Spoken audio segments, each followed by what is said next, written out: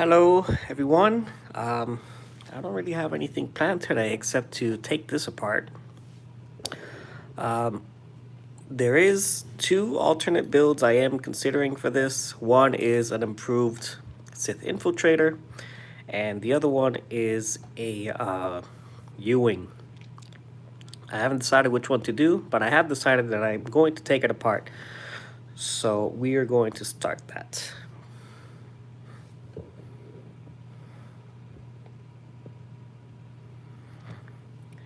Qui-Gon has returned for the dead. Yes, sir. Hey, Nick, how you doing today? I like his little poncho. Hey, Luffy, how are we doing today? Hope you guys are having a excellent day. So yeah, we got a Qui-Gon here, we got Darth Maul, and we have a fully built Sith Infiltrator, which I will start to take apart. Oh, we also have Saw. Saw's here. But no Anakin. Yeah, Luffy, absolutely. So this set, I got it for 45 bucks, but no Anakin. Me. Hi, Alex. Good day. I hope you're doing very well today. But I did get Saw, Maul, and Qui-Gon, so that's a plus. I'm gonna put these guys over here for now. So guys, my plan for today is really to take these apart. I'm just gonna take this apart, and I'm gonna do something else with it, but I don't know what yet. No, it's okay. I mean, sometimes these pre-built sets, you're lucky if you get figures. A lot of the times, these people, they'll keep the figures and then give a set, and that's it, and then be happy with that. So unless you really want the set, then you're gonna have to live without the figures. So to see figures with a set is actually pretty rare. Hi, Kathy. How are you doing today? Yeah, Luffy. So I am in between doing an improved version of this. There is like a longer kind of nose, more accurate to the movie. I mean, this it looks kind of weird in my opinion. It looks like this got like this weird hump here in the middle, and the other build is kind of like more refined. Let me see if I can find it. So I'm between that or Saw's Ewing. So there is like a partisan Ewing you can build with this. So check it out. So this is the improved Sith Infiltrator. So this would be the model you can build with the same pieces, but it just looks like this. And I think it looks pretty cool. I mean, you know, you still got that like weird little hump thing, but it's not as egregious as this. This is way too long. It's like a gonzo nose. Mom Ducci is in the house. Hola, mommy.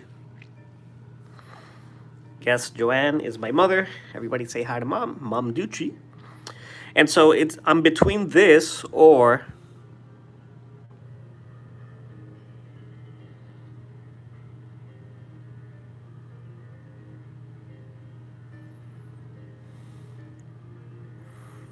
just give me 2 seconds.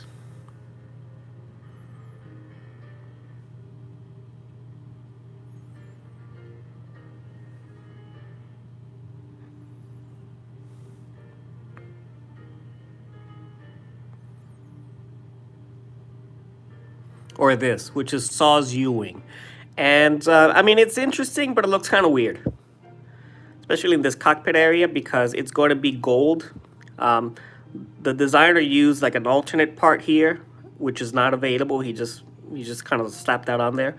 And it would look like this with like that gold thing because that's what's available. But it's cool because, you know, it's a Ewing and you can open it up and whatever. So I'm not sure if I'm going to build this or the improved Scimitar. I wish I could do a poll. I don't know if I can do a poll here. Oh, yeah. Okay. Just give me 2 seconds.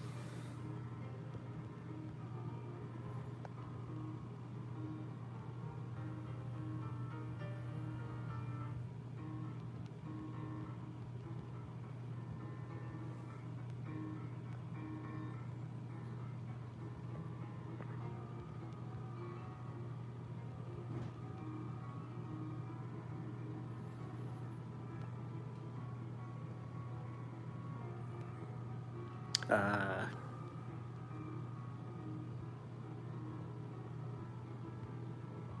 2 seconds. I'm writing up the poll here.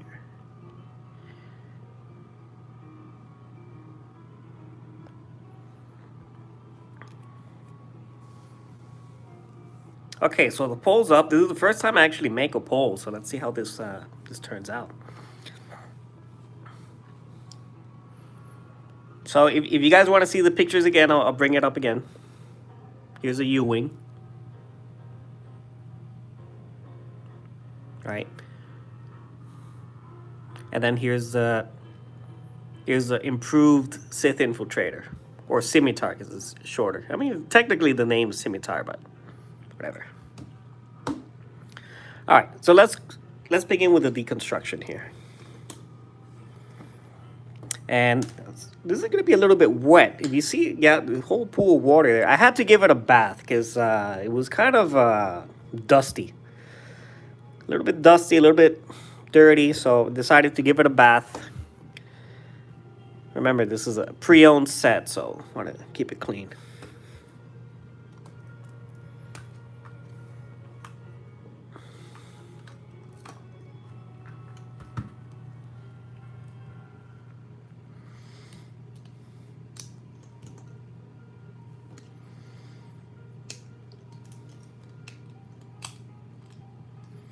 Well, thank you all for joining. Let me know how your day's been. Anything interesting happening today? Anything you guys want to talk about? Feel free.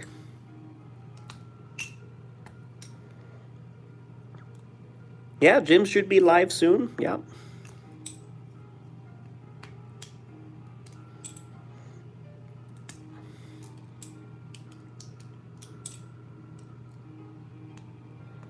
Kathy went to Wilmington today. All right, Kathy. And Alex is going to start her new set.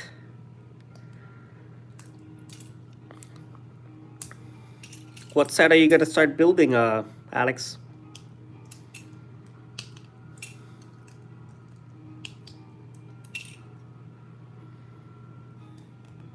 Gracie! What's happening, buddy?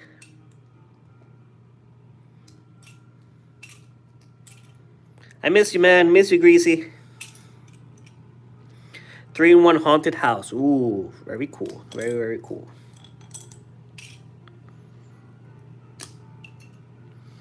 You gotta post more in the Discord, Alex, so we see your awesome builds.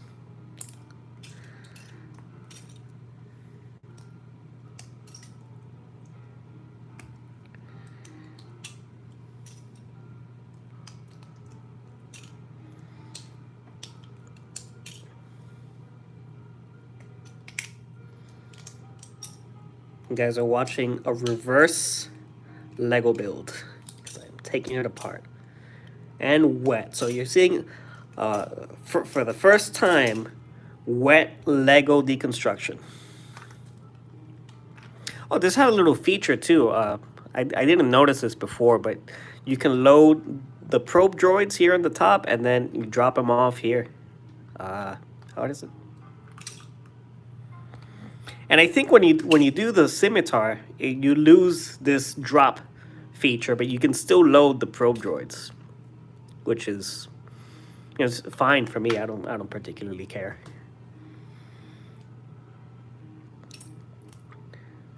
Yes, Kathy, Jim is live. If anybody wants to go say hi to my buddy Eternity Bricks, feel free to do so.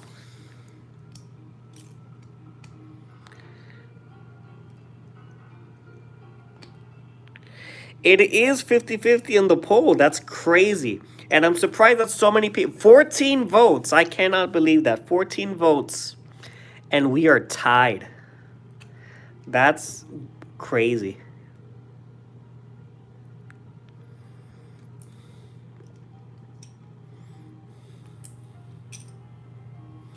So, the improved Scimitar is actually free. So those instructions, I can pull it off. You know what I mean?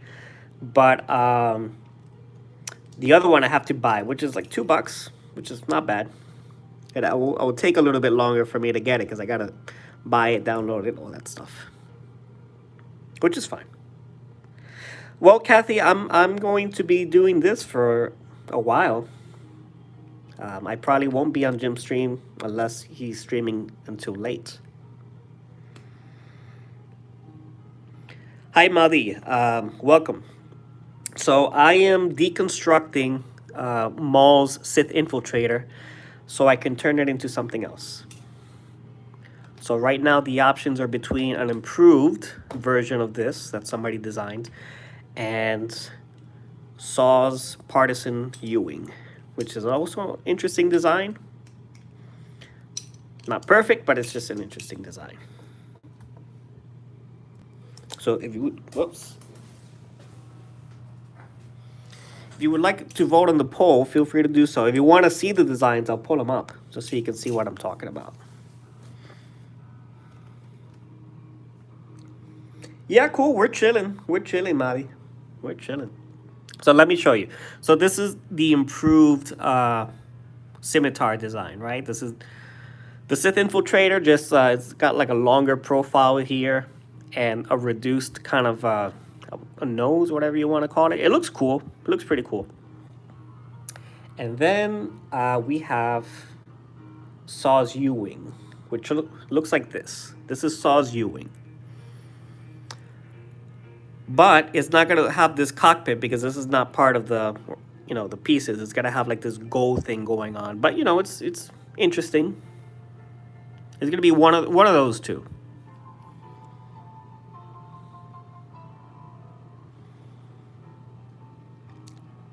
Personally, I think I'll stick with the improved Scimitar because this looks pretty cool, and I already have all the instructions here. So we'll see.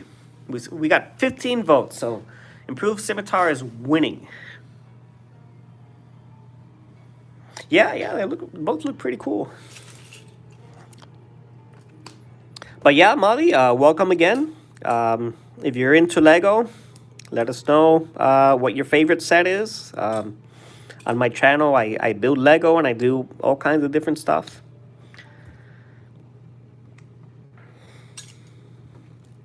We have a few Lego fans here in the chat already.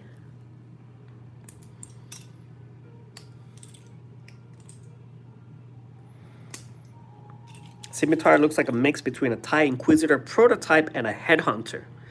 That's a good comparison there, Luffy. I see it. You've never used Legos before. That's interesting, Molly. It's funny because my wife had never used Legos before either. And we built one last year together. And now she's more addicted to them than I am. So you're never too old to pick up a Lego set. Yes, Kathy, you can just tell me. You just tell me what's on your mind, Kathy.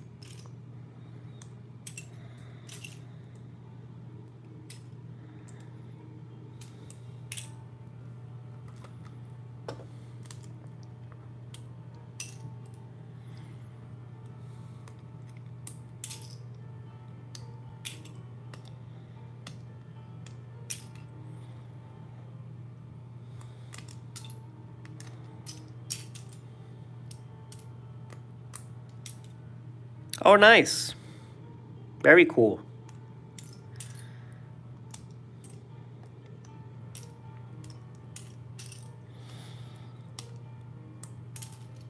Yeah, I bet Jim is happy about that.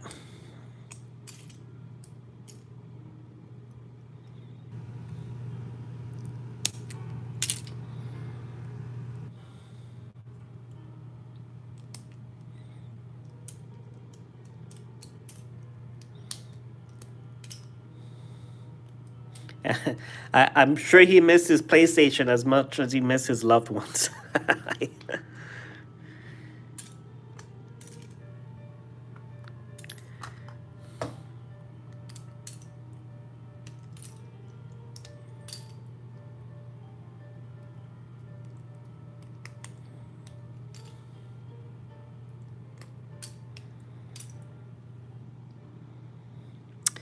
Yeah, Molly, I'm sure somebody put in a lot of time and effort to put this together, but that same person also gave it away.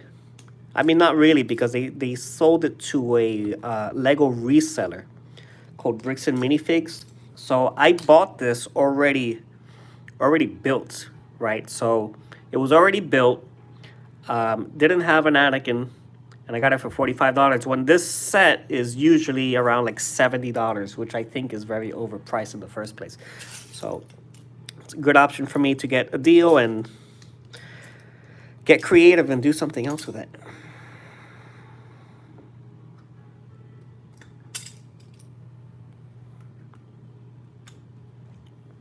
Yeah, built was 45, yeah, but usually they're more expensive when you buy it at a store.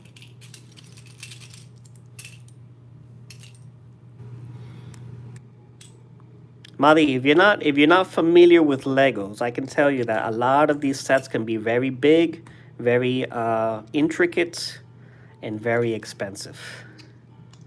There's a whole world of Lego out there.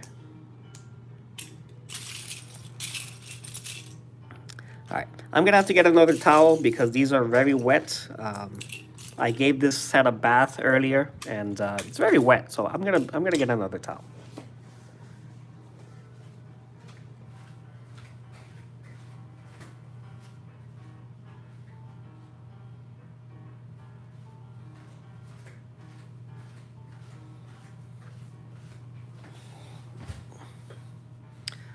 My monthly salary is 350, so like 20% of my salary. Oh my goodness. Yep, yeah, I can understand that, Molly. What part of the world are you from, if you don't mind me asking?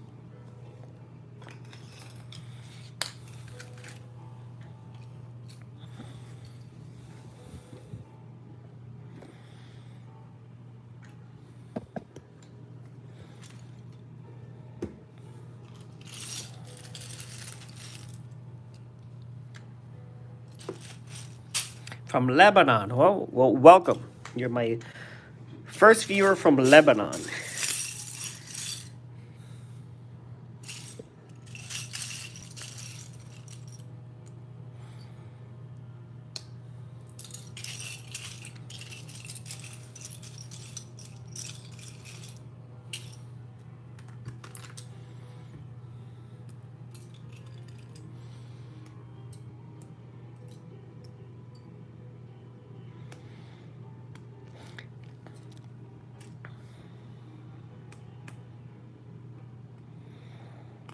Yes, absolutely, absolutely. We have people from all over the place on this channel.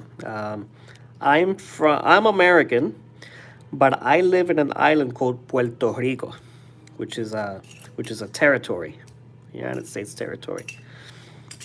But I am American. We have people from Europe here. I have another viewer that's from Iraq, who's a really cool dude. You're my first from Lebanon. Oh, I had a little speeder. Had a little speeder for mall. Wonder if I have to use this. If I don't have to take this apart, I'll probably like keep it to the side so he can have something to ride in later. But I'm gonna take up everything else. It's also 1:30 a.m. Oh my goodness, Molly. Oh my goodness. Here it's 6:30 p.m. So nearing the evening here. You're in tomorrow. I lived in Iraq during the war. Oh my goodness.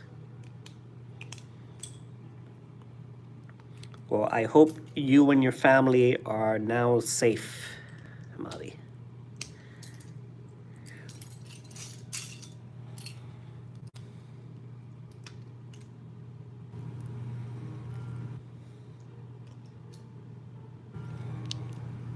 Hey, Luffy, where are you from?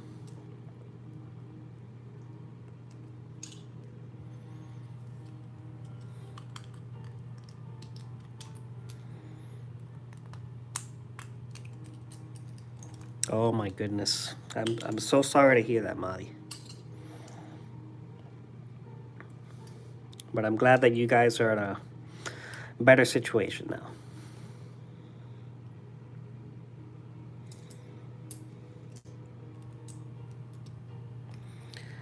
Switzerland, but originally from the Balkans. Interesting, interesting, Luffy. Wow.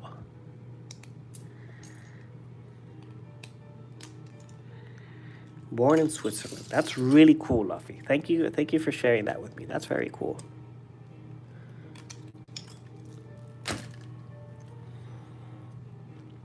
Oh, look at all the pretty colors. Green and pink and orange. Wow, they made it really colorful on the inside. What the heck?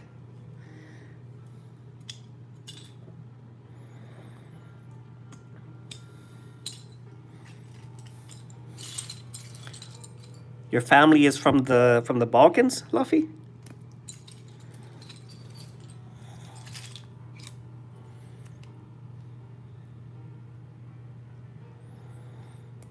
Oh my goodness, 20 votes and we're still tied. What is this?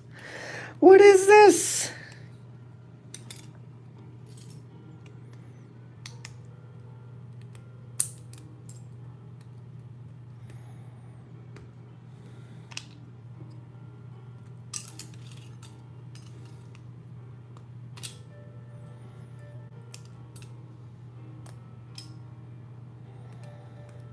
Wow, Luffy. Very cool. Very, very cool.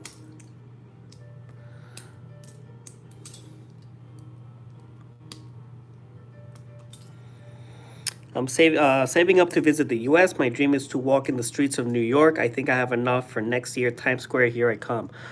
All right, Molly. All right, you go for it.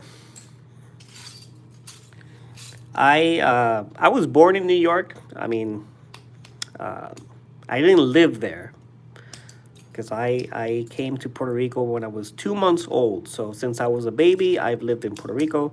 But I have gone to New York a few times. I still have some family over there. And it's very busy. New York is a very, very busy place. Especially Times Square. So if you like busy city, then okay. Personally, I'm over it. I do not like busy. I'd rather go to, if I were to go to New York and I was you, I would go to Central Park and relax.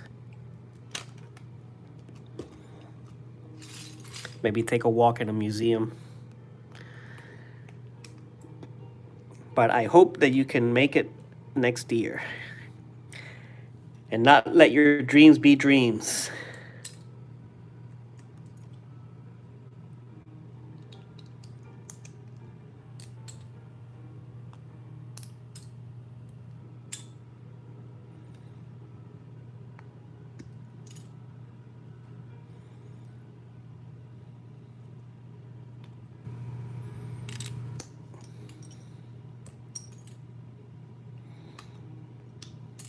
My nails.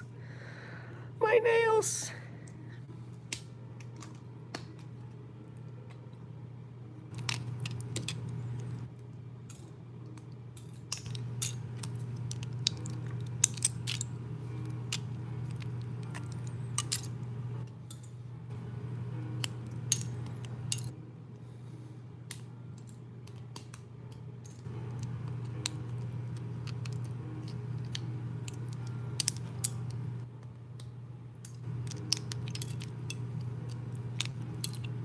If only I could build Lego as fast as I take it apart. Actually, no, because then it's not that much fun.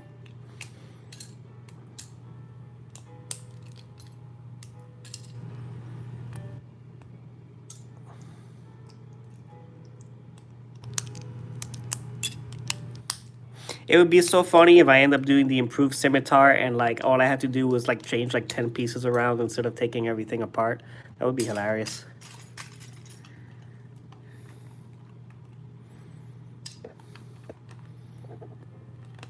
You're always breaking your nails, oh my goodness.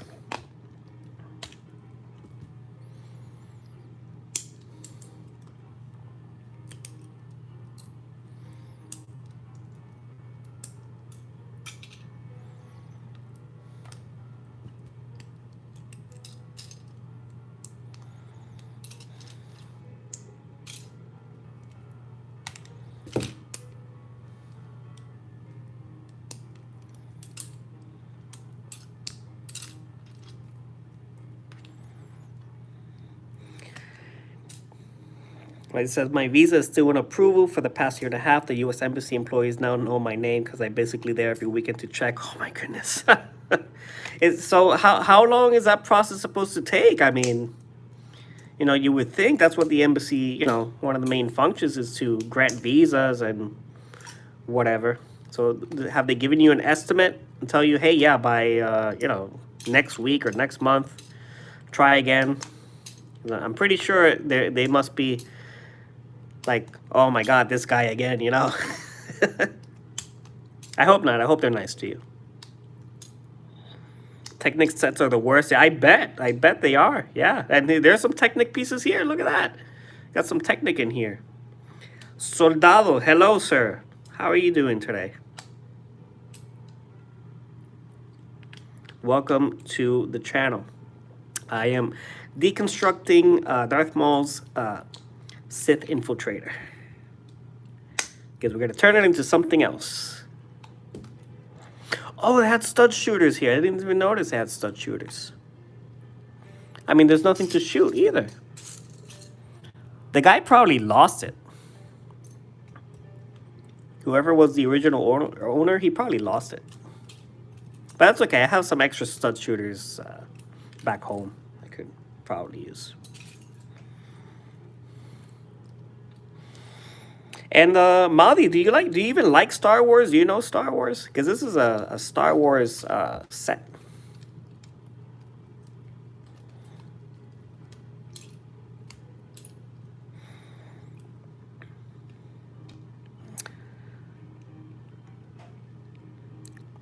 Also, so they're doing like, I don't know, background checks or like extensive investigation or whatever, because I would assume, regardless of your surname or your religion, you're still a citizen, right? You're still a citizen. You have rights, and everybody has a right to travel.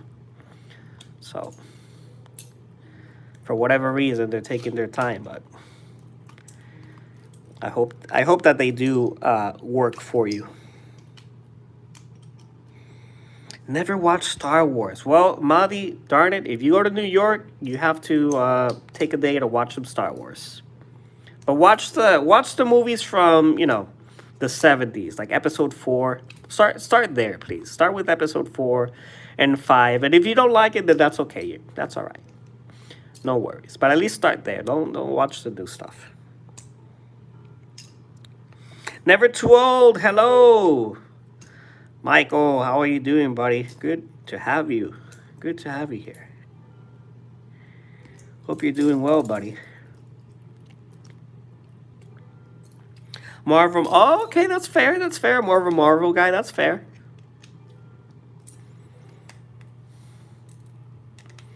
We have a few Marvel fans here in the chat too.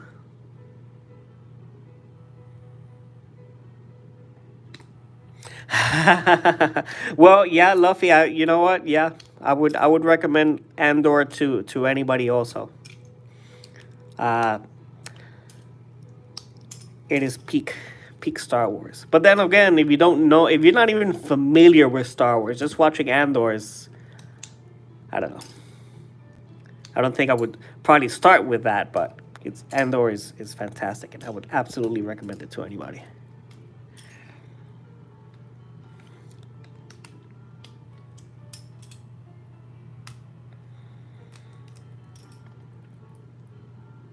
Alive and so ready for Brickocalypse. All right, that's the spirit right there.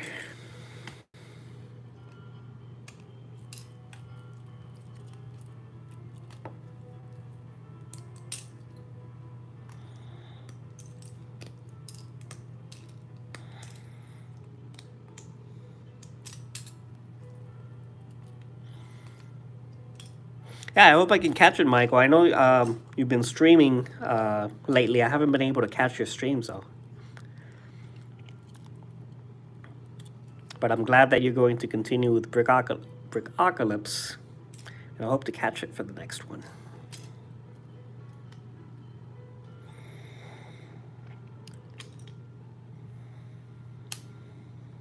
Oh, am I ready?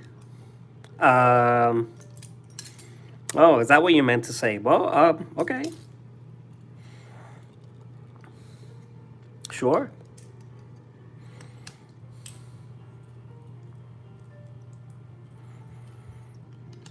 I mean, I personally, I think there's some better candidates out there because I'm not exactly a, how do I put this? Haven't been in the game for that long. Unless you count my channel. My channel's over 17 years old.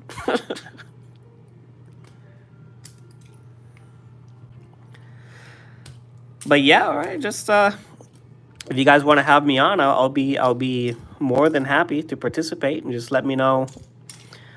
Let me know the deets, and we'll link up.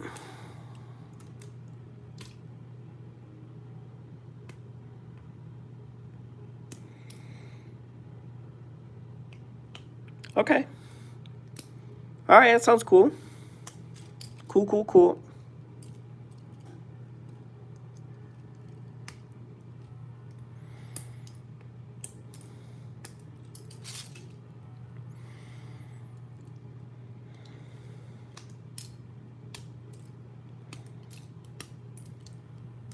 What?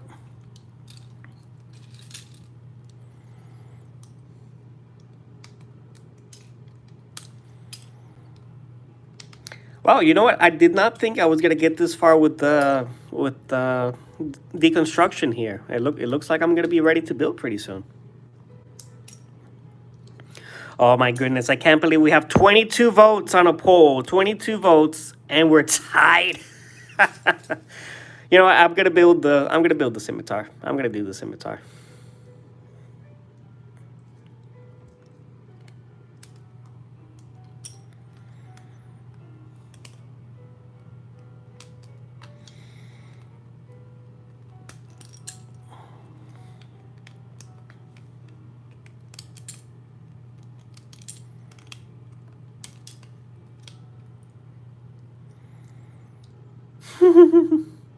That was broken.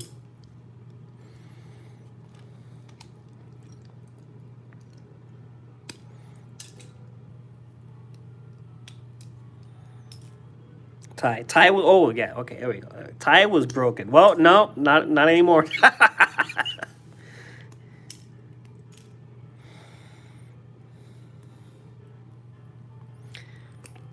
You know what's funny? You know what's really funny? We have 24 votes and I only see 8 likes. I don't know if that number is true or not, but I only see 8 likes. So people can vote on the poll, but they can't drop a like, huh? Huh?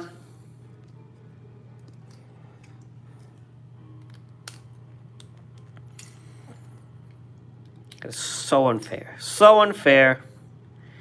People will vote and won't drop a like. That's okay.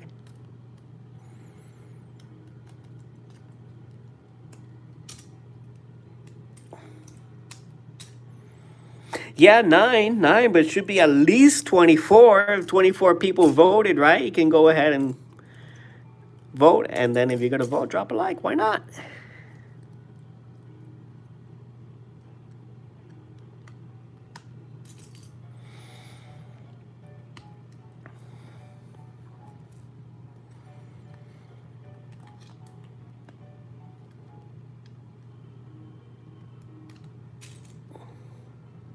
Oh, Mali, shame on you. Shame on you. You forgot. No, that's all right. It's all good.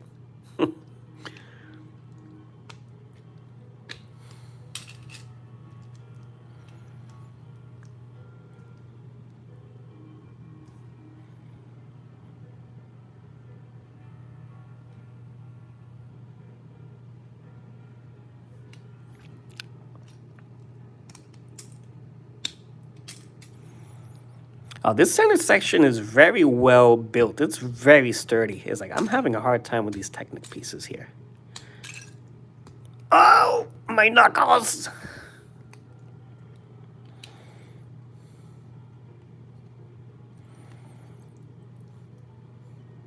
Okay, so I gotta take the square thing out.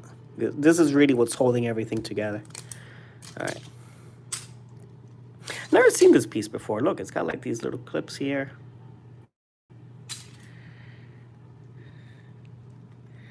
I only get a lot when I have a woman on my stream.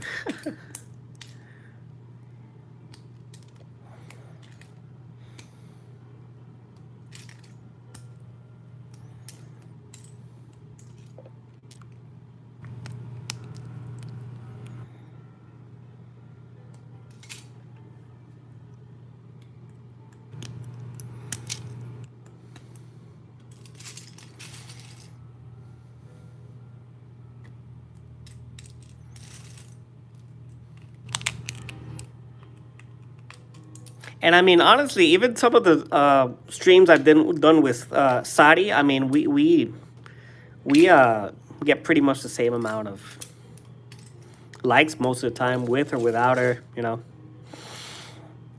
I know sometimes we think that having a or a streaming female makes a difference, but it's really about the content, what's going on, and is it interesting or not. I don't know. I don't think it's all that.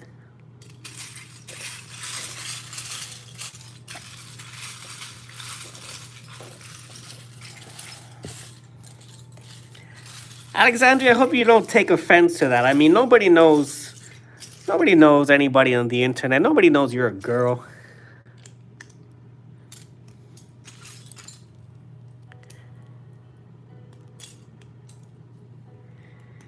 It don't matter. Boys, girls, everything in between, it don't matter.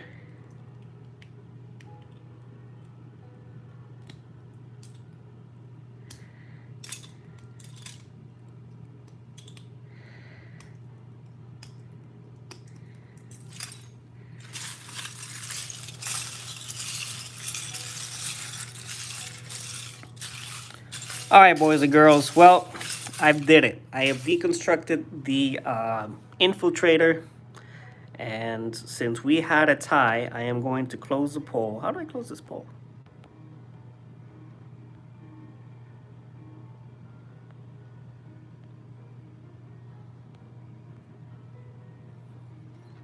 And we're going to go ahead and build the improved Scimitar, because it's what I have readily available. And I think it should look pretty cool anyway.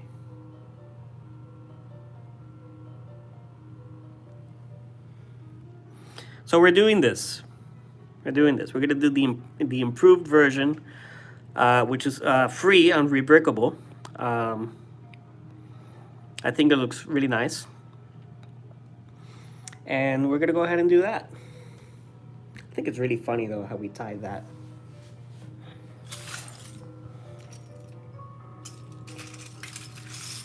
Because the U-wing, I mean, you know, the U-wing's really interesting, but it looks kind of, some aspects about it look kind of janky. Especially like the engines. Look how skinny those engines look, right? And you know, you can only work with what you got. But I think those engines look really skinny. And then this cockpit section, we don't have that piece. This is an alternate thing that the guy put in there. But it would look like this, you know, like this gold thing here, which is highly inaccurate. So, I mean, really neat and everything, but I think I'll stick with the Scimitar.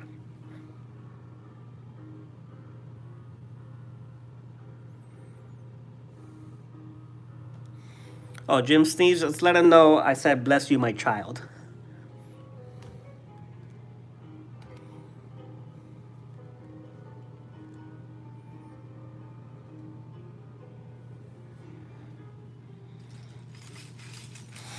Your spell check is nuts. Well, Alex, we didn't see what you wrote. If it makes you feel better, we didn't see anything.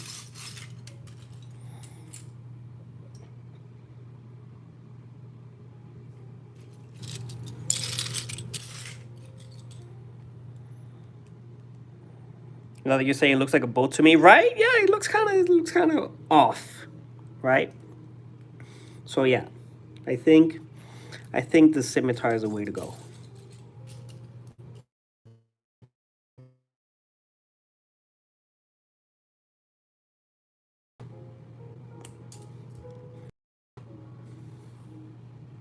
So you got 1, 2, 3, 4 holes.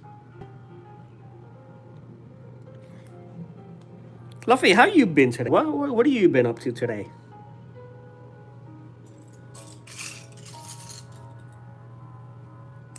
What's going on in the world of Luffy?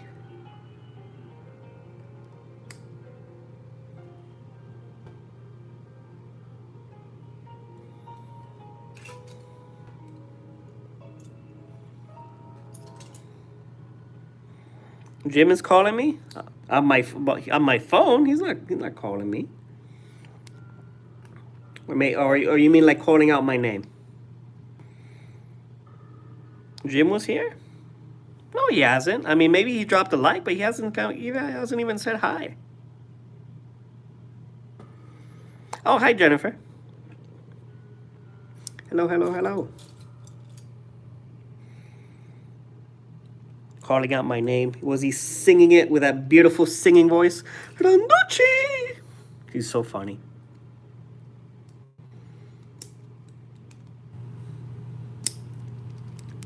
Funny, funny Jim.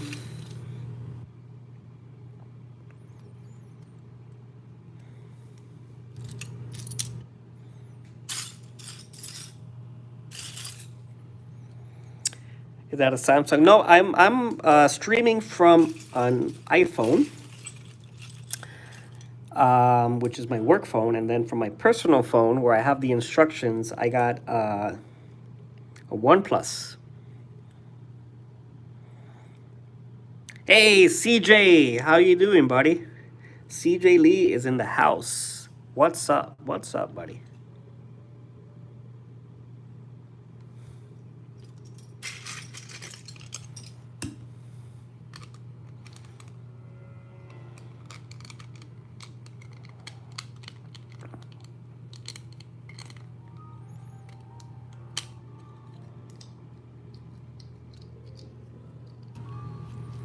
Oh, nice, CJ. Getting some vitamin D at the beach, getting some sun, getting some waves. Very nice. Have fun at the beach, CJ. Be safe in the water, please.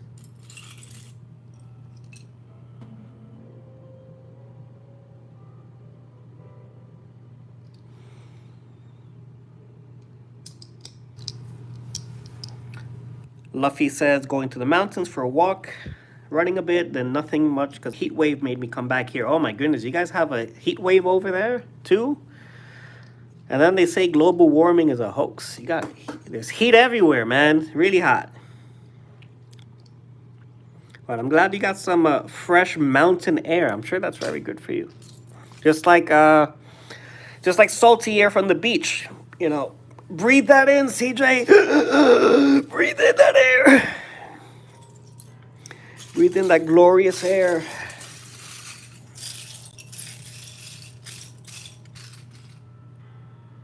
All right, CJ. Yeah, you do you, buddy. Have fun.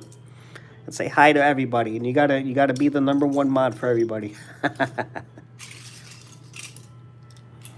You're a good boy, CJ.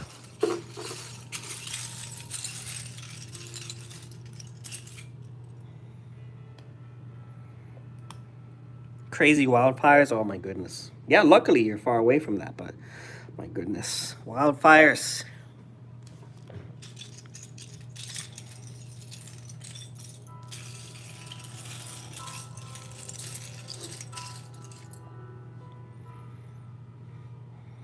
It's more like in Spain and Turkey. Yeah. Spain and Turkey are really prone to those wildfires in this heat. Kind of like in the United States, California. California is notorious for fires and earthquakes. So I really worry about our friends over there in California, like Marcelo and Greasy.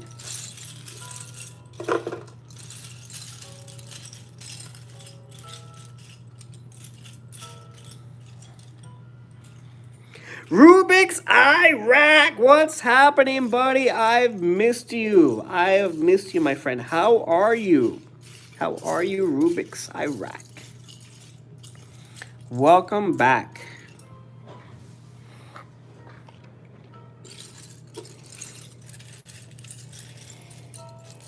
Rubik's is an absolute legend.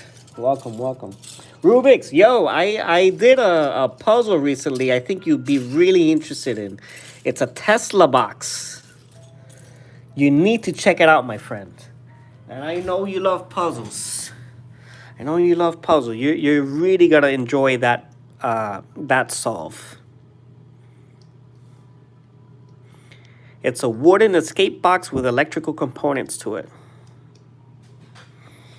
Shadow, how you doing, buddy? Welcome, welcome.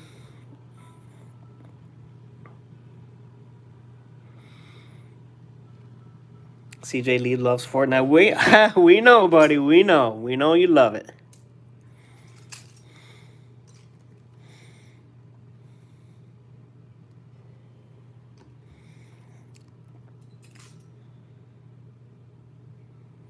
Glad to hear you're doing well, Shadow, and that you're being good. And I hope you had a good meal today.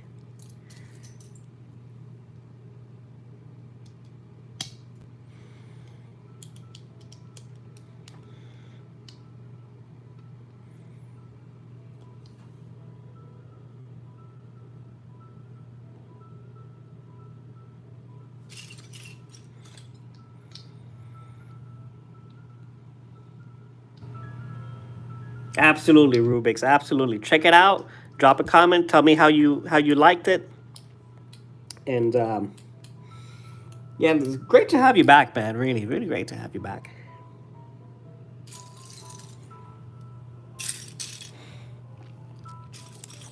Gotta let me know what you've been up to lately.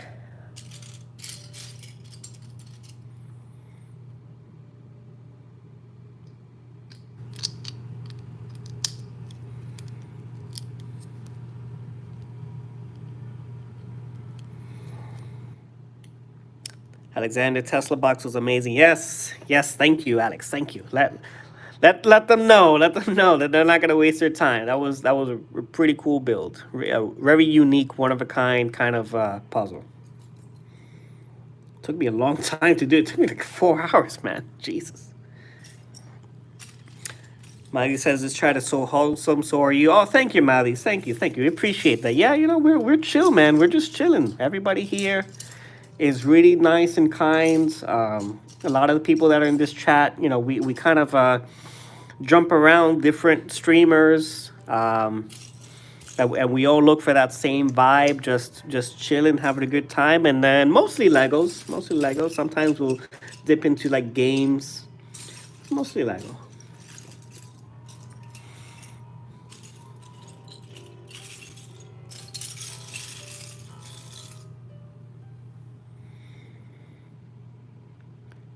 Shadow's mom is making tamales tomorrow. Woo! Nice, Shadow. Nice, nice. Buen provecho. Que rico. I heard you talk about heat earlier. Yeah, so our boy Luffy, who's in Switzerland, he is going through a heat wave, and he had to go to the mountains get some fresh air. Yeah, it's hot everywhere, man. Really hot everywhere.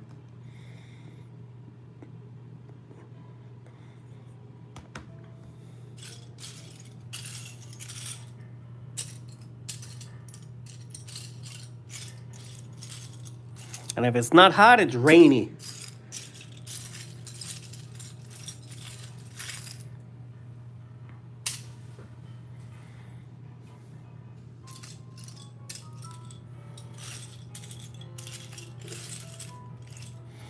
Looking for my other stud shooter. Another stud shooter goes here. And I know I took them apart together, kind of threw them in the same general area.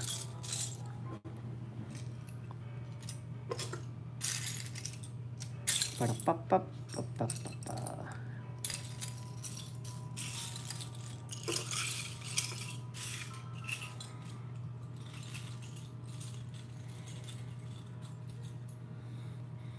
44 in Lebanon, 52 in Iraq. Luffy was up there too. 88 degrees Fahrenheit. Fahrenheit, yeah. We're international here, so we're at Celsius and Fahrenheit here.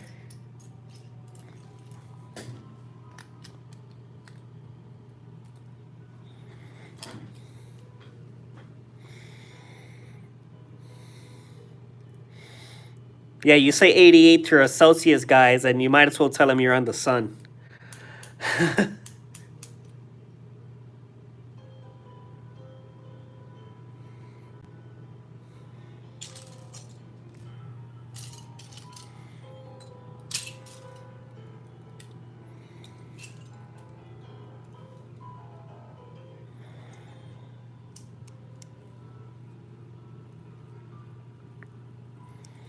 What is that in Celsius? Yeah, that's a great question. That is a great question. Nobody knows. Nobody knows.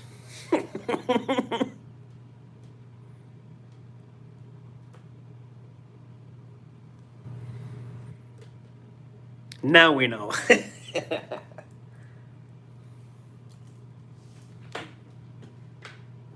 Ooh, I have to charge my battery.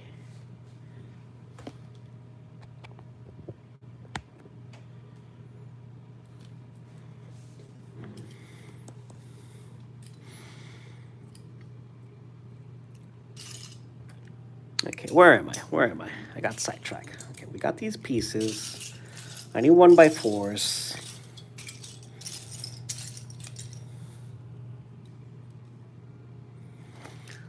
One by fours go. What? Oh, kind of over this. This goes behind it. Jim won his first game. Nice, nice. Gotta get those crowns. Gotta get those crown wins.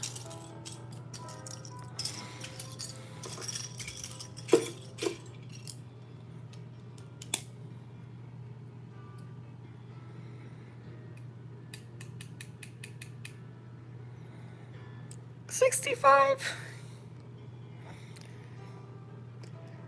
Well, Rubik, stay hydrated, buddy. That's all I can tell you. Stay hydrated.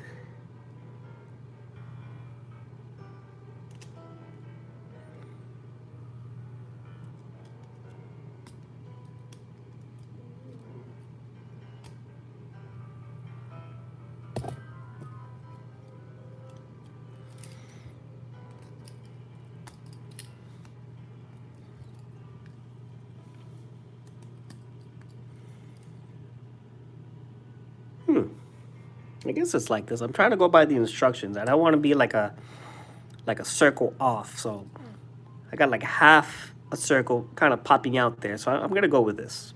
I'm gonna go with that. The government gave you 3 days off because of, okay, interesting. Okay. Guys visit Europe in spring or autumn because summer it ain't it. That's so true, Luffy. That's so true. And I've been well, it's not exactly Europe, but I've been in Hungary in the winter. It's very beautiful and everything, but then I left in March, and you could start feeling it. You can start feeling it because, of course, they don't have air conditioning unless it's like a, I don't know, like a specialized hotel or like a place that really needs it. There's no air conditioning. It's just heaters everywhere. And then when you get on the public transportation, oh my goodness, the smells, man, the smells.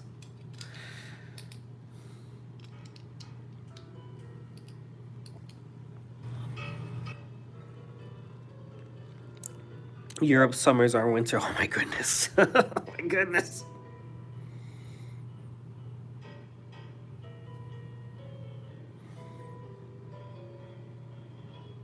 Yeah, it's pretty hot back home where I live in Puerto Rico, but I'm not gonna complain, dude. I'm not gonna complain. I don't want to deal with 65 degrees Celsius heat, man. That's crazy.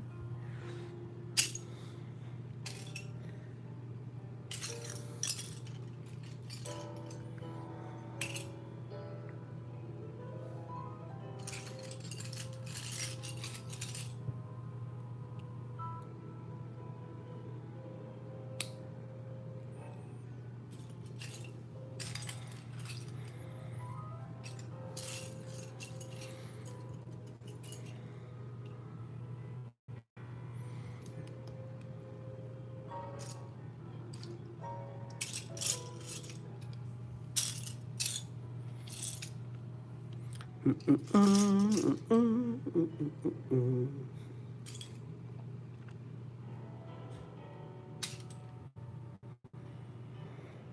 Europe was never like this 10 years ago. Oof.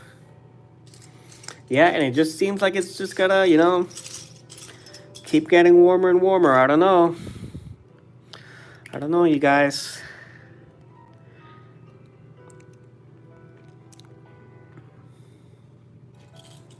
I don't know how humans are gonna deal with the heat in the future.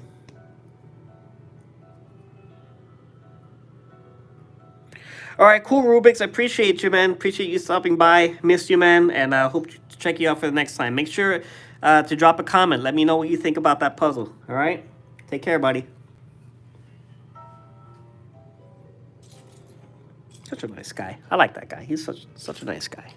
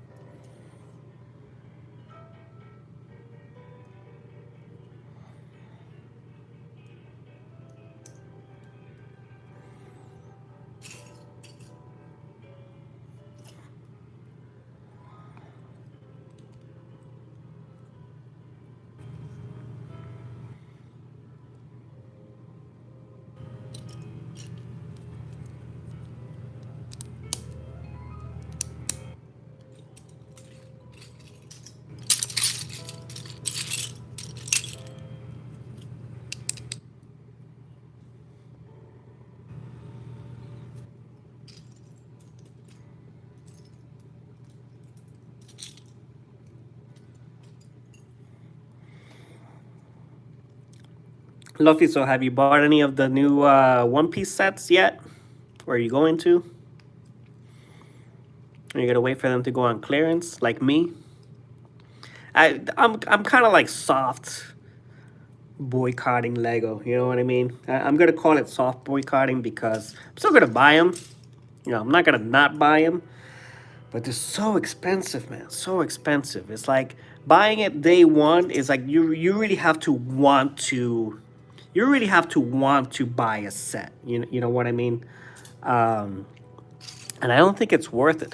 You know why? Because then they go on clearance. They go on clearance and they're like 40% off. You know, so I'm like, you know, you guys are you're willing to sell this at like 40% off and still make a profit. So that means that, you know, we're getting you know, kind of screwed.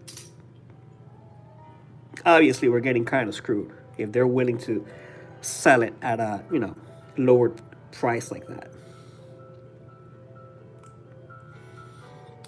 So I've been either waiting for clearance prices, or I'll just, you know, go to a reseller like Bricks and Minifigs where I'll buy a pre-built set like this, and you know, I saved how much? $35, because this is a $70 set. $70, we got 45. That's cool for me. Yeah, I don't mind doing that. Is this my full-time job? No, Madi. I do not do this for money. I just do this for fun. And I don't think I'm ever gonna make money doing this. I don't want to anyway. I'm just a guy who wants to hang out. I want to build things, and you know, anybody who wants to come in and hang out, then that's cool. But no, I'm not. I'm not a serious YouTuber. My job, Madi, actually is I am a aviation inspector. I look at airplanes and make sure that they're in safety and quality compliance before they fly.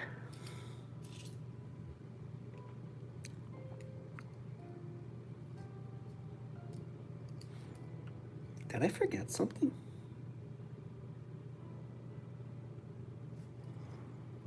Oh, it's because this goes here. Okay, I didn't forget anything. This goes here. This goes here, excuse me.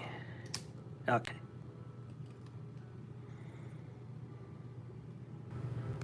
Okay, now we're good. All right. Nice frame here. I don't know how much different it was from the original one. I'm assuming that this is longer because the profile, this profile is longer in the new build. So I'm assuming this is quite different.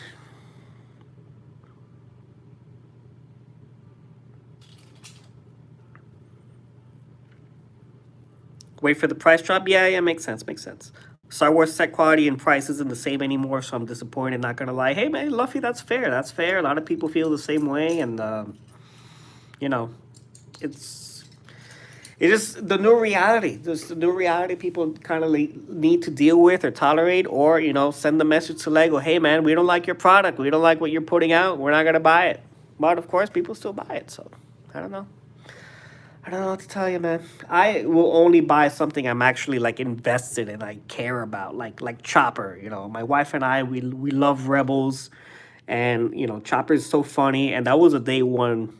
That was a day one purchase. It was $100 though. Don't get me wrong. It's still pricey, but that was like something that we cared about.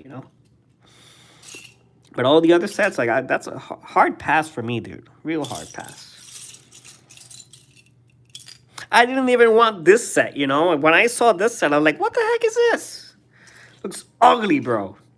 But, found a good deal, got the figures, and then I'm like, okay, I'll curb my expectations there, Or like this show, Curb Your Enthusiasm. I'll curb my enthusiasm on this. Do I still play Star Wars music in the chat? Yeah, sometimes. Sometimes, Alex, I'll play some Star Wars music. Because I'm not afraid of being demonetized, because I'm not. But today I got some piano stuff going on. So believe it or not, I'm really into death metal. I really like some heavy, crunchy death metal. And there's a guy who takes like these songs and then transposes them on the piano. So it's kind of like the piano version of these songs. And that's what I'm kind of in the mood for today.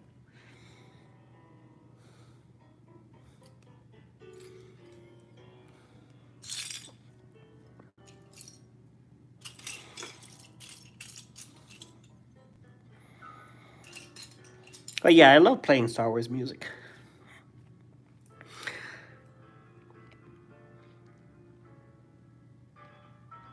Oh no, oh Maddie, no, you're too kind. You're too kind, man. If I'm honest, it's all right. It's all right job. I used to be a avionics technician, so like an airplane electrician.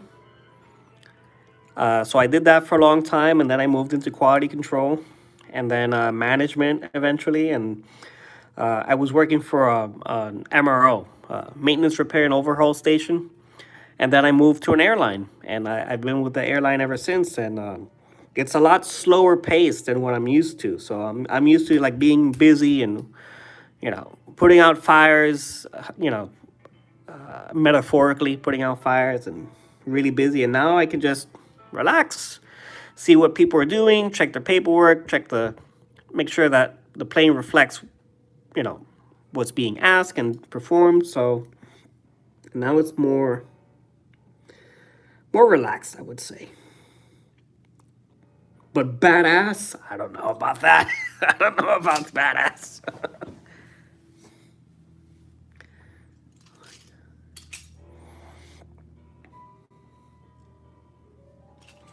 But I'm glad you think so.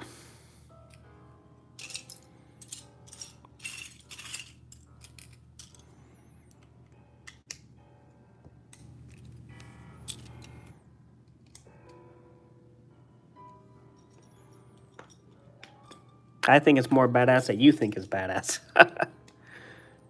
But there are a lot of very, very good, talented people out there working on airplanes to make sure they're safe. So a lot more people doing the work. I'm just making sure what they're doing is right. But I used to do the work.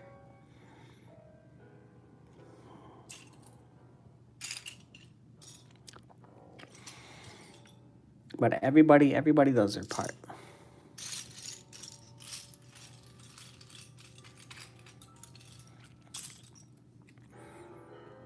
A planes doctor, yeah.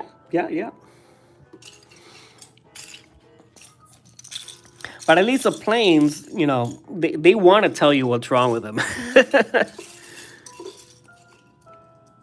They're so sophisticated now that they'll tell you what's wrong with them.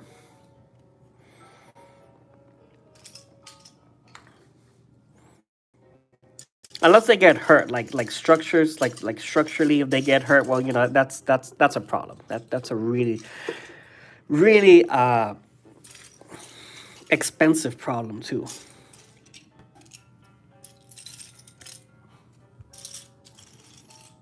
And structural work is very labor intensive. I really respect the structures guys when they have to install doublers and make fabricating parts, because there's a lot of the times you have to take a sheet of metal, right, and then you got to cut it, you got to fold it, you got to heat treat it, you have to make sure that it's the conductivity is good, and then you got to mold it, and then you got to drill it, and then you got to do the same thing again and put another one on it, and it's like artisanal, it's like art. So I really respect structures guys.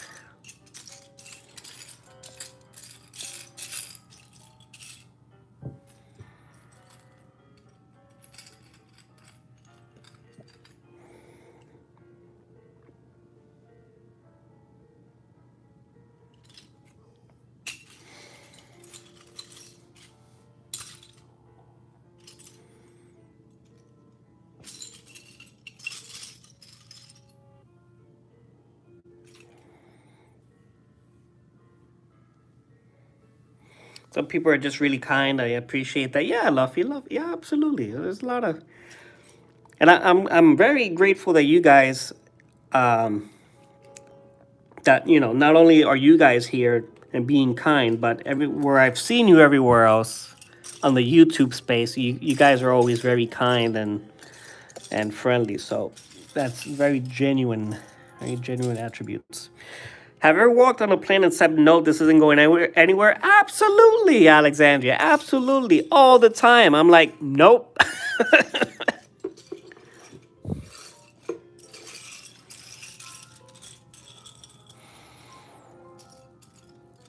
And so part of my job actually is because I work in what's called a heavy maintenance environment. So in heavy maintenance, they take apart the entire plane, kind of like what I did with this set. Now is like they will take the whole thing apart. All the seats are gone, the ceilings are gone, the floors are gone. You're opening up the fuel tank panels and the wings. All the instruments, the cockpit gone, because you have to do a lot of inspections and there's a lot of corrosion on planes. Like corrosion is really the number one problem for planes. And of course, we're looking at the progress along the time frame of the project, and eventually, everything gets put back together. They have to do operational checks and make sure everything's where it's supposed to, everything's working properly. But then you have the final acceptance inspection. And sometimes when we do the final inspections, is like the vendor who, the ones who fix the planes for us, they're telling us, yeah, your plane's ready, good to go. And then my team or myself, we go out to the plane and we do a walk around, we inspect, and we look inside the cabin. And I found a few things, and I'm like, yeah, nah, man. And then you look at the paperwork and the project and be like, shouldn't you guys have fixed this like 2 weeks ago? What happened here? And sometimes accidents happen too. They have to use special equipment to get up and down on the aircraft. They got to use cranes and scissor lifts, and sometimes they hit the plane. So that's also bad, because we bring the planes to be fixed, and then they go and they hit it, they mess something up, and then those are things that have to be taken into consideration for the whole lifespan of the plane. Now you have to do repetitive inspections. Because obviously those things have to be repaired, and when they're repaired, then you initiate repetitive inspections for the remainder of the life of the plane. And that's just additional work, and one more thing they have to pay attention to that does not fail or put the safety at risk of the plane. What's the biggest plane I've worked on? A Boeing 777. And I'm currently overseeing one now, a Boeing 777. Um, it's a long boy, you know. It's a pretty long airplane. And then I've been inside Boeing 767, which is old. That's a pretty old model, but it's like a big boy. It's like very wide, used for cargo. You can get into the cargo compartment and stand up very easily in there. While other planes like the Airbus 320s or the Boeing 37s, they're very small. Those are the regular passenger planes that they go all over the place. Those are a lot more compact, a lot more tricky to work with. But the big planes like the 777s and 67s, yeah, you're big ones.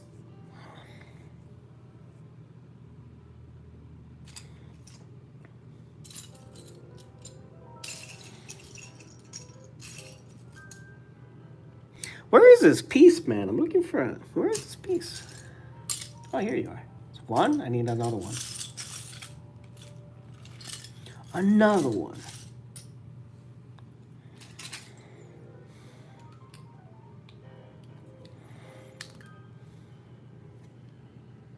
That's interesting. Is this illegal? I think this feels illegal. This feels tight. You know, I'm putting this into the Technic space here. I guess it's not illegal, right? It fits, but it's tight. It's very snug fit.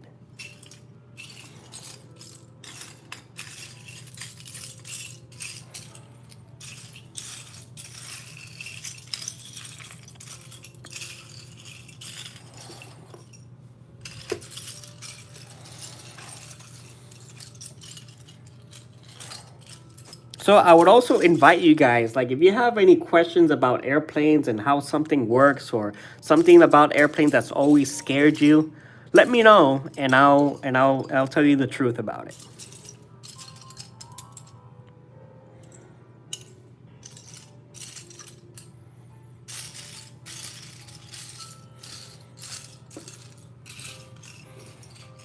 I will tell you the truth about airplanes.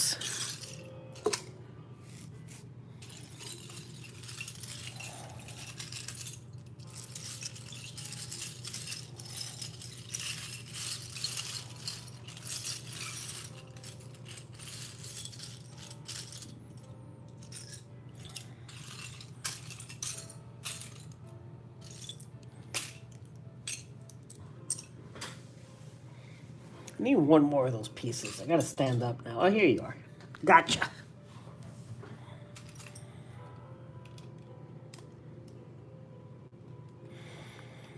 Another tight fit. Okay. Have you ever found rat's gnaw on electrical wires? Yes. Yes, I have. And there's a whole protocol for that. Believe it or not, there's a whole protocol for when we find rodents in the plane. Because first of all, there's a program. Every operator is supposed to have a program to deal with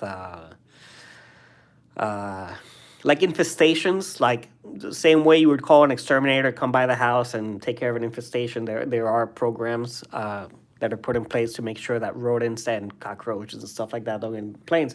But eventually they do. Sometimes they do, right? And rats love the insulation. Who knows what it's all about, but they love. Um, they're like these blankets, right? So they're like these blankets. I'm gonna fold this up for you. So these blankets, they go all around the plane because they insulate the skin from the outside to the inner compartment. And these blankets are full of like fluff with fiberglass, like fiberglass fluff. And the rats love to chew through that and make nests and whatever, and poop. But they also like the insulation of the electrical wires. So sometimes they'll bite through it, and then of course protocol is to quarantine that area, take out all the insulation, and then whatever electrical components that were damaged, well, you gotta replace the wire. You can't, especially if it's a flight control system, like a sensitive system. You can't just splice it. A lot of electrical repairs. What you can do is, let's say this was an electrical wire, right? And now it's broken. A lot of times you can just splice it. I'll just put a little piece of electrical thing. I'll splice it with here, and that's good enough most of the time. But if it's a flight control system, you got to replace the entire length of the cable, and that these cables can go all over the place on the plane, so it could be really, really difficult to have to make that kind of repair. And then, of course, the cleaning. So, now you have a potential biohazard in that plane. So usually this is contained to like the cargo areas. They don't really go up to the cabin where all the people are at. They'll stay in like the cargo areas. And clean everything out. You got to use a special kind of disinfectant and everything. Put everything new, and then that's it.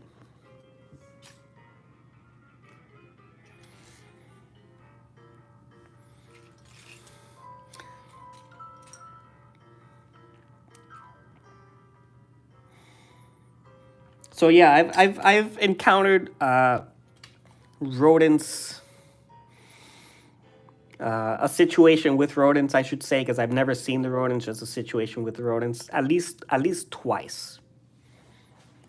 And by the time the airplane comes into the hangar, like they're dead. We found rat bodies, and then like, oh my goodness, where does this thing go? And then the truth of the matter is that you don't know where it went, or where exactly it went. You can only see the contaminated areas if it had droppings or it damaged something, and then you can really just be concerned with that. What about bed bugs? Do they infest the seats? I have not encountered bed bugs, but I have seen worms and maggots in the seat tracks. So where you sit, like the seats are on a track.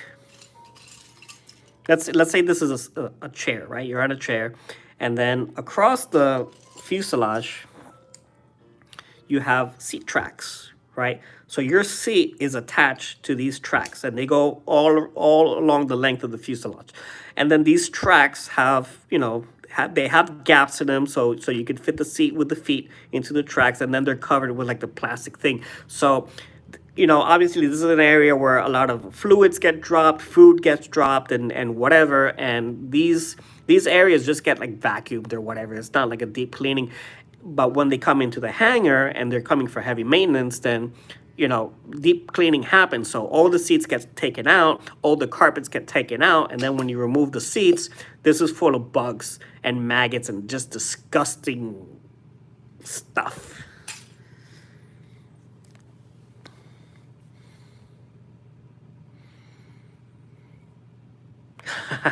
No, but the thing is that it's very rare. It's very rare for any kind of like bugs or whatever to get into the airplane, because, like I mentioned before, there are programs for extermination. So they have exterminators come in, and they put the chemicals or whatever. So I've only seen bugs once, and that was like a very, very particular situation, because the plane had been out of service for like a long time. So that invites like foreign contaminants to come in, like foreign objects, foreign animals, and then that makes the situation worse, especially if it's been out of service. So it's not like you're gonna be on a trip and you're gonna find a worm like I did in the seat track, but and no bed bugs. And they can't survive in the atmosphere either. So remember, when you're on the airplane, you are 30,000 feet in the air, and the cabin is pressurized. So there's atmosphere in the cabin. So any bugs or any sort of rodents or stuff like that that's in an unpressurized area, like outside of the cargo, because the cargo also gets pressurized for like pets or whatever. But if you're outside the pressurized area, nothing is gonna survive. Foggy, hey Foggy, how you doing, buddy? Glad to have you here. How are you, Foggy? Foggy.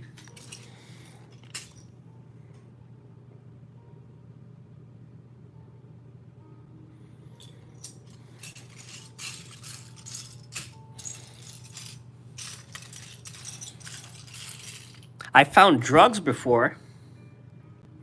I found drugs on the plane. That was a whole thing. At the DEA came over. They interviewed a bunch of people. They wanted to know where exactly was this. There was a drug sniffing dog in, and that was a whole ordeal. They hid it behind a shroud in the toilet shroud. So right behind the toilet there was a panel, and they hid a block there. What it was, I don't know. It was this big white block. We're like, yeah, we're not dealing with that. Foggy's just getting up. So you're just starting your day, huh, Foggy? Gotta get yourself some breakfast, huh? That's good, man. Well, I appreciate you stopping by and say hi before you start your day. So I hope you enjoy your breakfast. Say hi to Cyan for us, and I hope you enjoy your day, Foggy.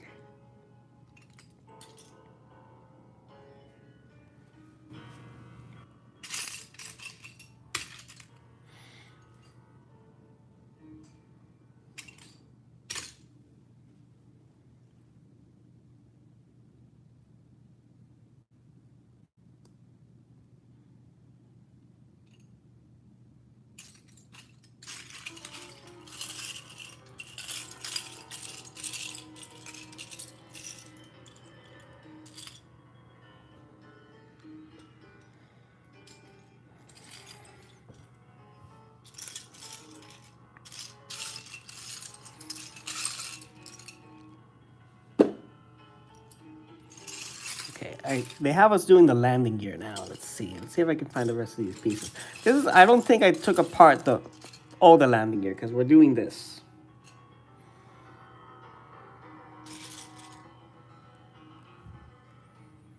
Yeah, that's exactly what I thought. I didn't take apart the entire landing gear. So let me just put this back together. Have you ever watched those old airport movies and they laughed about how wrong they are? Of course. There's this one movie called Catch Me If You Can with Tom Hanks and DiCaprio. So he seems to he's excuse me. I got a call. Hello. Hey. Me, there's a live hour.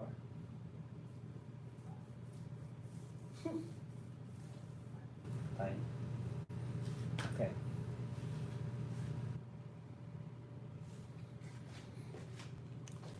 And so he's running away from the FBI because he's a con man or whatever, and then he stows away in the landing gear, and then from the landing gear he gets inside the plane. Or no, he was in the plane, and then he goes into the bathroom, and then from the bathroom he goes out from the landing gear, and I'm like, no. Absolutely not. No, that's not. No. So wrong. So wrong in so many ways. One, because the lavatories, they don't lead to the landing gear compartment.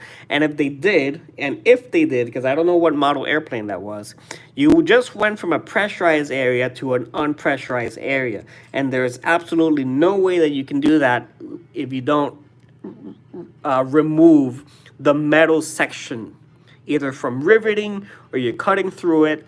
There's no way you're doing that.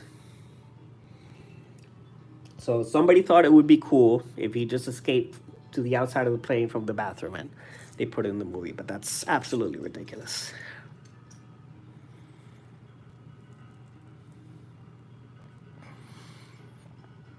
Foggy, did you start watching the Alien series yesterday? Really? That's classic. That's classic.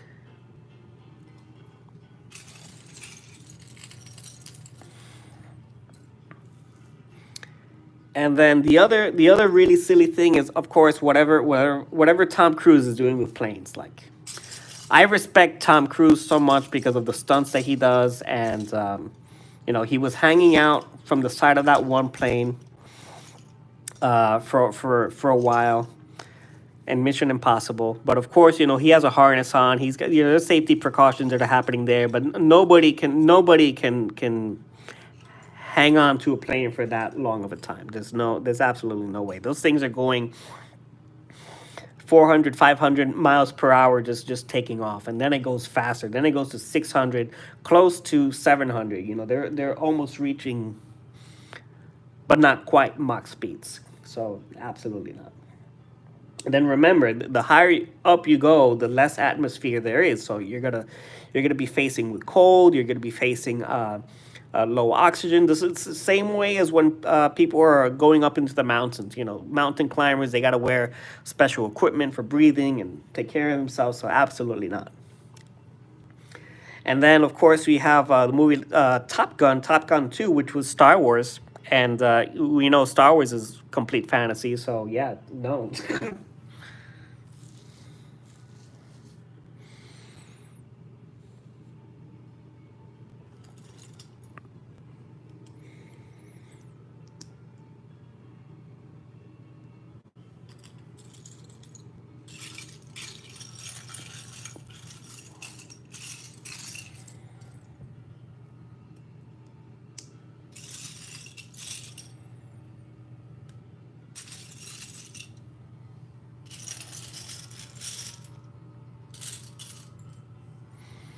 All right, we got the landing gear going.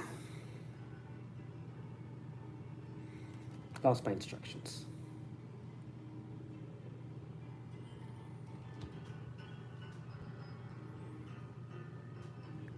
Okay, so the landing gear hides over here. We've got one over here and one over here. All right.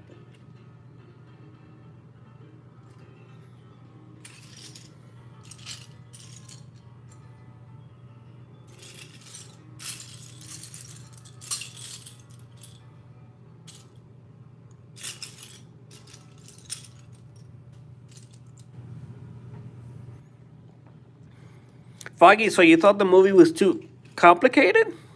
Did you not like it?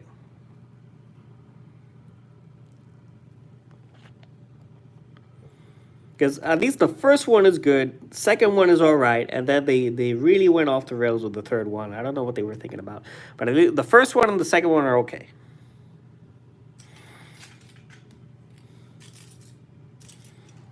And Sadi, my love, is here. Hola, mi amor.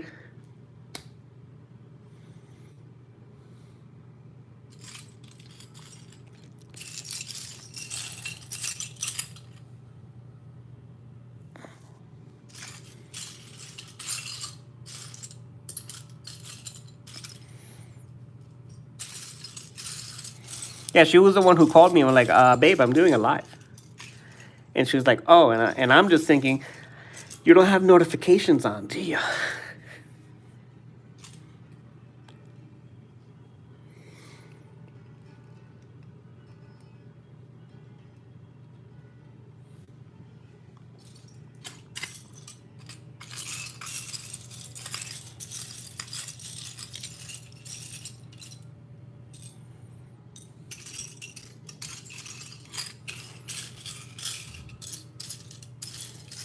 Hey, so this is the set that I got yesterday. I just literally took it apart, and we're gonna build it again, but better. Somebody picked up this Lego set and said, yeah, I can do better in Lego. And we're gonna give him a chance.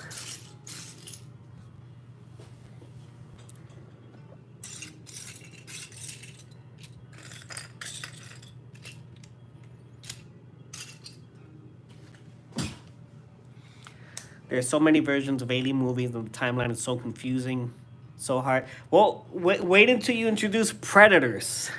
Wait until you get into because Predators is also in the same universe as Aliens.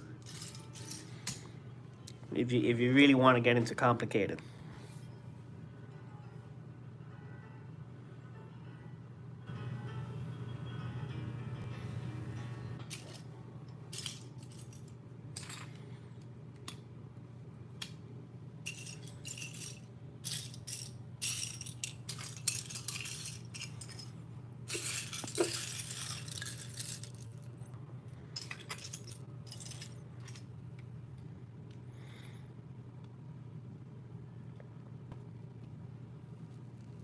Belfiger wanted to play. She missed the notification. All right, that's fine. That's fine. Predator will remain the best. Yeah, I agree. The original Predator was really good. I did like the one with Danny Glover though. I really did enjoy the Danny Glover movie. Get to the chopper!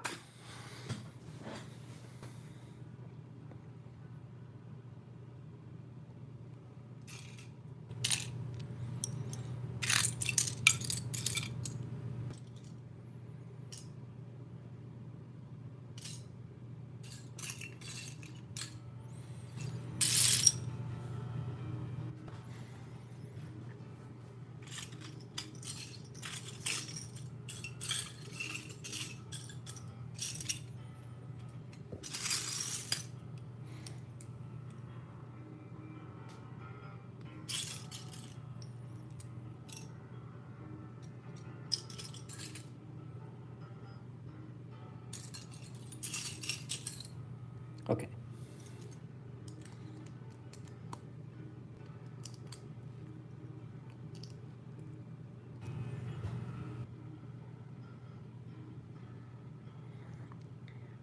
They're called Jaltia.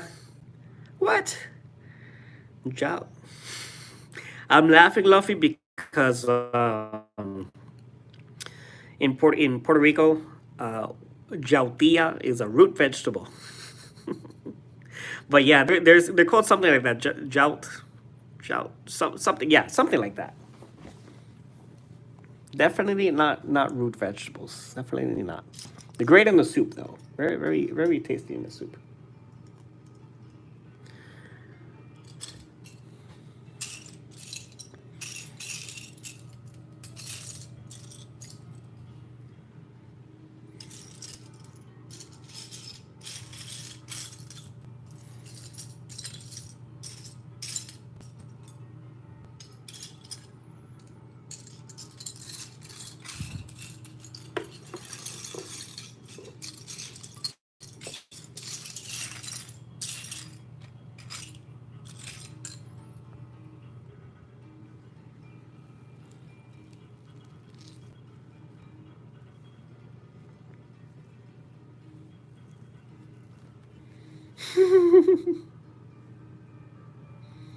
Jaltia is so good. Yeah, it is.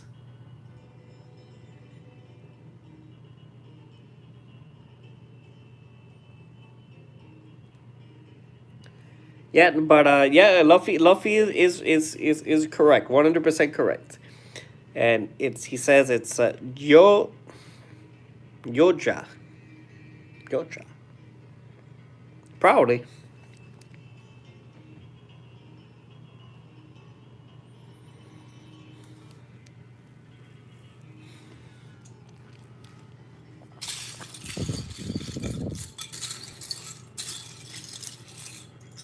I didn't see Prey though. Did anybody see Prey? Apparently that was not bad. Apparently it was not a bad movie.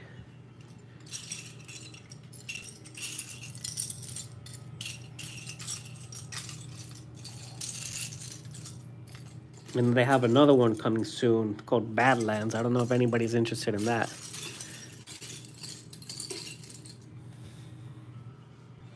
I like Alien versus Predator. You know, it's unpopular. You know that was such a weird movie for me. And you know what really messed me up about that movie was Adrian Brody. Like, what the heck was Adrian Brody doing in that movie, man? That made no sense. This man is an Oscar-winning, like Academy Award recognized actor. He was in the freaking Pianist, dude.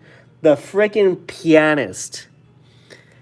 And then he got all beefed up for this movie. Like, you're no action star, buddy. Like, what are you doing?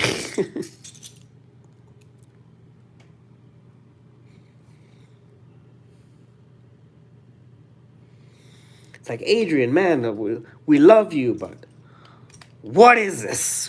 What are you doing?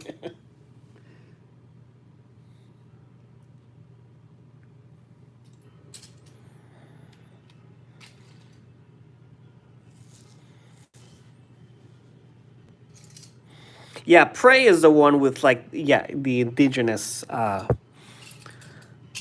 Americans. I don't know what tribe or what they were trying to do with that, but yeah.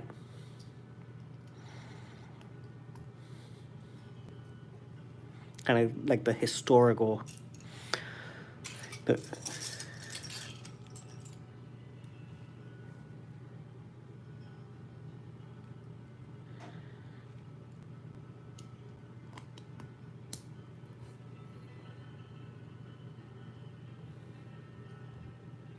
okay, so we got two of these.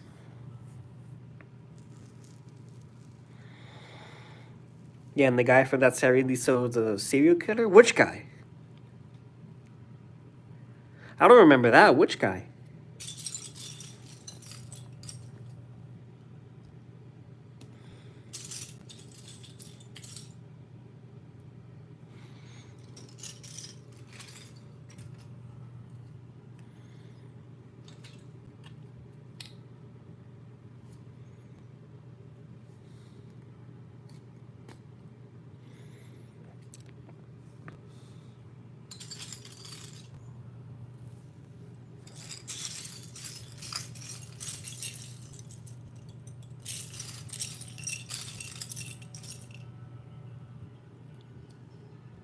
The one who said he was a doctor?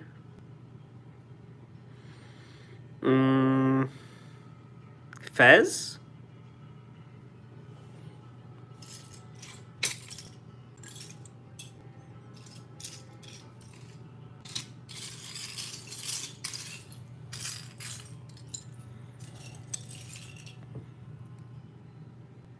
Um, am I gonna be building the set? No, I'm probably gonna just leave it as is. Because what I'm doing now is technically a mod. I'm doing an improved version of this set. So I think once I do that, I'll leave it alone. But I did have a poll earlier. I did have a poll to see what would be more interesting, either the improved version of this or the Ewing, like a partisan Ewing, and it tied. It 24 votes, and it tied. So I decided, yeah, I'll just make a same thing but better. Topher Grace. No, really, no kidding. Topher Grace was a serial killer. I don't remember that at all. Any opinion on the upcoming Spider-Man War series? Oh, yeah, you know what? I think that's going to be really cool. I think it's going to be really cool because Nicolas Cage. I think Nicolas Cage is going to do fantastic with that material.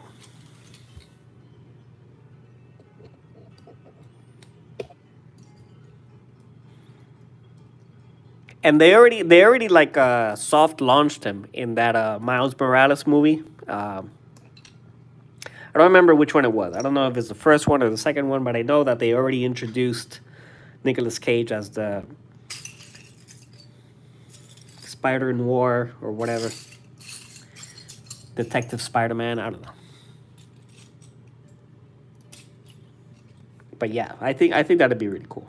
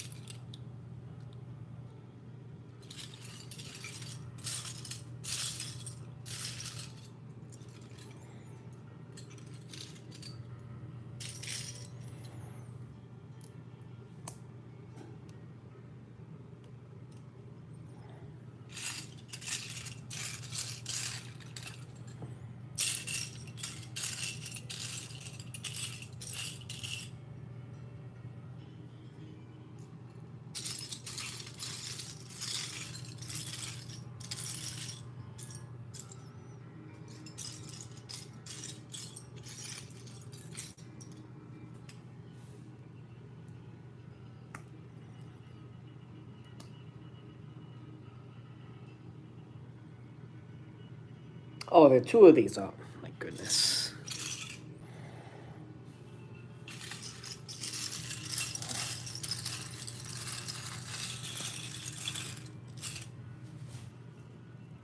How often do they replace the windows on an airplane? Not very often, believe it or not. Not very often. We do have inspections for discoloration mainly, and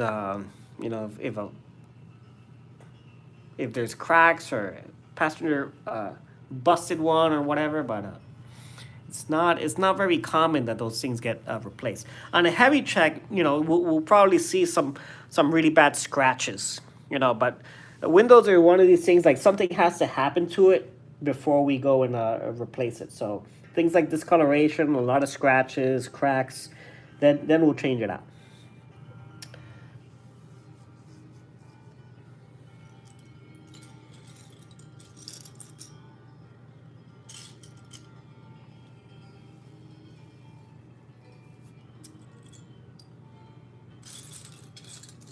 And the windows are made up of three panes, right? So you have the outer pane, which is very hard, and then there's a layer of air, like insulation. There's a layer of air, and then there's a second pane, and then there's a little hole in the panes too, just kind of like to equalize pressures when there's changes.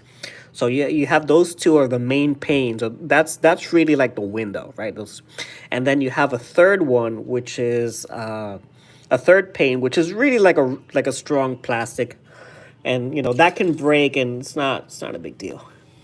And that's what you encounter as a passenger, and separates the actual like the hard window. It's just that reinforced plastic nonsense. So if that breaks, you don't have to worry about that. It's not a big deal.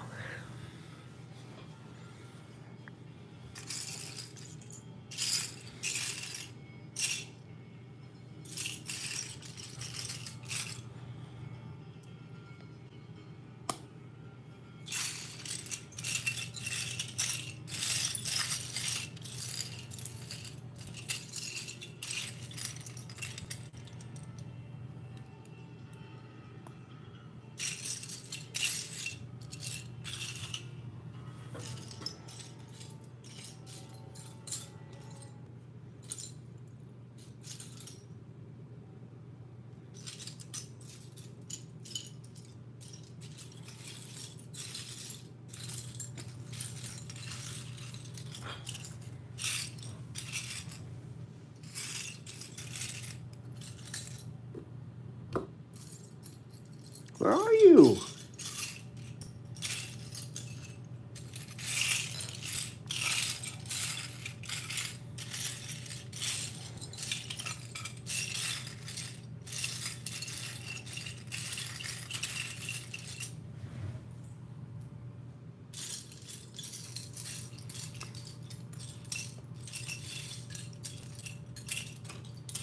Where is it? Where is it?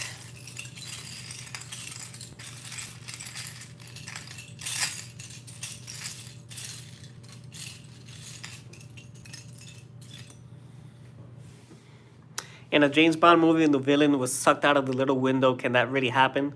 Pop, pop, pop. The little window. Well,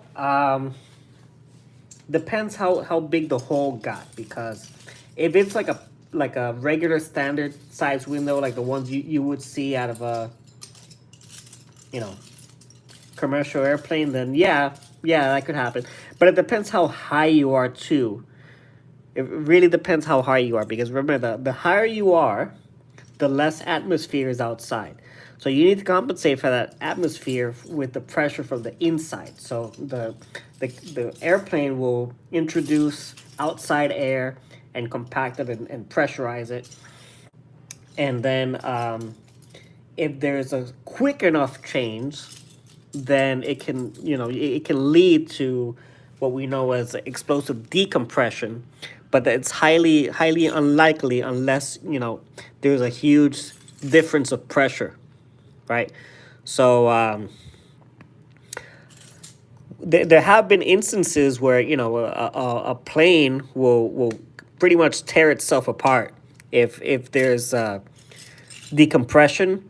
But for that one window frame, like the metal structure, to stay intact and have one guy get sucked in through there, probably unlikely. Probably the rest of the structure is going to go away with it. So I think that was also for like cinematic effect.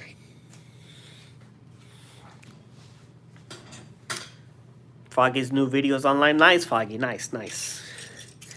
Yeah, you've been on a roll with your streams and videos. You've been really grinding that content, Foggy, and you make really cool videos. So I'll be sure to check it out.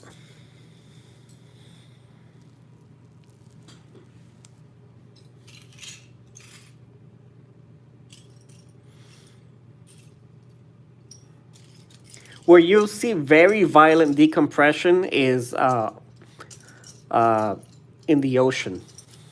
Yeah, because remember, the weight of the water, just think of that as like the atmosphere. You have all that weight on everything. There's a lot of volume of water. Water is heavy, so you can have thousands and thousands of tons just concentrated in like one area. That if there's any change between where you're at and the outside, then you're gonna have a bad time. And there is a documented case where there's a specialized job called oh my goodness, I think there were welders. I think there were like these deep sea welders. And there's, oh my goodness, there's a name for it, but they would stay in like this capsule for weeks at a time, right? So it was a pressurized capsule, and they would live there for weeks at a time. And then they would have, they would go out and do their job or whatever. But there was an accident one day where somebody was coming from the outside, and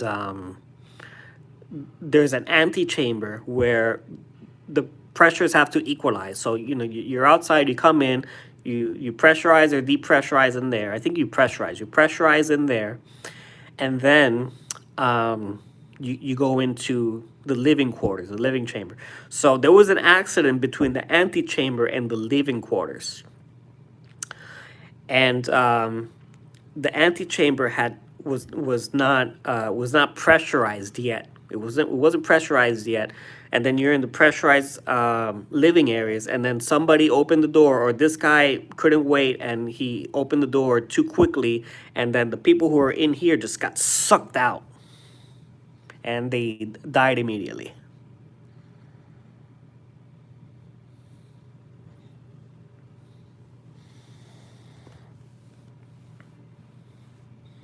Yeah, no, no worries, Alex. No worries whatsoever. Like Sadi says, yeah, I really like explaining stuff. I enjoy it very much, and in a lot of times in my career, I've had to train people and do classes and do courses and stuff. So I'm used to it. I'm used to it, and I enjoy it. So I also like to put people at ease to make sure they understand what's going on, because a lot of people, they can be afraid of flying or afraid of certain things, but fear inherently comes from a place of not understanding. Like with ghosts, you're like, oh, what the heck is that? It's a you don't understand what a ghost is, you don't understand what aliens is, and that's where fear comes from, right? So if I can help mitigate that fear by helping bring understanding, then I've done a job.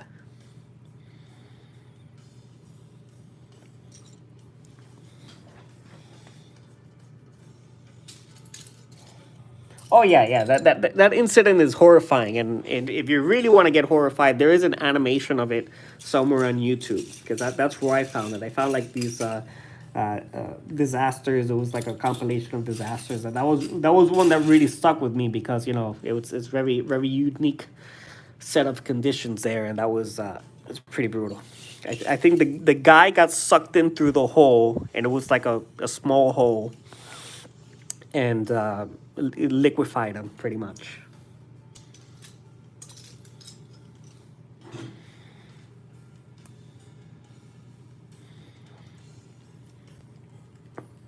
Okay, what was I doing with this?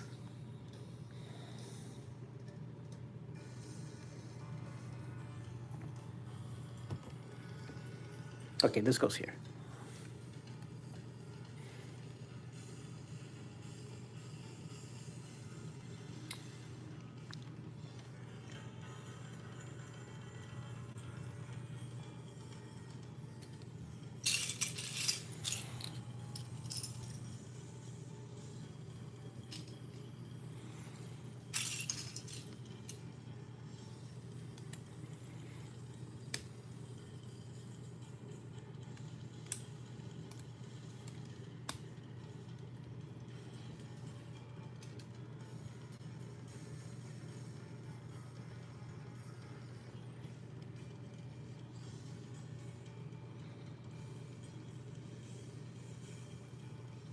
Oh, it's not it.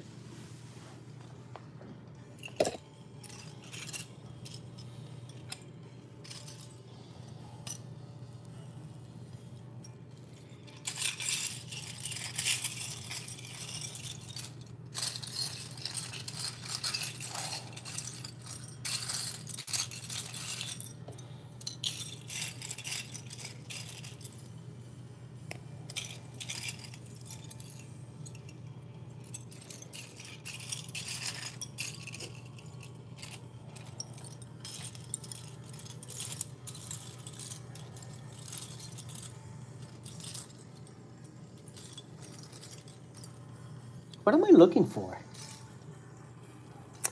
Oh, look, one of these. I've never seen this before. Never seen this piece before. It's like the binocular thing, but with a pipe in the middle.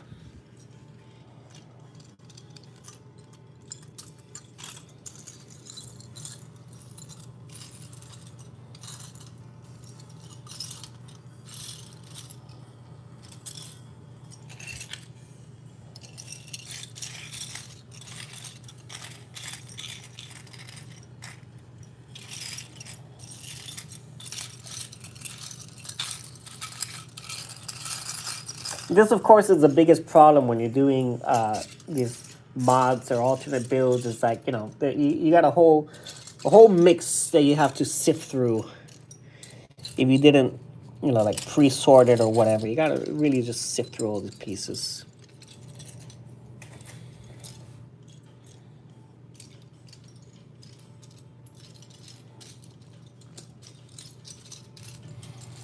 Luckily, this isn't like a huge set, so I don't really have a lot to go through, but still, still takes a fair amount of time. Here it is. All right, back in business.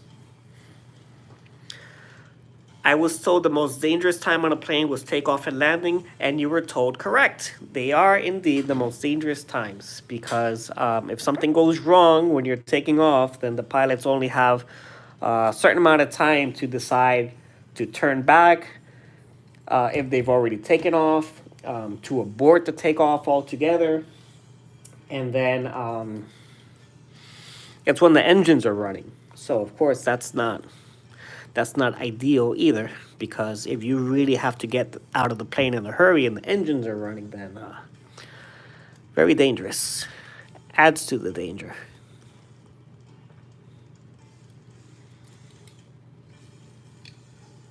So that's why you need to listen to the flight attendant's instructions. All those instructions are there for a reason. And leave your bags. Do not take your bags.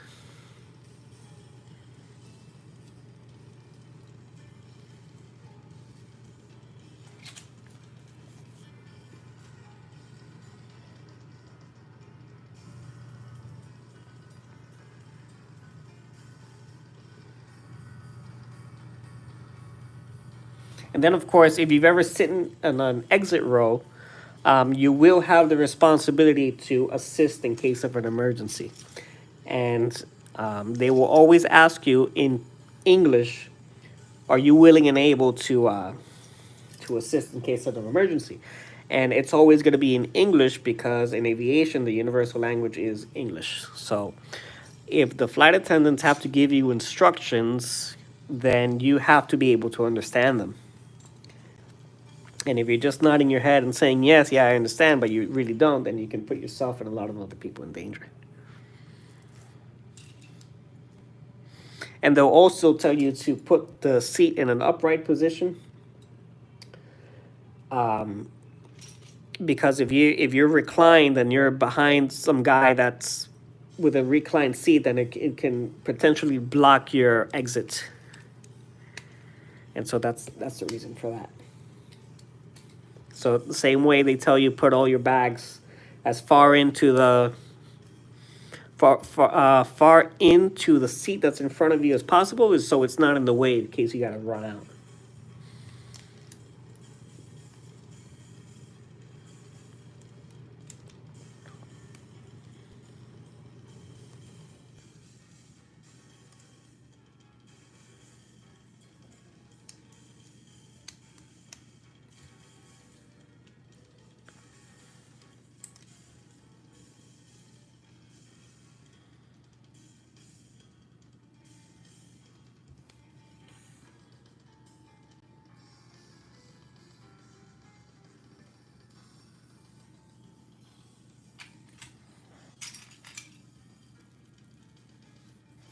I've been seeing all these videos where people acting nuts and have to be dragged off. Yeah, yeah, people are really nuts, really nutty out there, and who knows? A lot of people have like these mental health issues, and I've seen people get arrested on planes, get escorted off.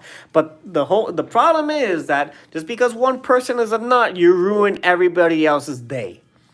And it's better if they behave before the plane takes off than during flight, because that's it's worse. Because I'll tell you my situation. We had this one lady that she clearly had mental health issues. How she got on board, who knows? But she was being very irate, and she sat on the seat that didn't belong to her. And you can't just sit on whatever seat you want. You gotta, you have assigned seats. At least with most airlines, you have assigned seats. So in this case, yeah, it was an airline with an assigned seat. She didn't want to move, and if she's not following flight attendant instructions, it would be very easy just to be like, oh, whatever, just let her sit down and she'll shut up. But that's not the point. The point is that you need to follow flight attendant's instructions. And if you're proving that you won't follow instructions for such a simple ask, then you're not gonna follow instructions in case of an emergency. So you're already a danger to everybody. So nobody's having that. Pilot's not having that. So they escort her out.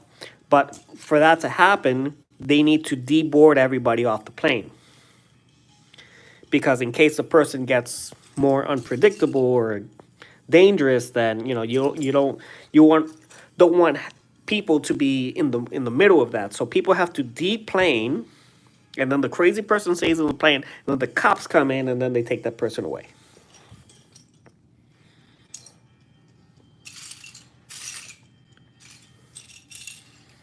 And then of course that adds on to delays.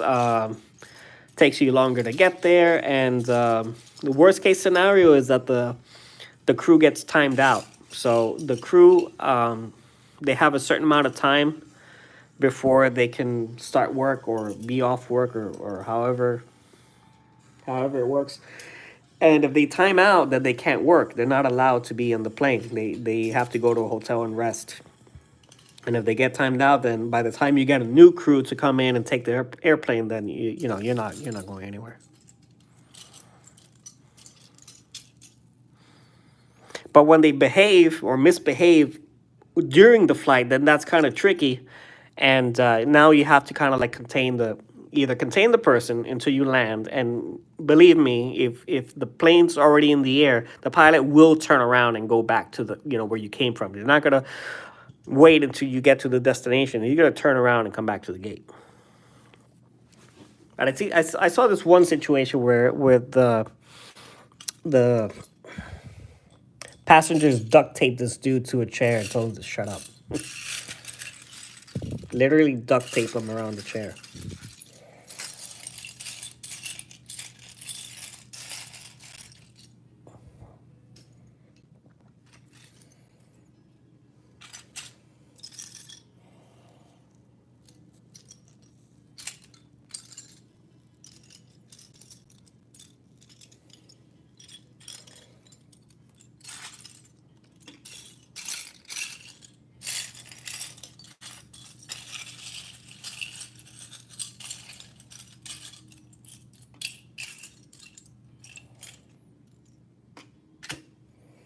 Need another plate. Another one of these plates. There you are. All right.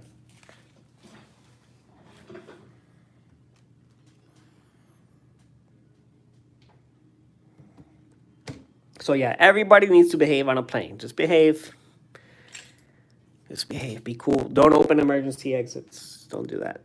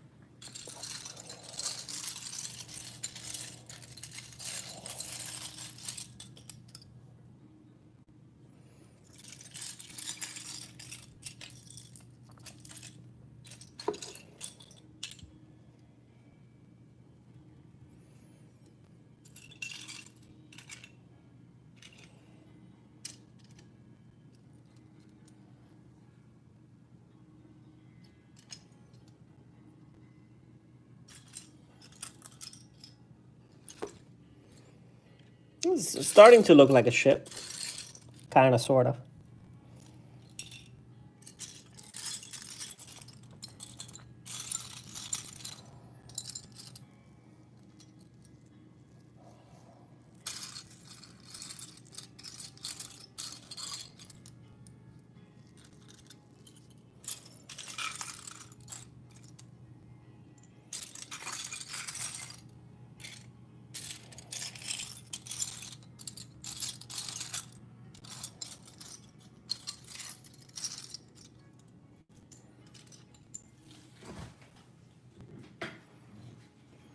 It's been so fascinating. I've learned so much. Thank you. Yeah, it's cool. I think it's really cool when people ask questions and wanting to learn, and whatever knowledge I can impart, then I'm very willing to share. So thank you for asking.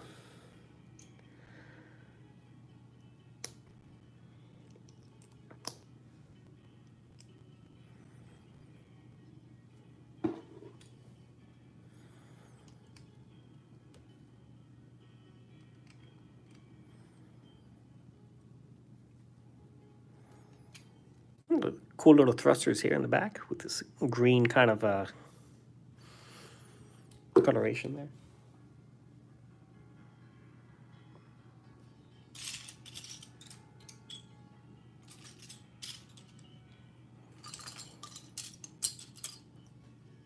I think one of the things that unconsciously got me interested in like aircraft maintenance was Star Wars, because episode 4, they're in the hangar, they're getting their X-wings ready for the attack on the Death Star, and then you see all the mechanics and technicians there. They're fueling up the ships, and there's some sparks flying because I guess they're welding something or whatever.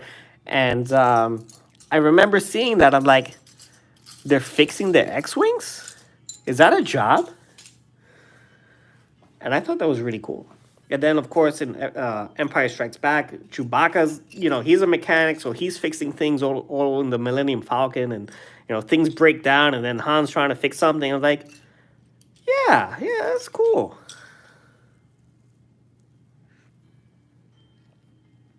My English pronunciation is very clear. Thanks. If you say so, Fahi. If you say so. I appreciate it. Thank you.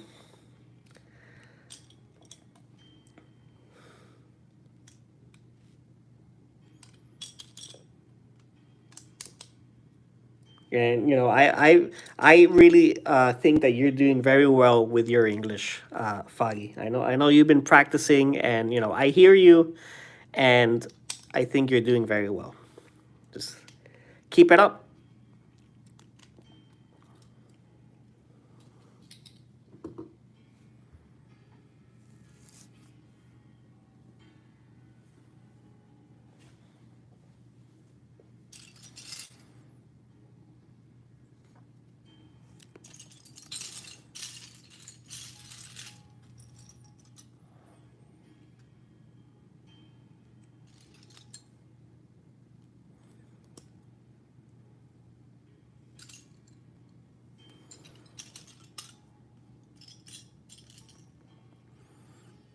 Yeah, so ever since then, I've been thinking, like, in my lifetime, am I ever going to see like a spaceship that we're going to be repairing or whatever, like for the Space Force or something? We're going to have space dominance, and we're going to have these starfighters come in and be fixing whatever. I think that would be freaking cool.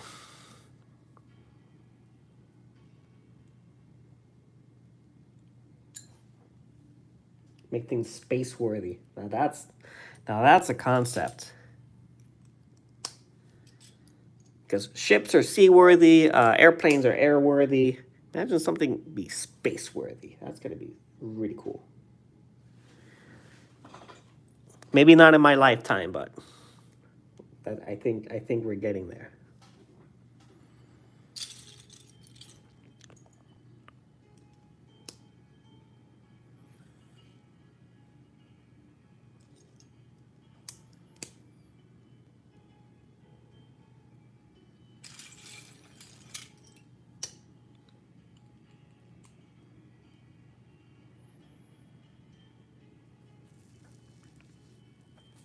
Reverse engineering, what? Reverse engineering what? Spaceships? The alien spaceships that are Area 51, we're gonna reverse engineer them? I believe it.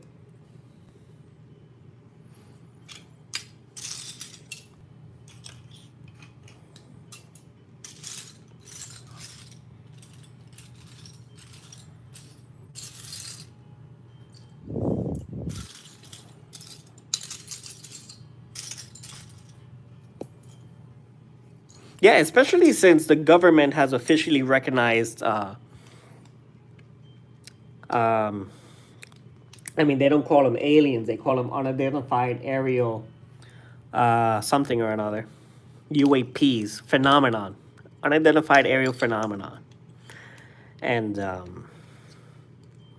UAVs would be unidentified aerial vehicle, right? So those have been officially recognized.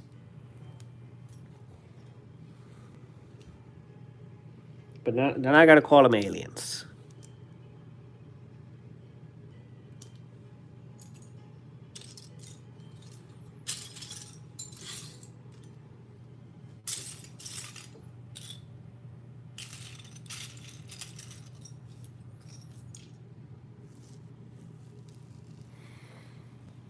All right, Foggy and Cyan, have a great morning. Enjoy your breakfast, and I will see you guys for next time. I appreciate you hanging out here for a bit.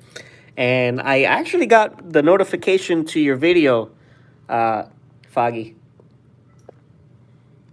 It's right here. See? Foggy Moggy live stream clip. So it's there. So I'll make sure to check it out at some point tonight.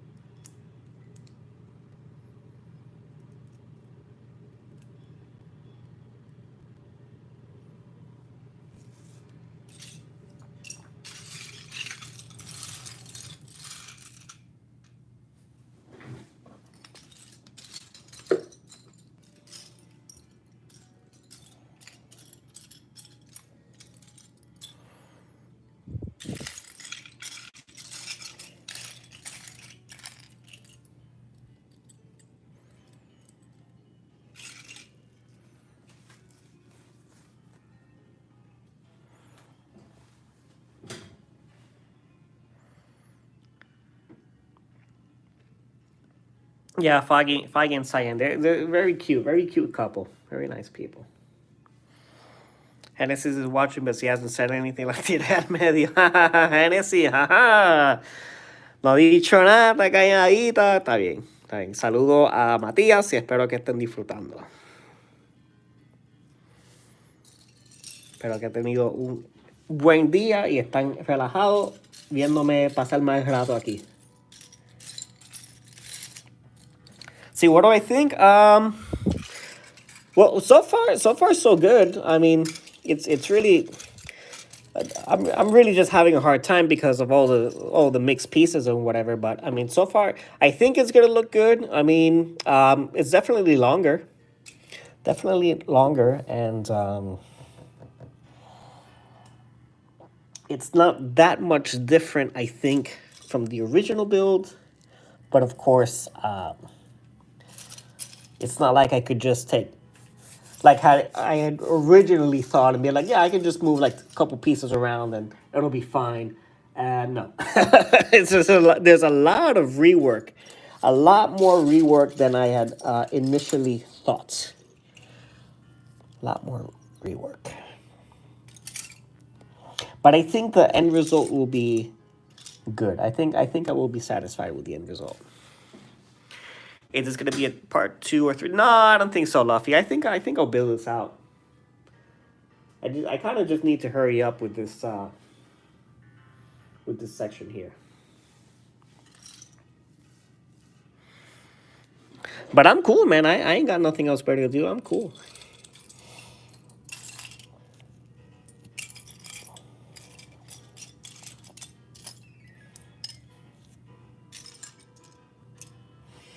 I can't find this little semicircle thing.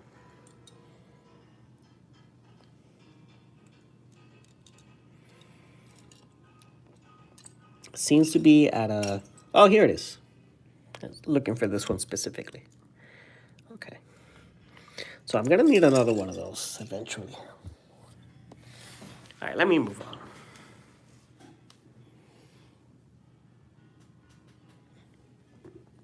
What do you guys think about this build so far?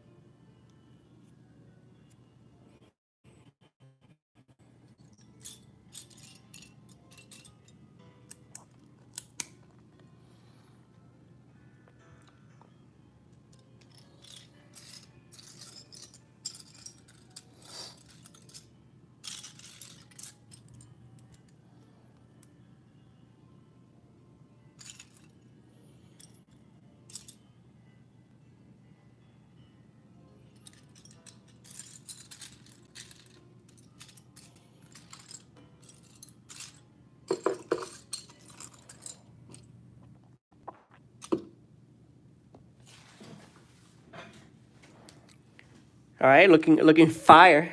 Looking fire so far. Okay. Cool. And I think this is going to look better than the U-Wing for sure. Because, I mean, the U-Wing would have been interesting. But, you know, it looked kind of off. I think this is going to be the more solid build between the two of them.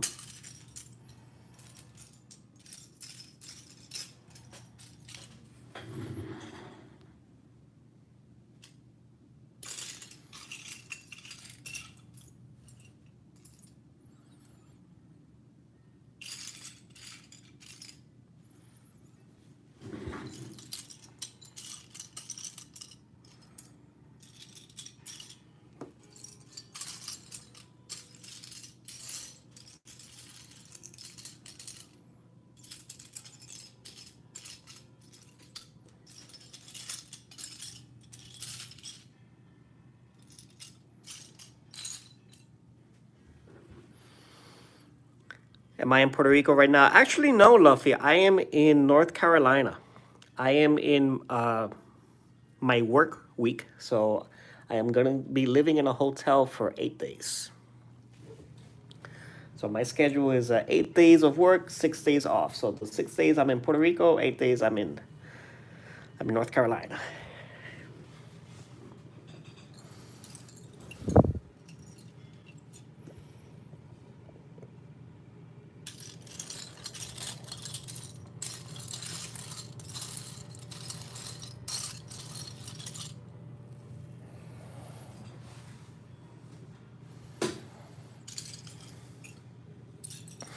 I was really feeling Eternity Bricks' pain the other day because Eternity Bricks Jim, he was at a work trip recently. He spent 3 days, at least 2 evenings, 3 evenings, in a hotel, and he was already like, "Wow, dude, it's like I miss my dog, I miss my girlfriend, and this sucks, and this and this and this." I'm like, "Yeah, welcome to my world, brother." Poor guy. He survived, though. He survived.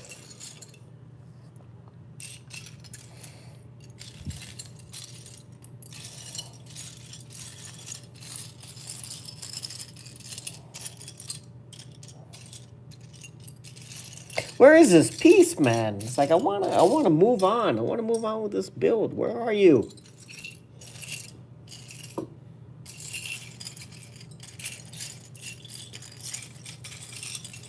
There you are. Finally. Hey, Mackie Max, and Mac Tech. Can't pay attention because of WoW raid stuff. Hey, man, yeah, you're doing your thing. You go wow it up. And you're the 15th like. Thank you, Mac. Thank you so much. Appreciate you, buddy. We got Mackie Mac in the house. I hope you've been having a great day, sir, and you're enjoying some downtime with your guild. Wowing it up.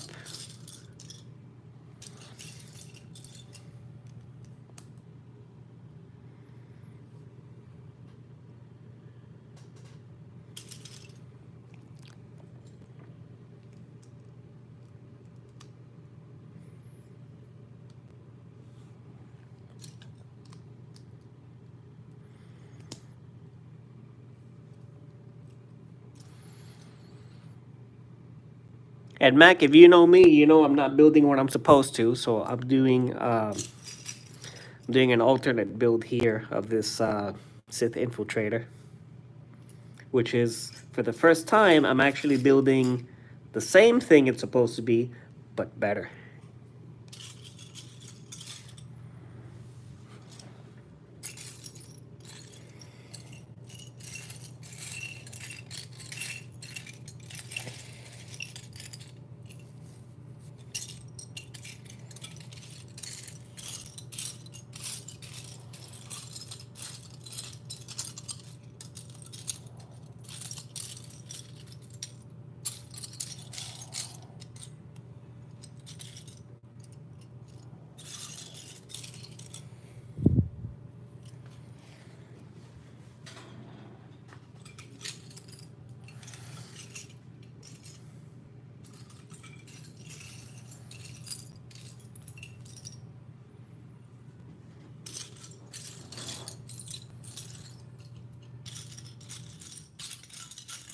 You know what, guys? I feel like I've talked a lot about me today, and I want to get to know a little bit more about you guys. I want to know about what inspires you, what you guys enjoy, and what's a day in the life of you guys. So I'll start with Luffy. Luffy, what do you do? What drives you, Luffy?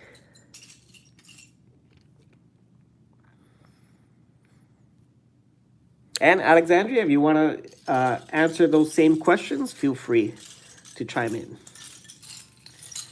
What inspires and drives you?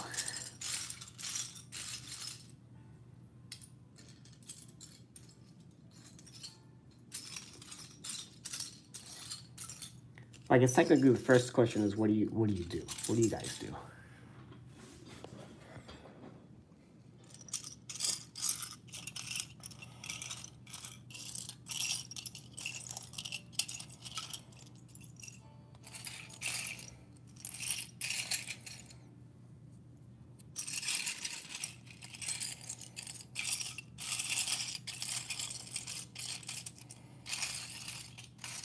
The sound of Lego, the sound of wet Lego. I had to give this set a bath earlier, so that's why I have a towel. So I had to give it a little bath. It was dusty.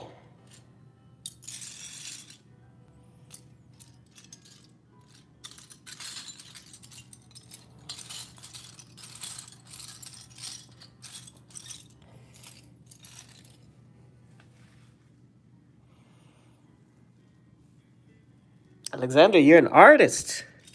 What kind of art do you make? And is that your job? Do you do that as to make a living or for fun?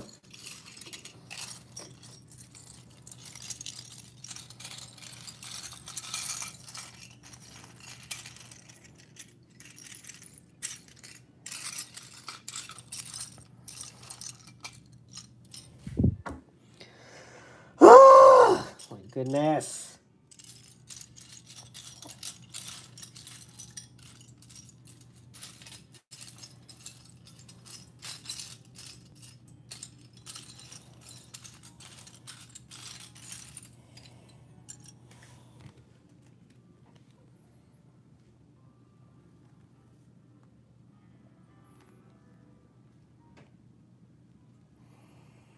No me ha dado alergia hoy.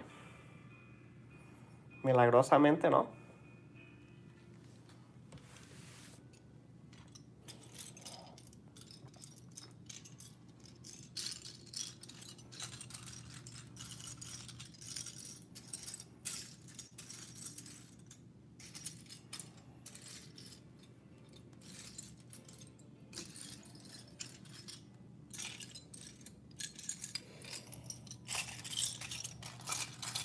Oh man, you know what? It's an exterior piece. It's like if I find it later, I'll put it on later. I'm not gonna waste my time looking for this thing. I'll put it on later. See, I need this little semicircle thing that goes here. But, you know, it's exterior. I'll see it. I'll put it in later. A little bit of both, really. I sort of lost my spark after my dad passed away. Oh, yeah, Alex, I remember you telling us about that. So, well, I mean, how do I put this? Was your dad an artist? Or was it something you kind of just, like, picked up on your own?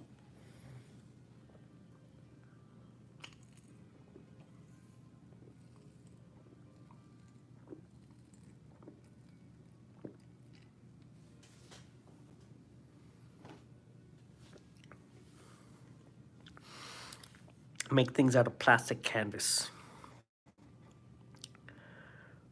What do you mean?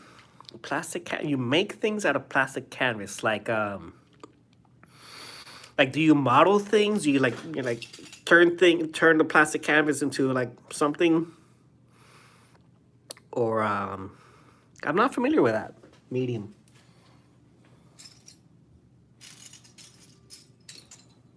There you are. Hey, I found the thing. I wasn't looking for it, but I found it.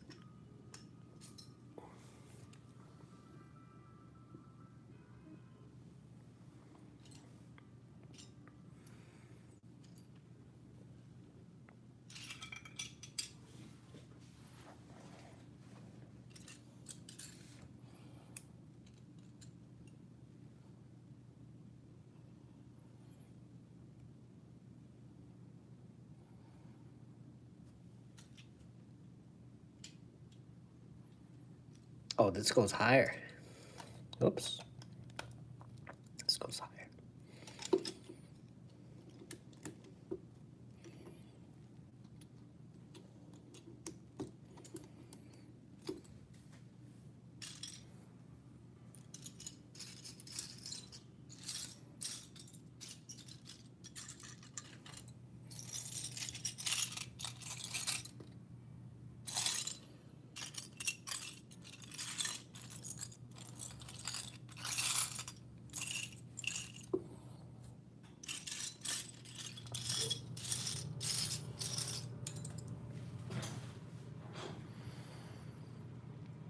I made SpongeBob house. I did music boxes, pins, whatever it be. Okay, all right, cool, cool, cool.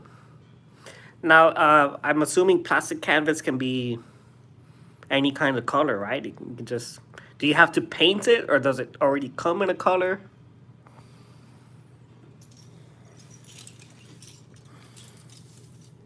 And I guess you sell them like on Etsy or something.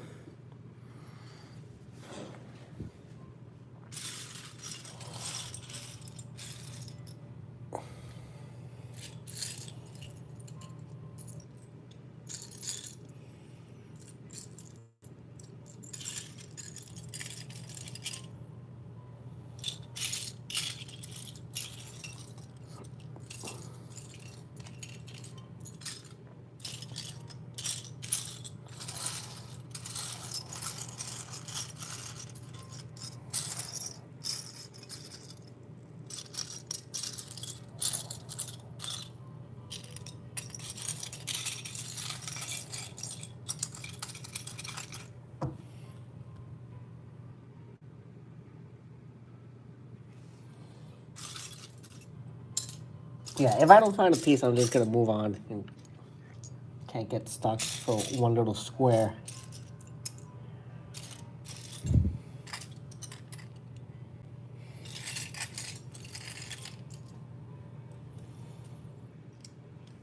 Okay.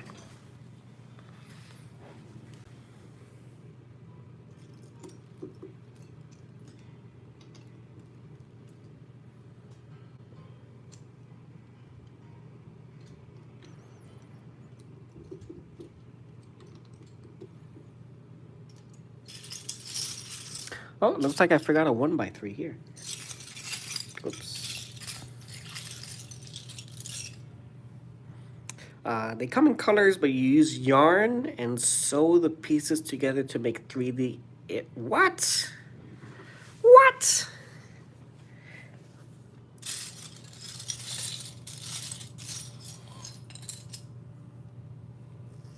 Yeah, Alex, if you got a shop or something, I mean, you have mod privileges. You can put a link in the chat if you have a shop. We can take a look at it.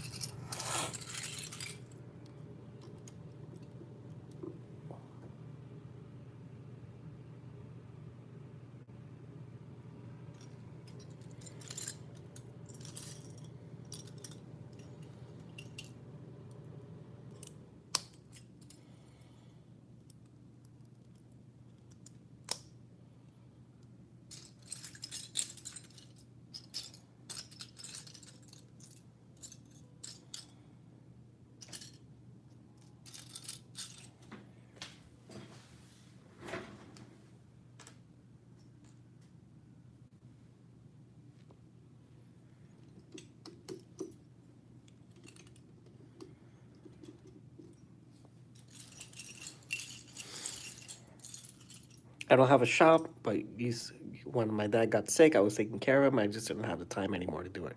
Oh, I see. Okay. So, but you said earlier that you kind of do it for income, and then you kind of do it for fun. So, is that like your main job, or do you have like you just do that on the side? And you have another job, or how's that work? If you don't mind me asking.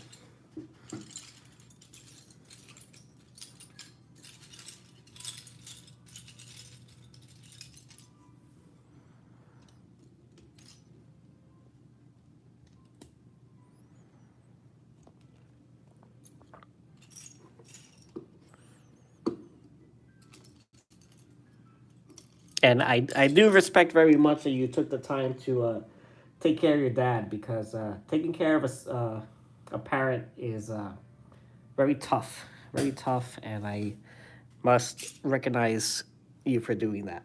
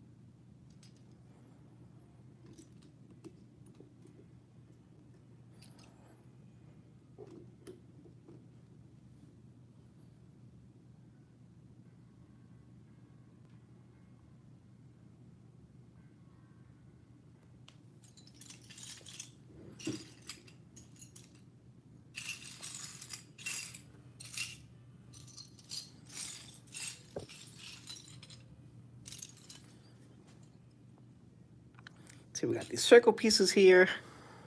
Like quarter spheres. I guess we can call them quarter spheres. These go like this.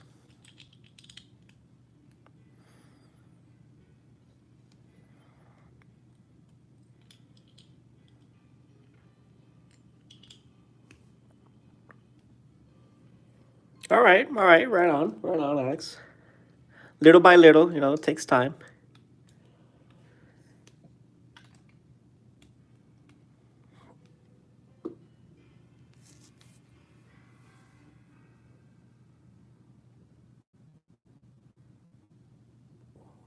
And I'm sure you'll get to where you need to be. And sometimes it helps just to,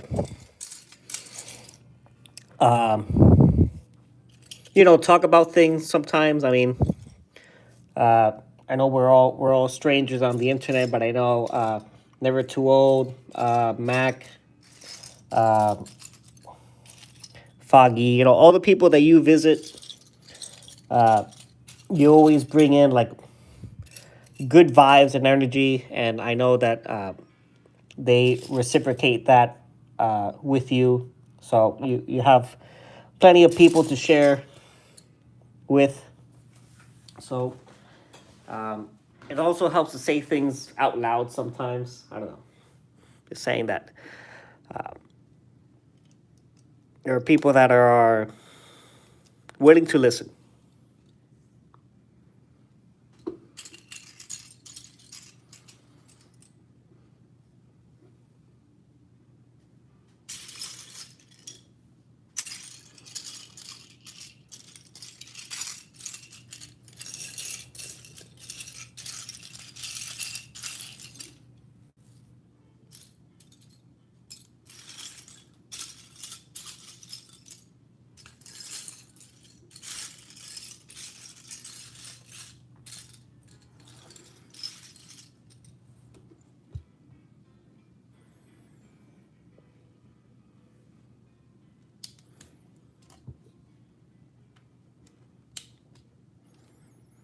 That's why I like Lego. It's taking little bricks and building into amazing things. Yeah, yeah, absolutely.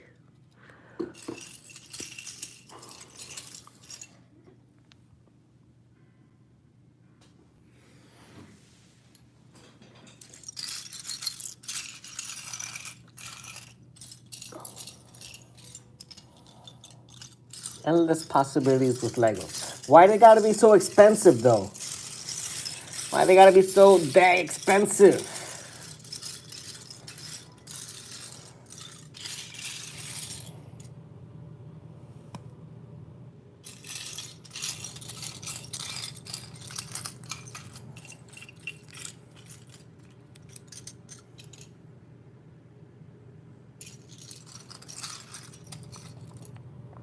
So I need a second one of these yellow things, but technically I can put these two things together because I don't see the 1x2. I have two 1x1s. So if I don't find the thing, then I'm just going to use this.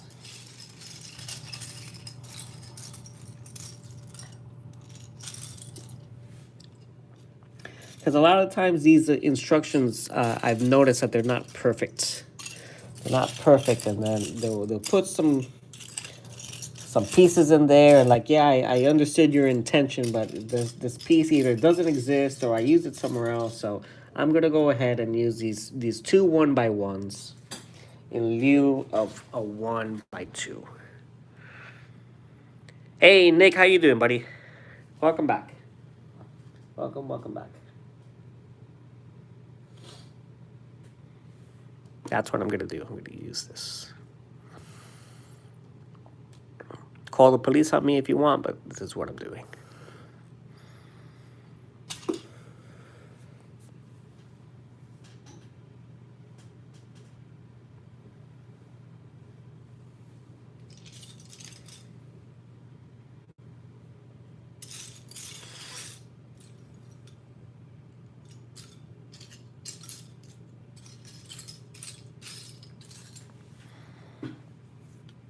Nick, how are you doing today? What's going on in the world of Nick today? Were you having fun with Eternity?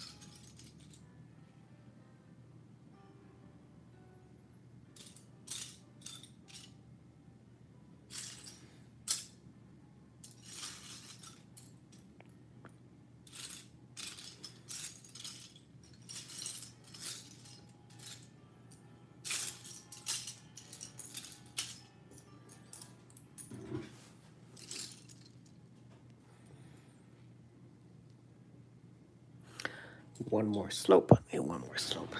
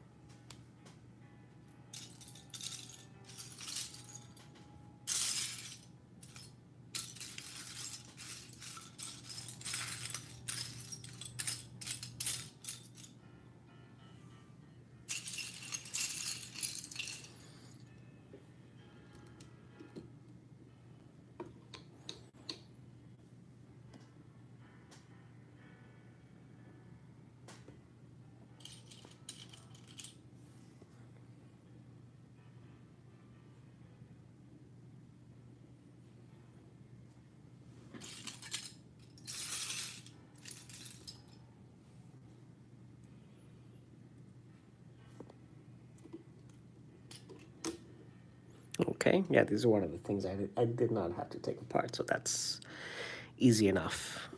I don't know what they are.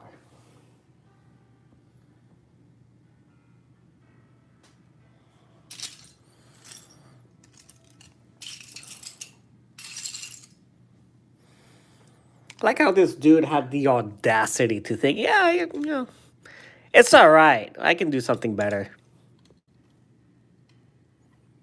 And then he goes and puts this out for free. Yeah, these instructions were free, by the way.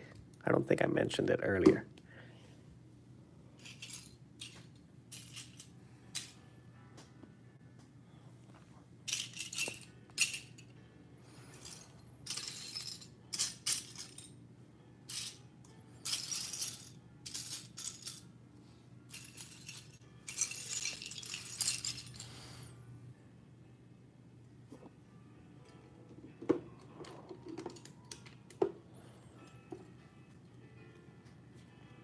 Yeah, right. So far, so good. I mean, I like it.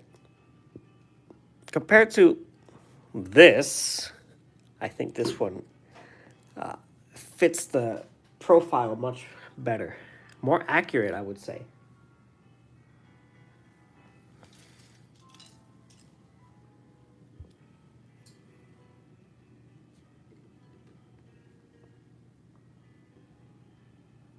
Okay, I attach it with these other pieces here. Where are you?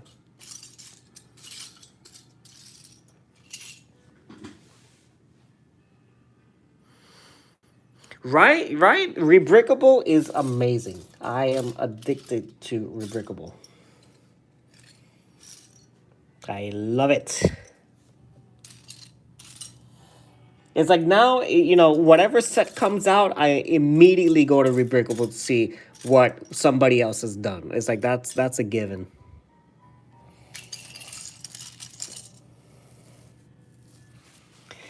For example, like this Juggernaut, the new Juggernaut that came out, that everybody's pissed off about because it falls apart, and like, well, I'm not gonna spend $160 for this, even for the minifigures. You know what I mean? And somebody turned it into the Senate. So you have all the wheels are now like Senate pods. And if you have like the Palpatine and Yoda minifigs, then you can recreate the battle. So it's not just like the Senate pods. He has like entrances. So there's an entrance here with all the Senate pods. And then there's another entrance with Palpatine's office. And I think that's so creative and so cool. I would rather do that. Hi, Cyan. How are you? Did you have breakfast?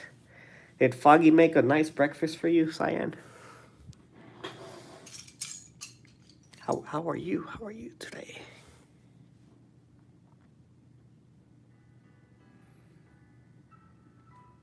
And look, I have the notification here that Foggy has a new clip out, so I save it for later, if I can see later.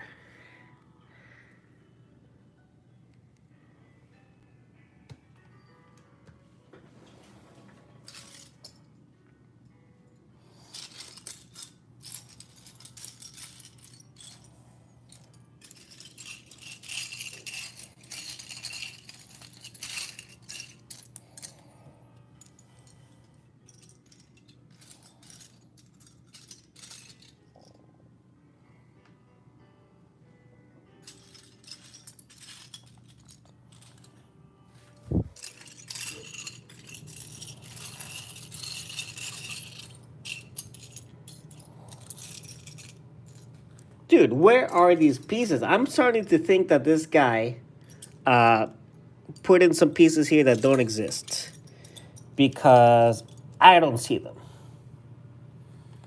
So for this part of the build, we have these 1,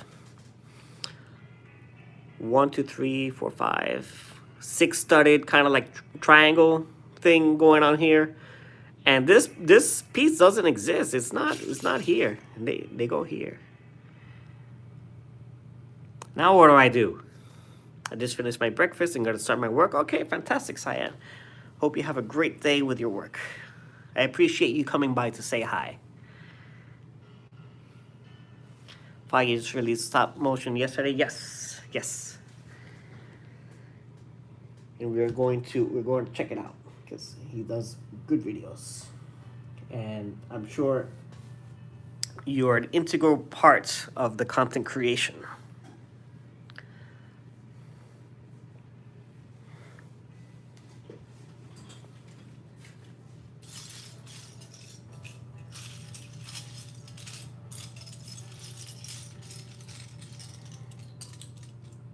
So I appreciate you, Cyan, coming by to say hi, and that you had a good breakfast, and hope you enjoy your work today.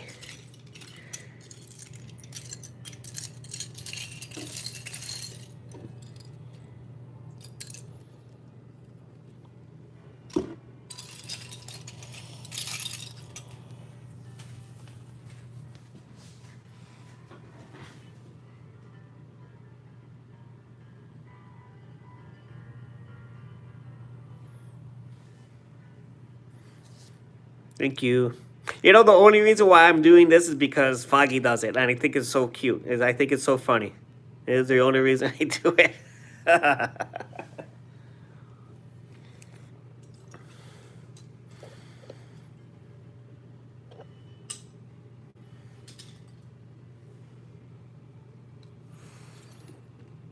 Yeah, you know, so these go here. I don't have these six-studded triangle things. They don't exist.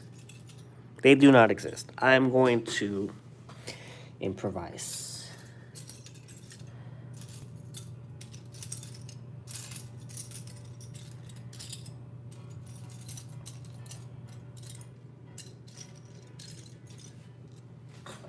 And you betcha I'm gonna complain to the designers like, hey man, why are you putting pieces in here that don't exist? What are you doing, man?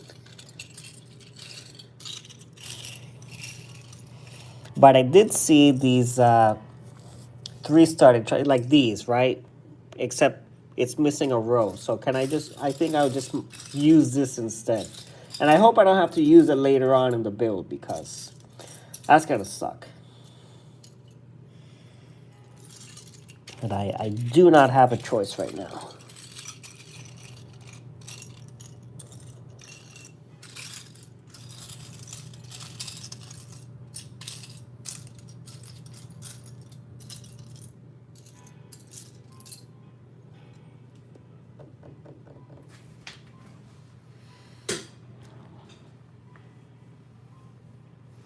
Belfigure is listening to me. Oh, whoa, whoa, whoa, whoa. Oh, whoa, whoa, whoa, whoa. Belfigure. When I had to pick out a set from from Rubricable, I was amazed. Yeah, you picked that really unique War of the Worlds thing, yeah? That's crazy. That was a crazy build.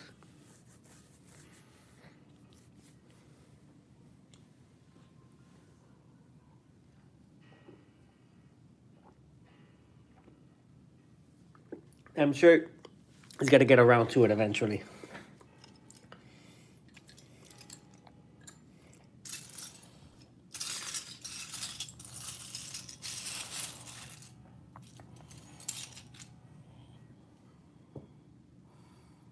Bro, oh my god, this is so frustrating. Okay, so this is what I'm gonna do. I'm gonna use these instead. I'm gonna use these instead, and it was supposed to be this. You see, 6 studs. I'm gonna use these. Because this is what I got. So, work with what I got. Max said the designer was so excited. Yeah, I bet. Because, not everybody's gonna be willing to do, first of all, it's a huge build, right? It's big. It's a lot of pieces. And I don't think there are many people that would be so willing to just buy a bunch of those pieces for that one thing. You know what I mean? For that one thing. And so yeah, I bet the guy was excited.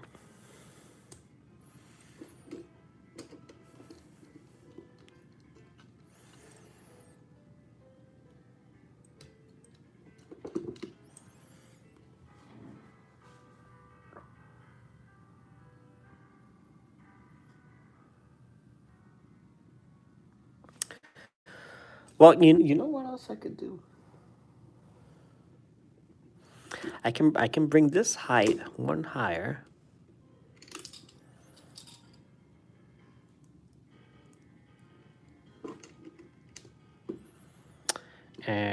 if there's a 1x3 piece, I could just put it here. But you know what? I don't want to do that. I'll compromise these two pieces, and if I can revisit this later, I'll revisit it. But I don't want to compromise two more pieces, and then, well, I needed it somewhere else. So I'm not going to do that right now. The designer's going to watch it being built. Nice. That's cool. That's really cool.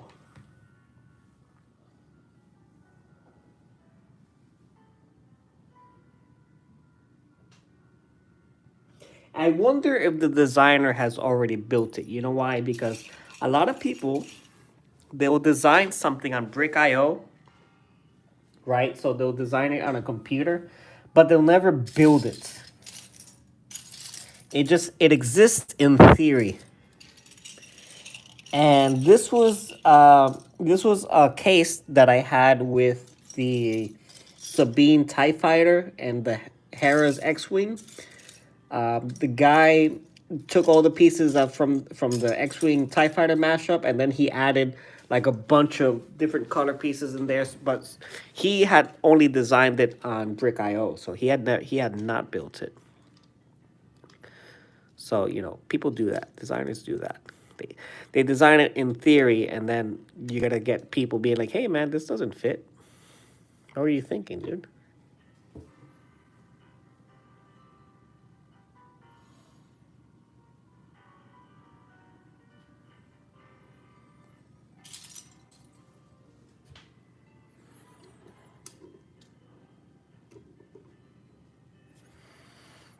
I actually gave Mac a couple options. Some were definitely smaller because I didn't want to make Mac do something that he didn't like.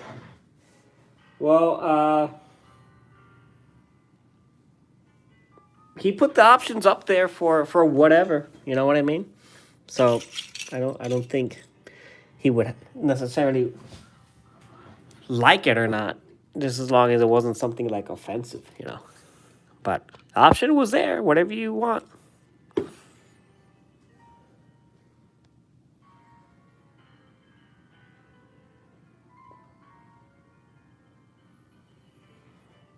But I don't think anybody has disagreed with your options, because you've also picked the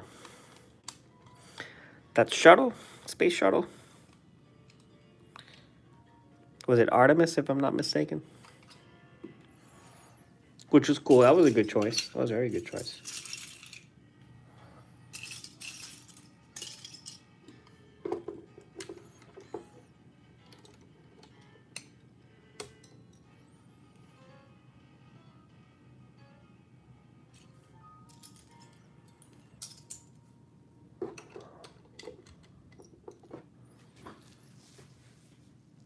And the endurance. Okay, yeah.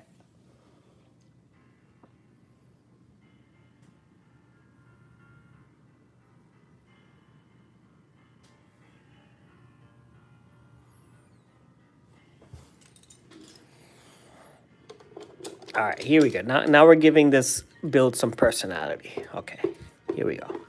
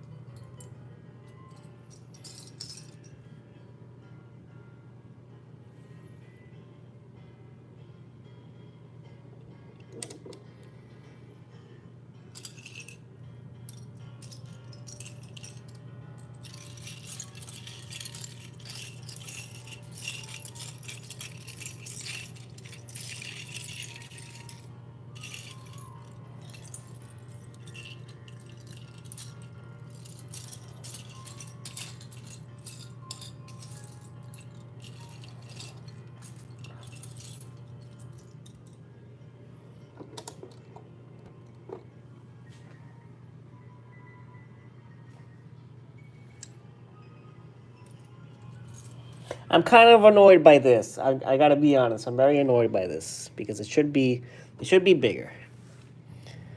And now with this coming in, it looks a little off. It's a little bit off. So I don't know what we can do about that.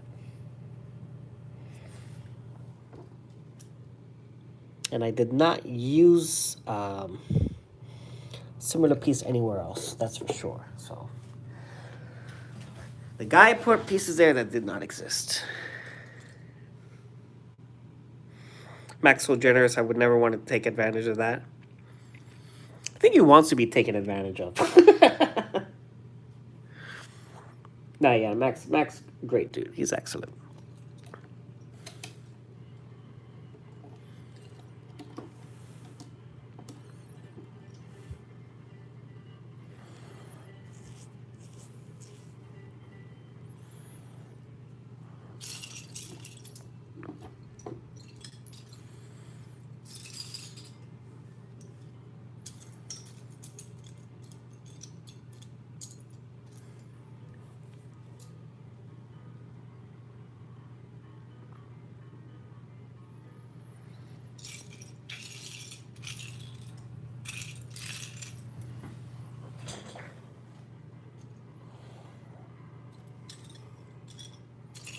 Yeah, but when you have the option, I'm talking about like you, Alexandria, is I think people, I mean, they don't know you, but they know you well enough to know that yeah, she's not gonna pick something stupid. She's not gonna be like, yeah, go buy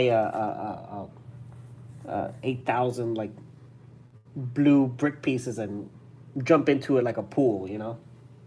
They do something silly like that. I mean, that would be hilarious, but that's something that I would do. That's why I don't get the options. You know what I mean? But you are more respectable. You know what I mean?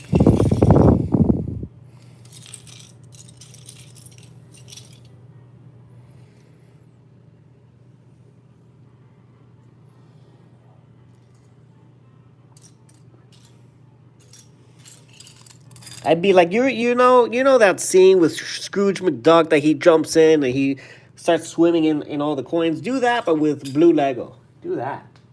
That's me.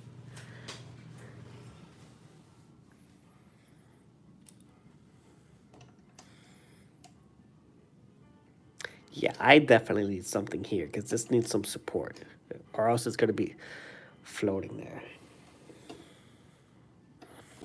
It's very annoying.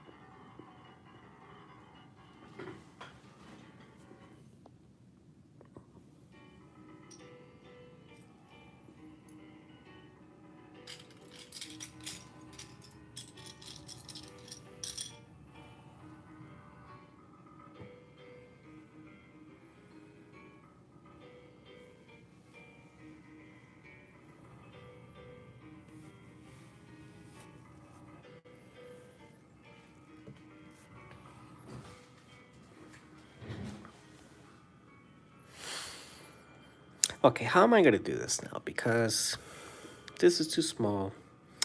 I don't have pieces that I can just compromise here. This is gonna be floating there. Whoops.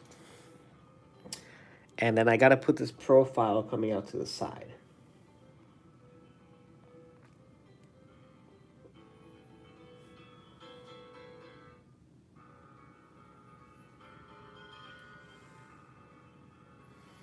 So this has to go here like this. Yeah, that can work.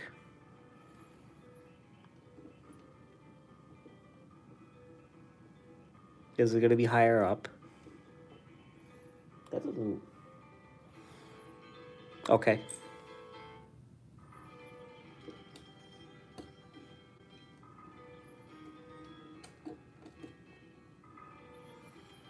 So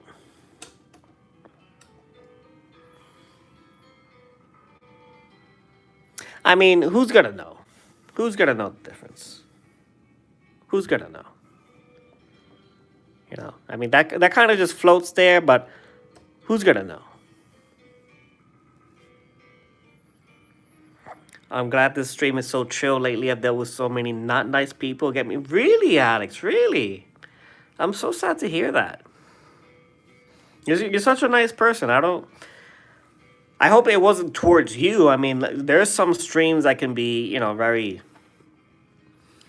very I don't, how do I put this? Like abrasive and weird. Like I don't even scroll through the live feed myself because everybody's so freaking weird. But I hope it wasn't anything towards you. I wish I could share pictures on comments. Belfegor sleeping on your side of the bed while listening. Oh, bendito, Belfegor. Belfegor is such a chill dog when he wants to be. Most of the time he's a pain in the butt, but when he wants to be, he's very chill.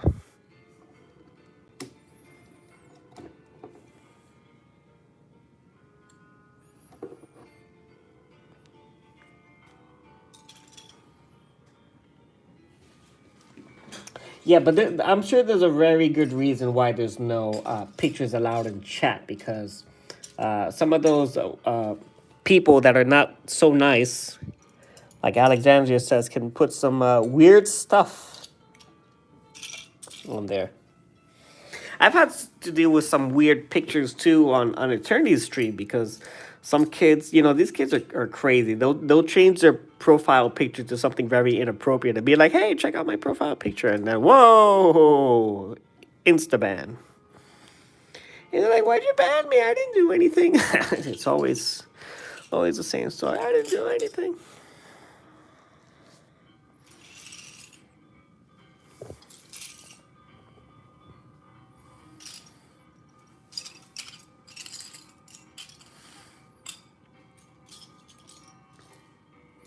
And you know, I don't really follow anybody. I mean, you know, Eternity, you know, Jim, he's a chill guy, but you know, his chat can be very chaotic sometimes. But I know that he's chill. And then Mac, the same. You know, he's a chill dude, and the kind of vibe is for chill people. And people who are chaotic, they don't last long, because oh man, I can't be chaotic here. I can't be stupid here. So they just don't bother. And then me, well, I don't have an audience, so people just come in and be like, all right, this is cool, we're chill or whatever, and decide to stay or not, and that's fine. I'm good with that.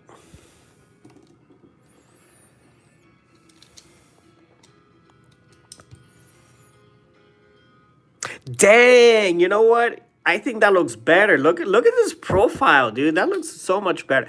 And this is supposed to float, you know? I'm gonna take this as a happy accident. Let me show you what I'm talking about. I'm gonna push this back up. So, you know, this is supposed to be like this. It's supposed to be flat because the piece that's under here is supposed to be bigger, right? And so but it's not. And I'm not gonna like compromise another piece just because of that. But now I have this empty space here because it's floating, right? So this is floating here because I don't have the piece. But check out when I push it down. What's it supposed to happen? Now with it pushed down, it kind of gives it like this sleek profile here. Dang, that looks good. Hell yeah. I'm going to keep it like that.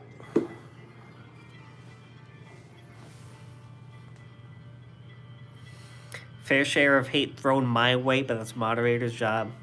But I mean, why pick on the moderators, you know? It doesn't make any sense. It's like you would say anything to provoke them in the first place. They already come with that intention to be a jerk, right? They already come with that intention. So it's not like you provoke them to be stupid. Oh, sorry. Look, Sadie sent me some pictures. Look at Belfinger.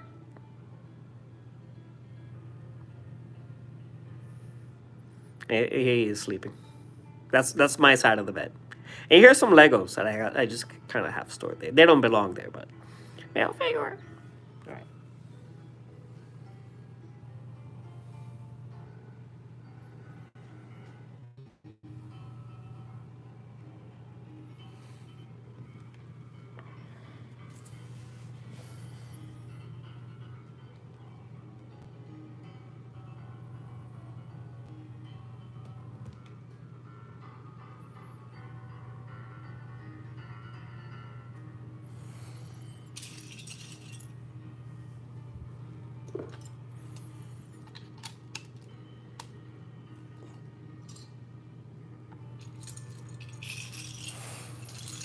And you know what? I think Lego also invites the kind of like chill people. Like you have to be a chill person to build Lego, I think. I've never seen a chaotic Lego builder.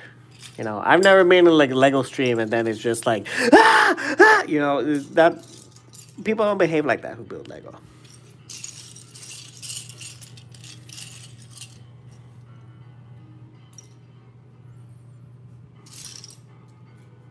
So now I'm curious, Alex. So these people who misbehave were they Lego streamers too, or what kind of streams?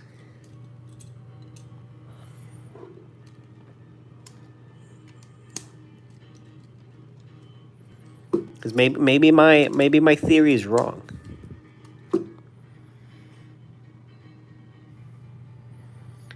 Tell me about it.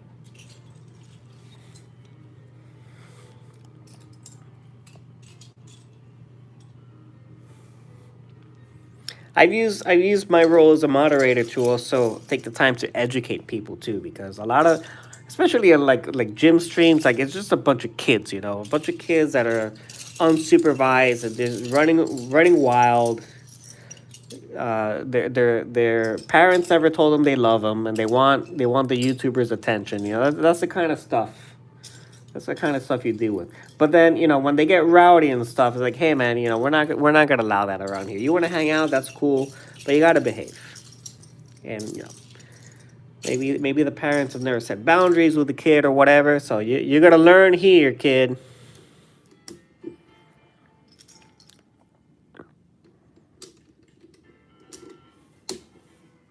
And of course, you teach them with the love and respect that their parents didn't give them. So.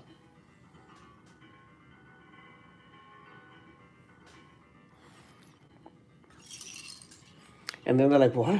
What's this? What is this? What manners are?" And it's a huge shift change for their young, impressionable little minds.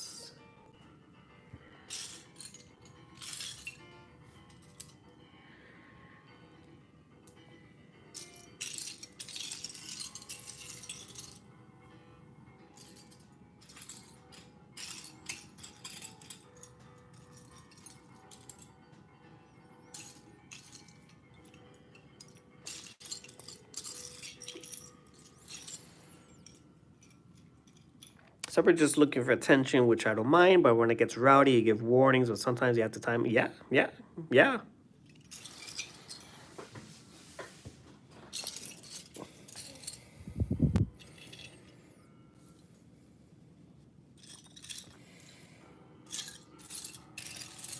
Yeah, I like to be fair and give them a chance to like cool down. You know, it's like, well, I'll time you out. Calm down. I'll let you know why I timed you out. Just calm down, behave, and you know, stick around. But if you don't get it, then you're gonna get banned.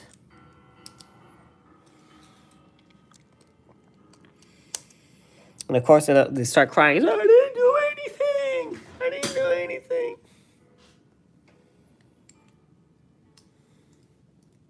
That was my brother. My brother got on my account.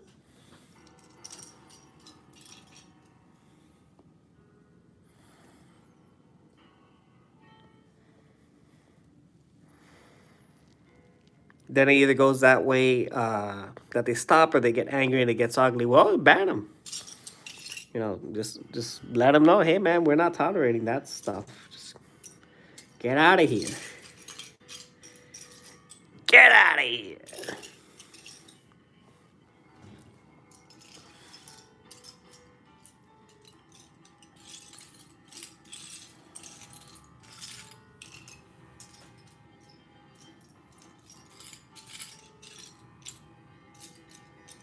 And the streamer also has to put boundaries, right? The streamer also has to say like, hey, this is what's acceptable in my stream and what's not. Like I won't tolerate this kind of behavior, jokes or whatever. We'll say these jokes, but not these ones. And people need to respect that. But at the same time, the main job is on the streamer. What he allows, he or she allows in their channel. We kind of just enforce that, you know what I mean? And when I'm busy in gym streams, I'm conscious. A lot of these viewers are kids, 9-year-old, 10-year-old kids, but it's not so much keeping it chill for the stream, but making sure that other kids feel safe. Want to make sure that the kids that are in the stream, that they feel safe being there.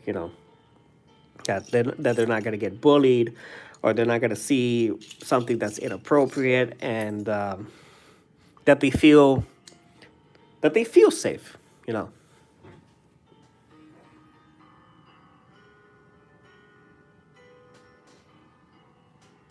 Because the internet can be very scary and weird for children. Very very scary and weird.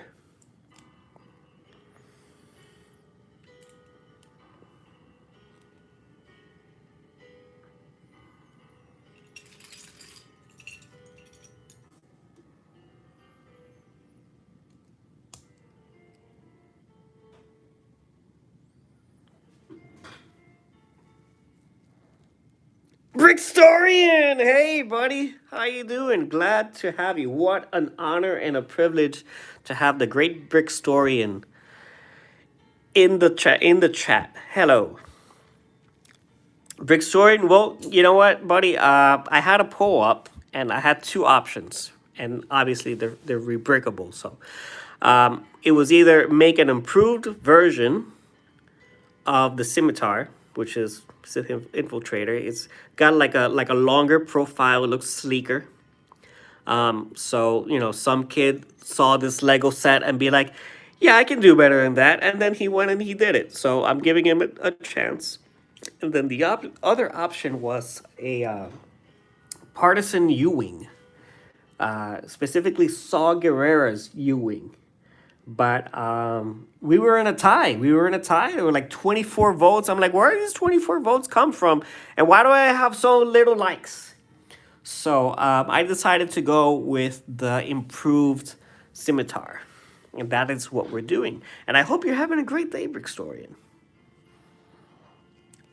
Let's see, Alexandria says, one person, believe it or not, came into the stream to tell the streamer I was cheating on them because I was moderating another stream like I was owned by them. That's just a silly joke. It's a silly joke. Also just joined, missed the context, but agreed the internet is a scary place for kids. Yeah, we were just talking about when we're moderating, the audience that we share. Like Alexandria, she visits a lot of the same streamers that I would visit, like Eternity Bricks, Matt Biggles Bricks, Foggy Moggy, and she is a moderator for a few of them. Oh, and Never Too Old for Lego, right? So we were just discussing how, as a moderator, we want to keep the peace, but at the same time, it's really the streamer's responsibility of what boundaries they're gonna set with their audience, what's acceptable, what's not, and in my case, when I'm in Eternity Bricks' streams, he has a lot of kids because they play Roblox, they play Fortnite sometimes when they're not doing Lego, and a lot of the times they can get kind of rowdy. So we want to make sure that they feel safe when they're coming into the stream as a viewer, So yeah, that was the topic of conversation. Alexandria, and if you haven't met the Brickstorian, I recommend you check out his channel. He's very chill. He's got some pretty good content. He has a lovely speaking voice. I think he should be reading books, honestly. And Yeah, you should check him out. He also does live streams from time to time. Having a great day. Can't wait to see the improved Scimitar. I love to see something with Saw Gerrera as well, though, so I can see the tie. Yeah, well, I can show you what it looks like. Now that you're here, I'll take a little break. Could use a little break. But I'll show you what they look like. And then my main reason to go with this is because the U-wing, it's cool, right? It's like a cool concept and everything, but the design looked kind of janky, and the Scimitar looked a lot better, a lot sleeker, a lot sexier. So let me show you this.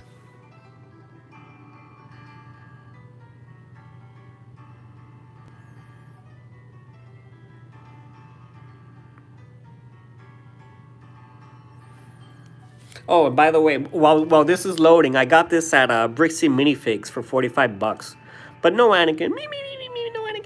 But, you know, it was pre-built. It was pre-built, so I took it apart. I washed it, first of all, because it was pretty nasty. Washed it, and then took it apart.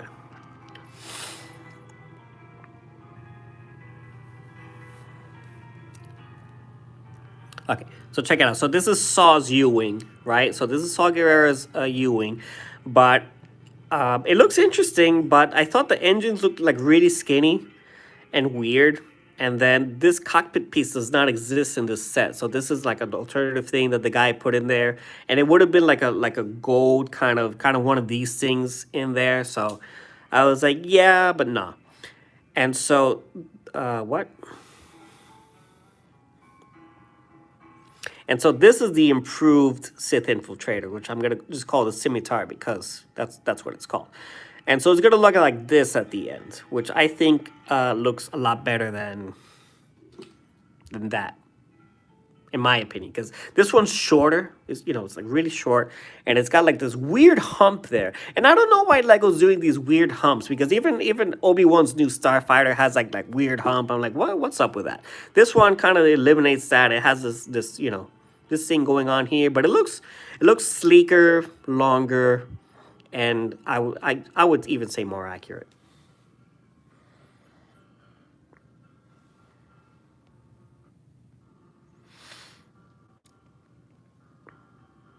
Okay, let me catch up here. No, it wasn't, because when they went into the other stream to report me as over there as nuts. Yeah, this is being stupid. Just people being stupid. They don't have to be tattling on you what you do or don't do. That's just being stupid. Don't worry about it.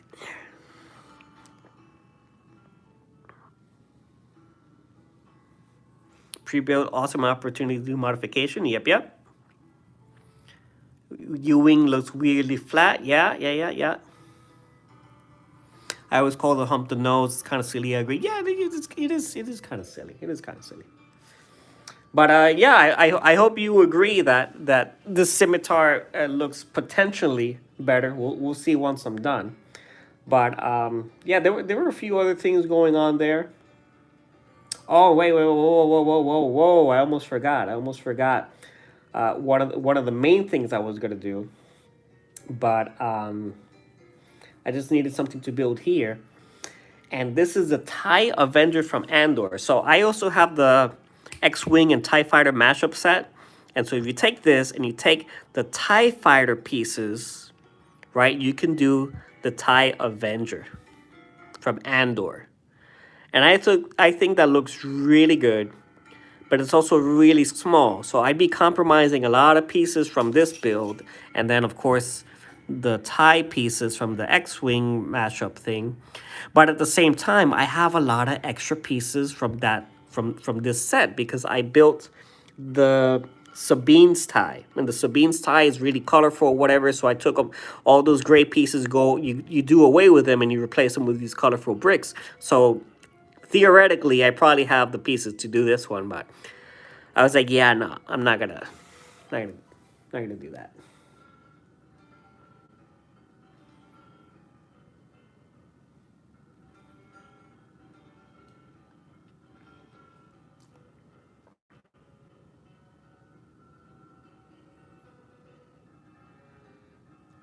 So anyway, let me get back to the build. And oh my goodness, I closed the instructions, so now I gotta scroll all the way through. Oh my god. Oh my god, I gotta, what step was I in now? Oh my god.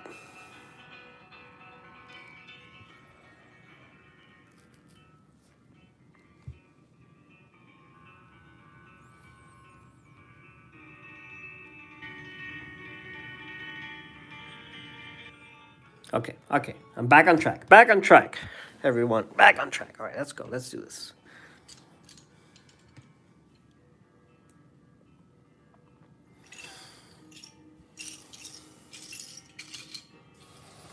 Yeah, Alex. So, like I was saying, just put them in their place and don't take it personal. It's not anything about you. It's not against you or anything. They're just being stupid. So just put them in their place, and if they don't behave, ban them. You know, get them out of there. Don't take it personal. It's not worth it.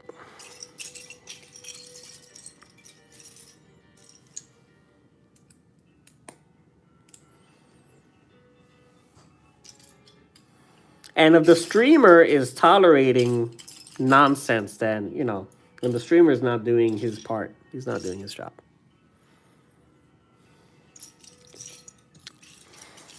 Okay, yeah, I believe that. I believe that, Alex.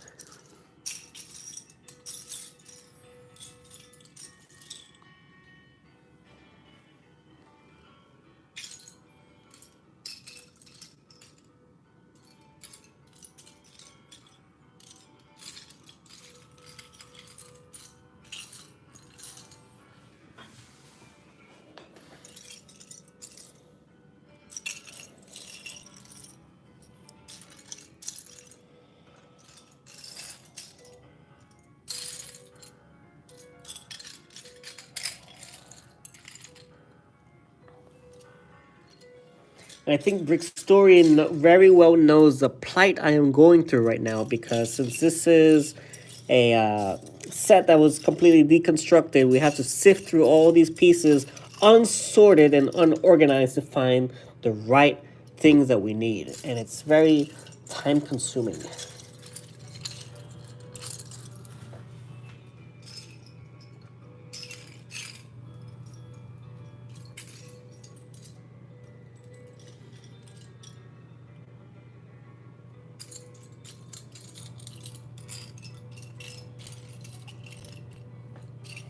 And usually, like I'll just move on. I'll move on with the build and be like, okay, I'll get back to this later. But I know this is an area that's going to be closed, and I won't have access to it later.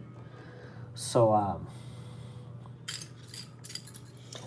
we're gonna dedicate a little bit more time to try to find this 1 by 1 green square. And if I do not find it, I will just do exactly that. I'll put something else there and move on.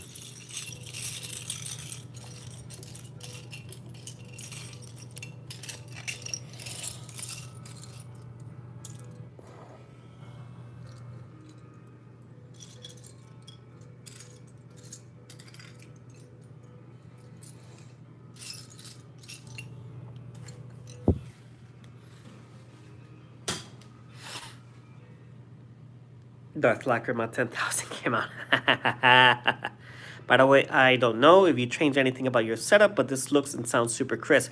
Well, it was because I'm streaming from my phone, and I am in my work week, so I am in my hotel room. This is day 2 of 8, and I have good Wi-Fi. So when I'm home, Wi-Fi is very spotty, and I'm using these cameras. They're professional cameras, but they're not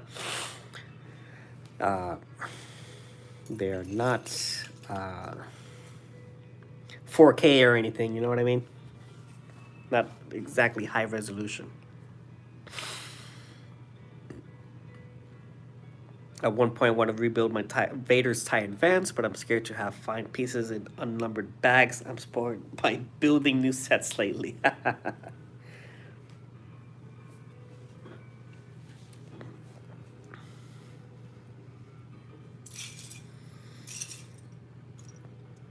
Yeah, I am going to substitute this piece for a yellow one. Let me show you what I'm talking about.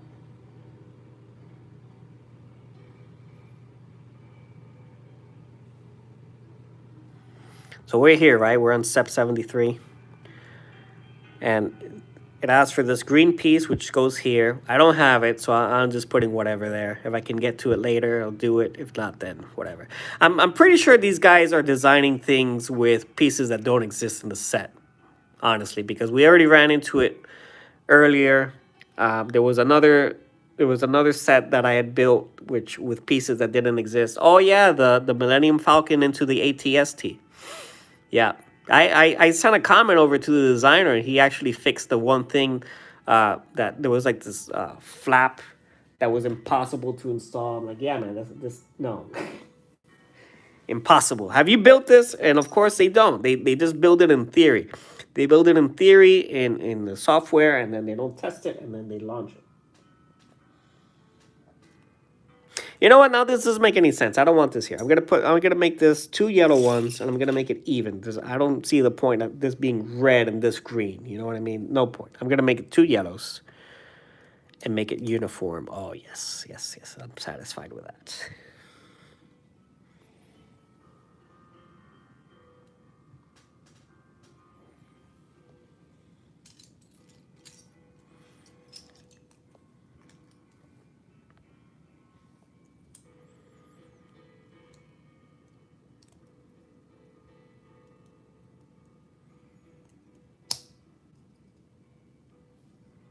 Yeah, that makes more sense.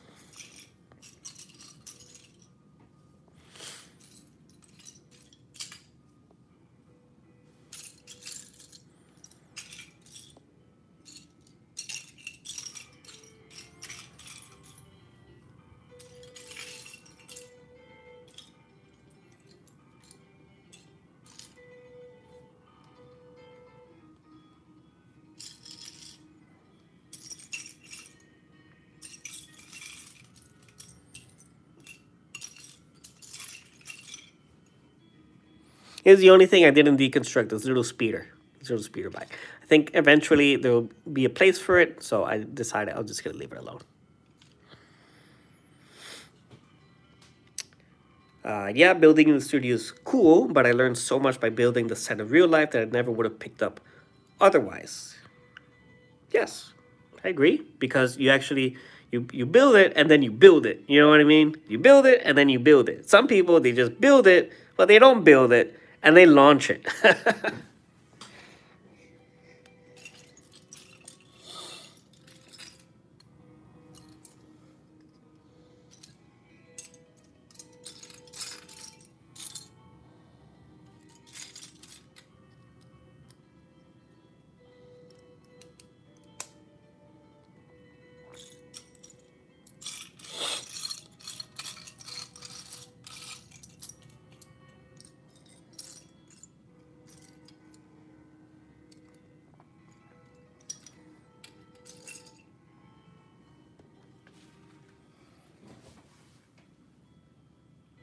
Have you ever played Super Mario Maker? No.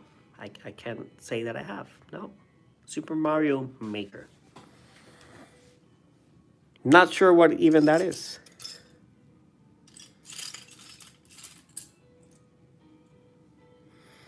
In that game, you have to beat your own level before you can upload it. I think Rebrickable should have the same rule. You have to beat your own level before you can upload it. Oh, okay.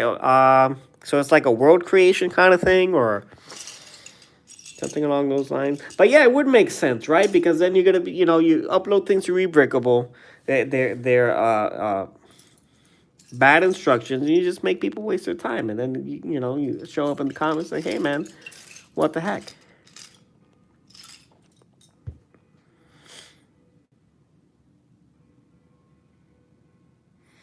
Make your own Super Mario levels. Okay. Cool, cool, cool.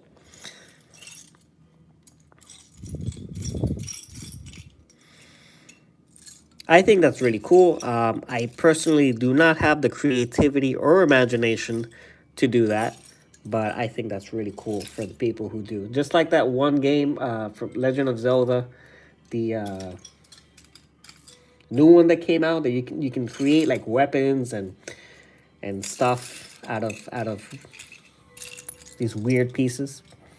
I think that's really interesting. But of course, I would absolutely not play that.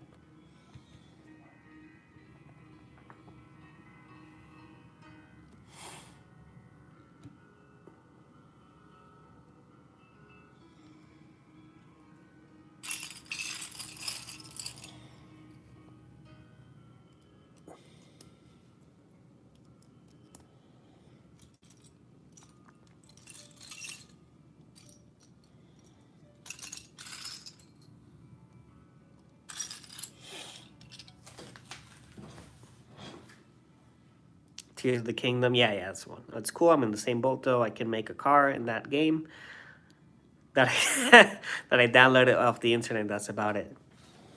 But hey, man, you got some creativity and talent because you did do that mock, all right? And even doing a mock takes some imagination. So don't sell yourself short.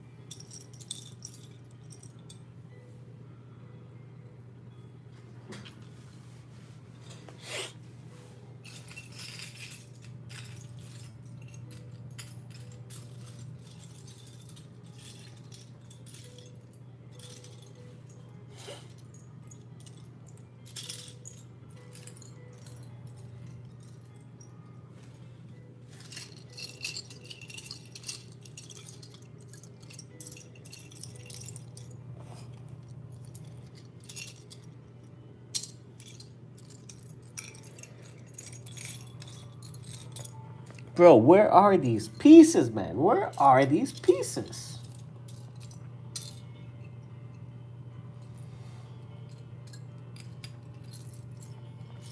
There's nothing more for me to take apart. This was a complete set. So where are these pieces?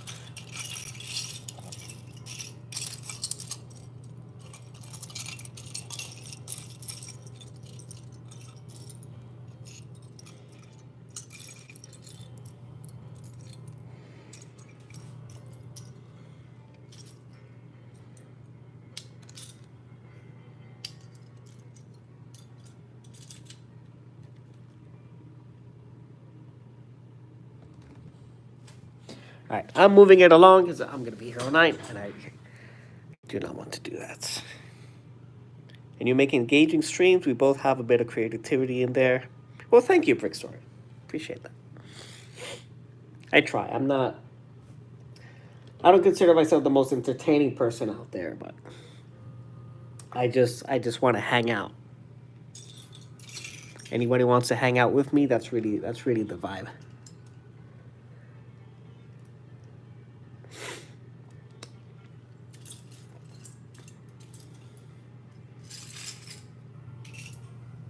And of course, when I'm streaming with Sadi, with my wife, that we can goof off each other and whatever, and make some fun moments. Like I don't know if you saw my latest short, but the one with R2D2, I did a shorts highlight with R2D2 of all the funny moments from there, and I thought that was see, looking back.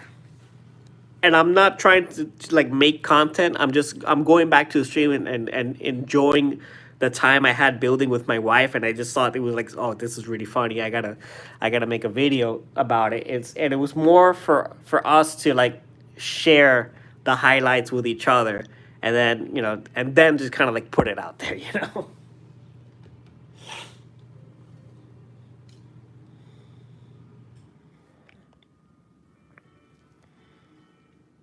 Thank you, Alex. Thank you. I appreciate you. We both appreciate you. Michaela, yeah, of course, Michaela. Tell her hi back and hope that she is doing very well.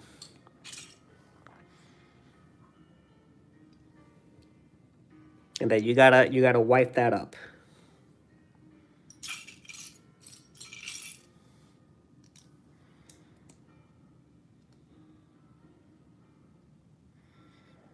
No, no, she doesn't. Tell her I don't that she's capping. I don't believe her.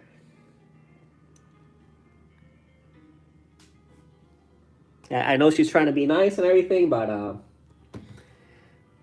that's a lie. I'm kidding. I'm kidding.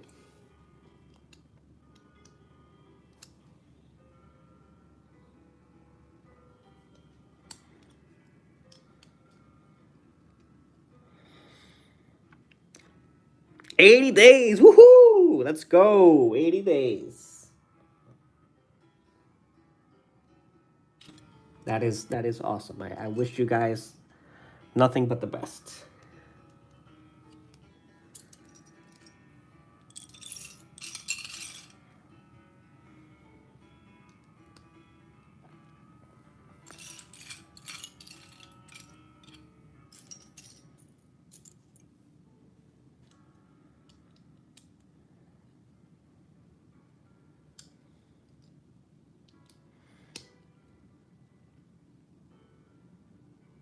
Yeah, you're welcome, man. Hey, listen, Sadi and I, we've been married 6 years. 6 years already, and if I have any advice to give you is as long as you guys work towards like the same goals and you tolerate each other, then you'll be fine.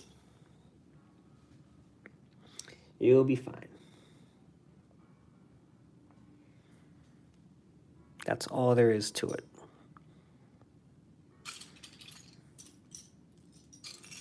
Tolerance is love.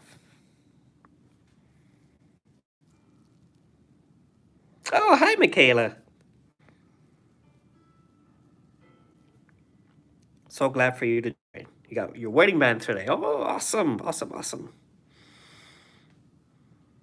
Hey, if you can build a Lego set together, it's a pretty good indicator.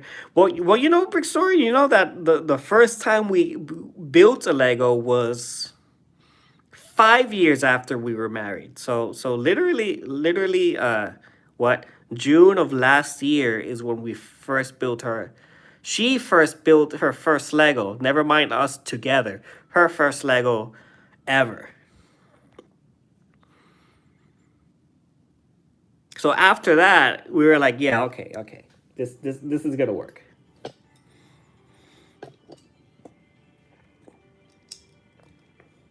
She we were 5 years married. She had no idea about my Lego collection. I just had like this container full of Star Wars stuff. She's like, "What's that?" That's just a bunch of Star Wars garbage.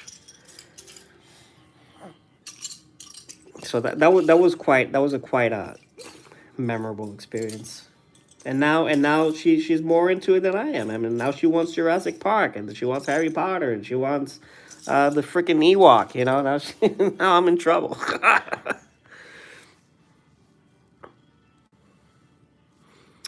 B and I have known each other going on 11 years. Oh my goodness.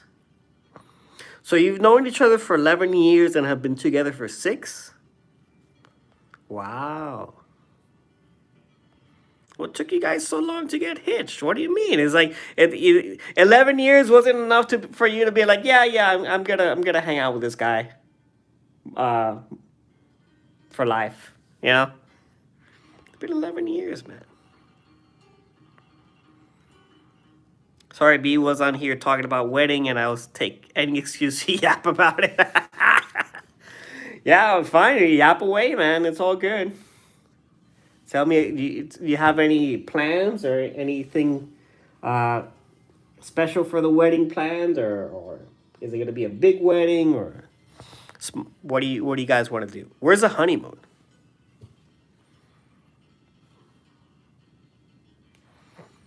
That's crazy and so much fun. Yeah, crazy, right? Absolutely crazy.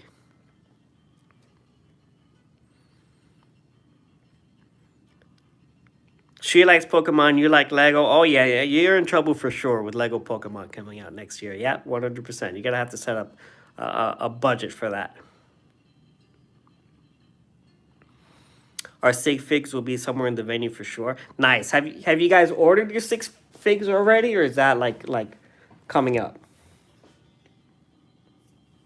There's a hilarious story with the sig figs that we have because Sadi ordered them, right.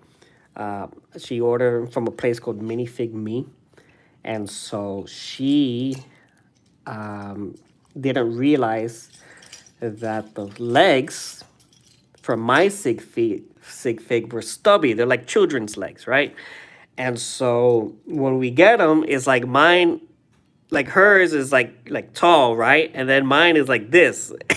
so she looked like a giant test next to mine. So I put that on Reddit. I made a post on Reddit, and just because I thought it was funny. It's like, oh, look, my wife made sig figs of us, and mine came with stubby legs. That was it. That was the entire context of it. Oh, look, I got stubby legs.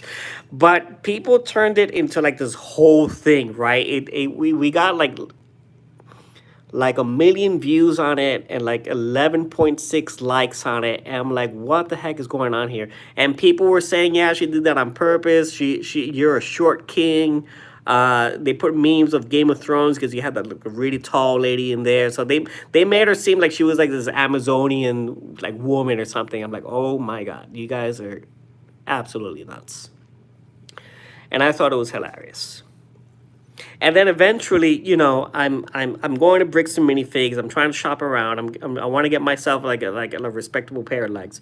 So I did. Eventually, I did. I got myself another outfit, and now I'm regular.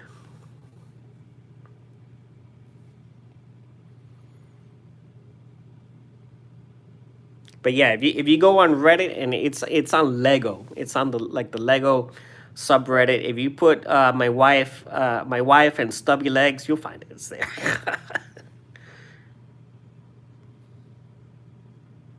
Not gonna lie, I saw your channel watermark with them, and I assumed you were short. I am short. That's the thing. I am short. I'm 5'5", man, and she's 5'6". So she's just 1 inch taller, but it's not like a huge. You know what I mean?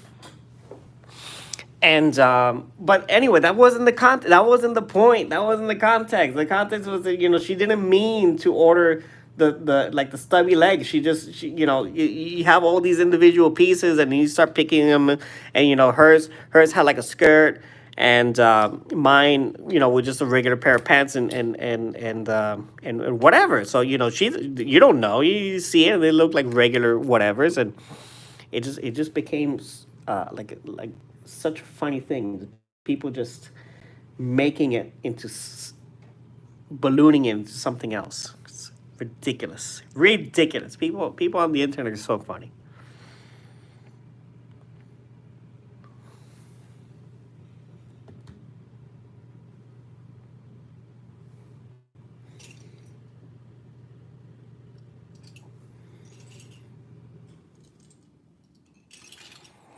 But yeah, if you want a good laugh, you can check it out. Check out the post.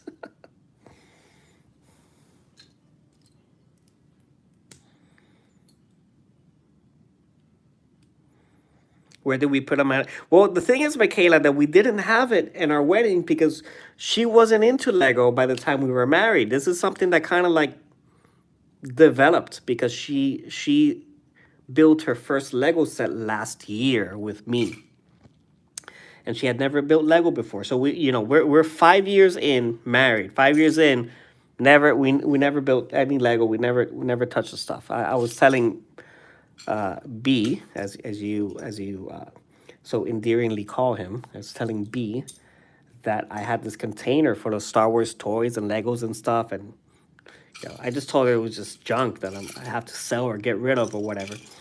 And well, the whole story why we got into the Lego was because she was watching me play Jedi Fallen Order, the video game, and she thought BD1 was really cute.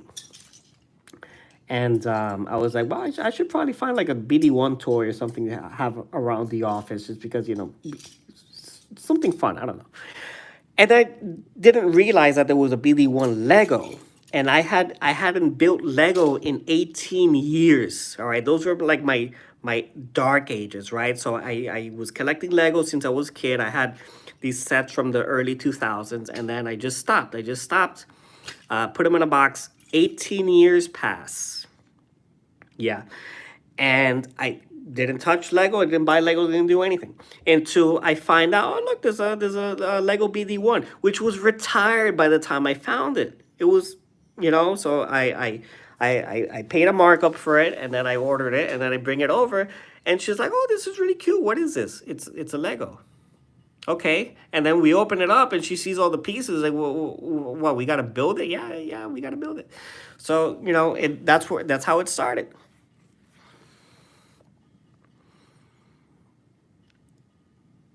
Yeah.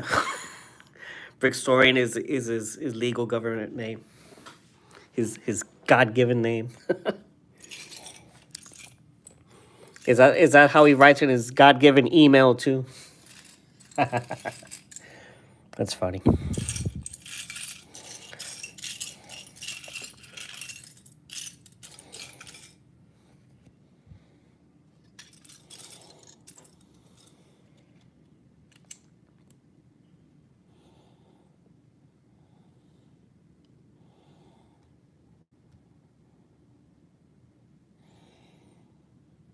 Michaela, you're distracting me. I gotta get back to building. You're distracting me.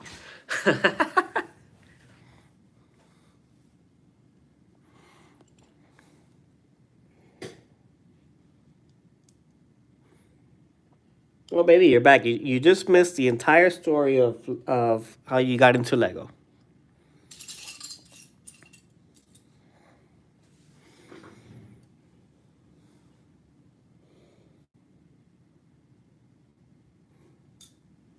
Yeah, BD is a wonderful character. That's why in Jedi Survivor, when Bode smacks him, I was ready to throw hands. Like I had never activated the dark side so quickly in that game, because in that game, and you do have like dark side powers. And I was like, "You're going down, dude. You don't smack around BD1 like that." So infuriating.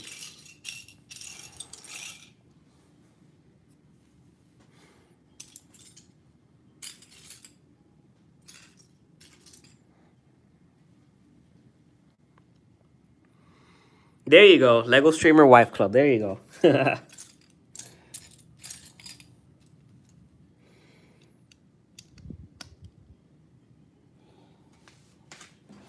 Now there's a concept.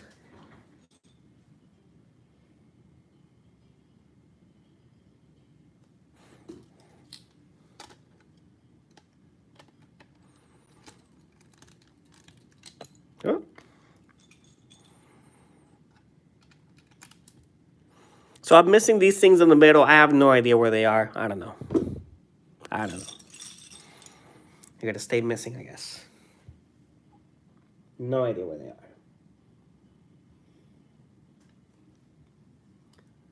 Starting to seriously doubt their existence.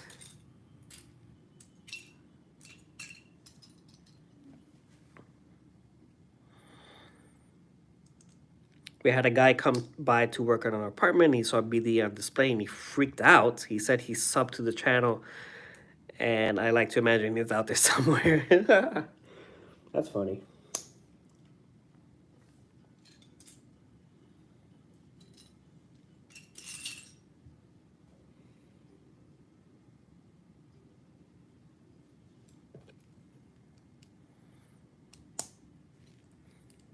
So yeah, as you were saying, so where's the honeymoon? Where are you guys planning? Where are you going? Are you serious? Here's a freaking thing. Here's a freaking thing I was looking for. Here's one. Where is the other one? Where are you? Show yourself. Okay, maybe not now.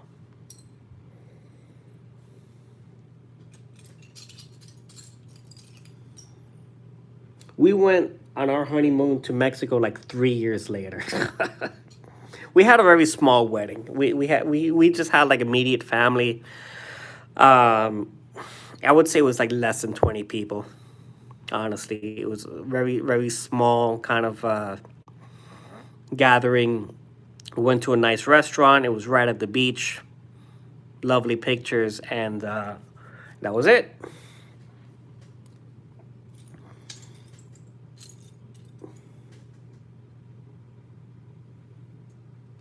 That's how we roll.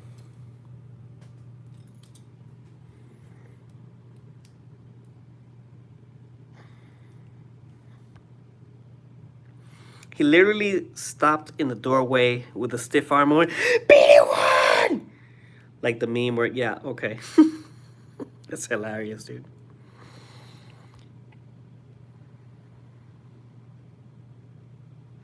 Honeymoons are for people with money. Well, you know what, Michaela? I think personally, weddings are like really overrated. To be honest, I mean, a lot of marriages, they don't last long if you start with like high expectations with money, and you guys, you're not aligned with your finances and stuff. A lot of marriages, they don't last long because of that. And then all of a sudden people spend I don't know, 15 grand, 20 grand, 50 grand on a freaking party, right? And then now you're into the marriage, maybe with no savings, maybe even in debt.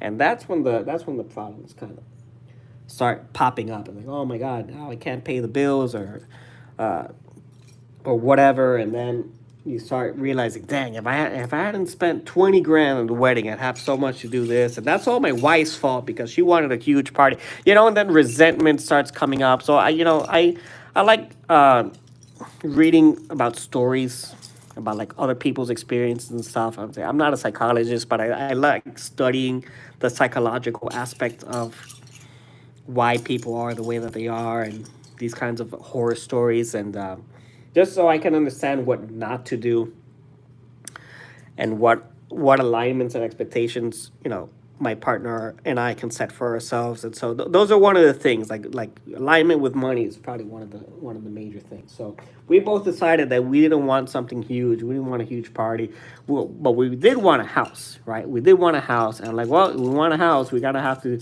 save up for a good down payment, and we want to do that. Then we can't have a huge party, and we're not big party people anyway. So we're like, yeah, immediate family, nice restaurant. That's all we really need.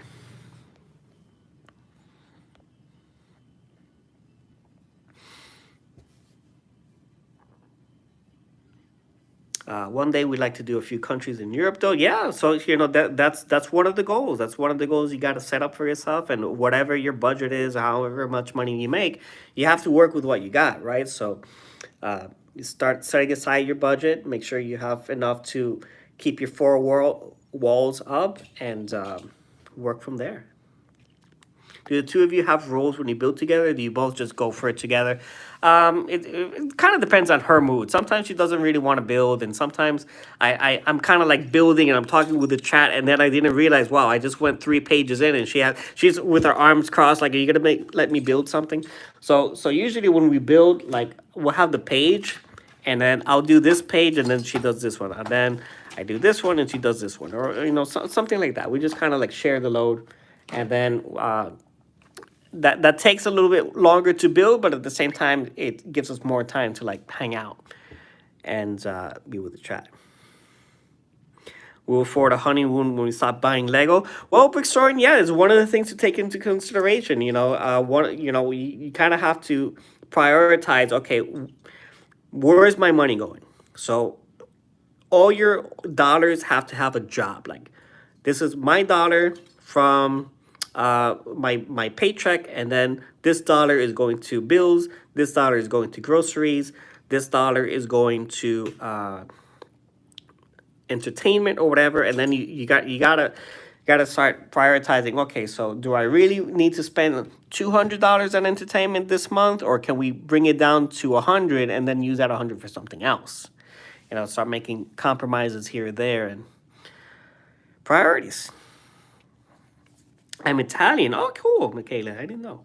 I'm Italian. I have more than 20 cousins, so small wedding was really never in the cards for us. The first 20 cousins alone. Oh, my goodness. Oh, my goodness. I work in the wedding industry in my main job, and let me tell you, 20,000 small wedding these days, it's crazy. Get out of here, dude. Absolutely get out of here with that.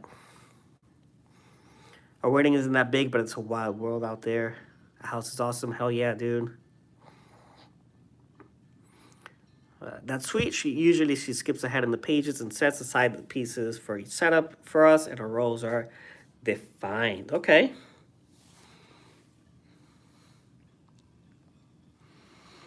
So what do you mean like roles are defined? Like she's builds 5 pages, or she's like the script supervisor, or is she running the show, like the production? You know what I mean? Because when you're streaming, you need a showrunner, right? So when we're streaming, I'm building. I'm the showrunner too, because I'm going through OBS and I'm checking the cameras and stuff like that. So that, that's work, dude. It's freaking work. And oh my god, it's 10 o'clock. I had no idea what time it was. Like when I started, it was like 6. Now it's 10. Oh Jesus Christ, I'm not even done. I'm the peace hunter and he's the builder. Okay, I got you.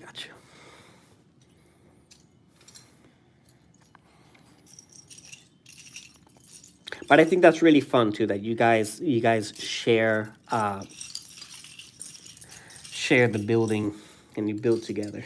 Couple that builds together stay together.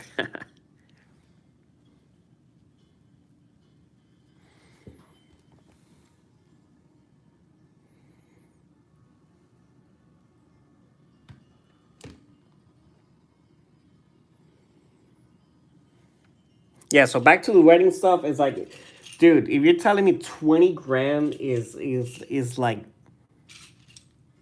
the baby kind of like small wedding stuff, I'm like, I think that's crazy. 20 grand is, use that for a down payment. You know what I mean?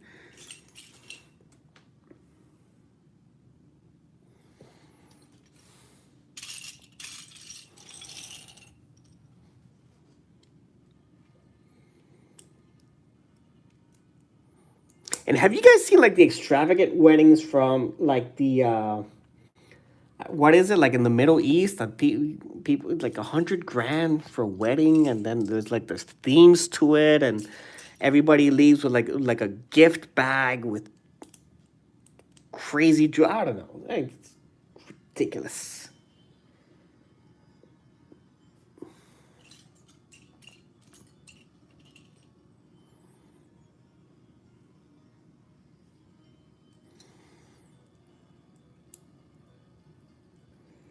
So Michaela, or your cousins, if they're coming to the wedding, that means that you gotta have, I mean, are they like in the, no, well, now I'm assuming where you guys live. I was gonna say like mainland US, assuming that you guys live in the US. I think you do, but is everybody there like where you guys live, or are you guys going to Italy and then having the wedding over there?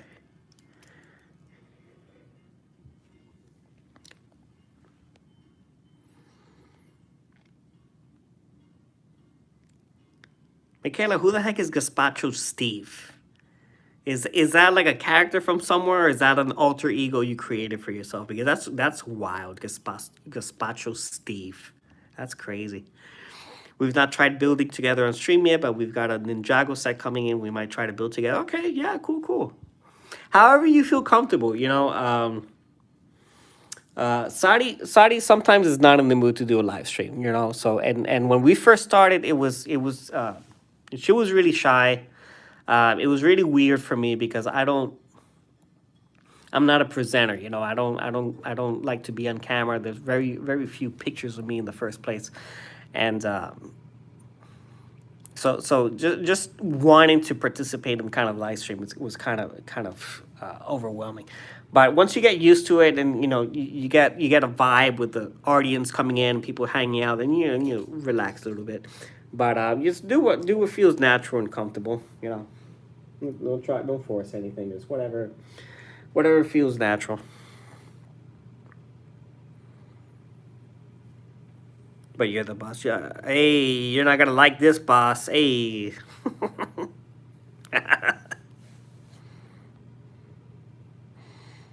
Dude, oh my goodness, you guys have to do that live, dude. That would, be, that would be so hilarious. That would be super cute and hilarious.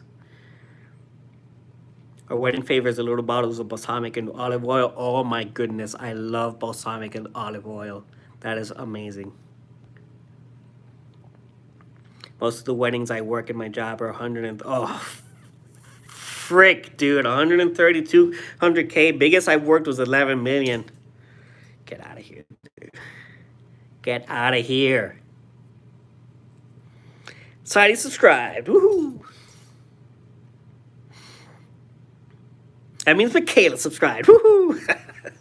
They're all here for most part, but I do have family in Europe that is coming. Also, they're gonna fly in to. So how's that work? So when they're coming to your wedding, do you help them with their flying in, or they just take care of that themselves? Because some people expect you to pay for the flight in too.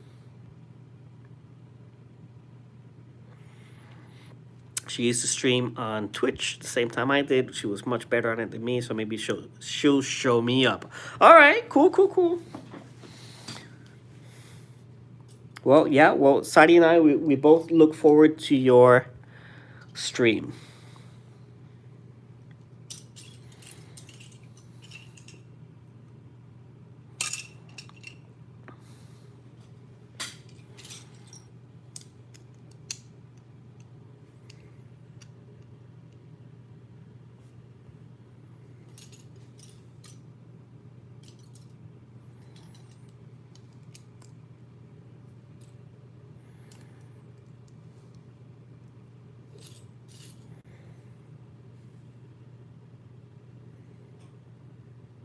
Dude, I don't know why I have like this whole script in my head now. Like she's like, "Hey, boss, you're not gonna like this, but we gotta take care of some business here," and you're like, "Nah, forget about it." That was stupid. I'm sorry.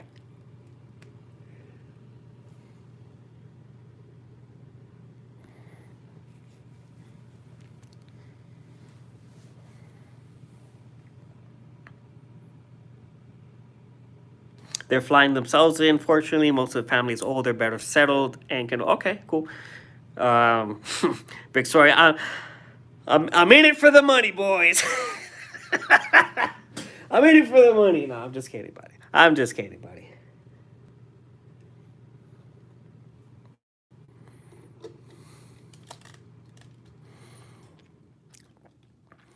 Okay, so I've just installed this little the Squidward nose here thing, but now it's blocking the thing I still have to build. So dang it, I'm gonna take this plate out, and then I'll just put this back in later.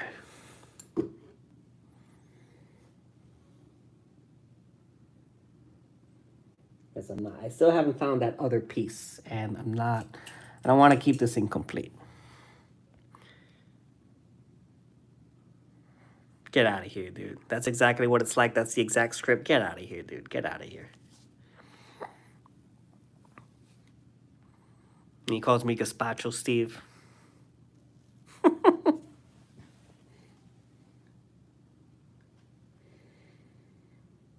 Does Gazpacho Steve have lore? Is there some lore to this guy?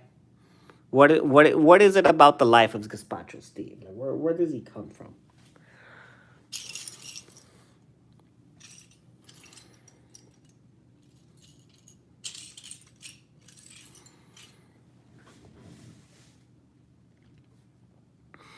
Funniest part of our Lego funniest Lego part of our wedding was that we put Rivendell on our registry mostly as a joke, and we got it. Somebody bought it for us. Woohoo! Nice.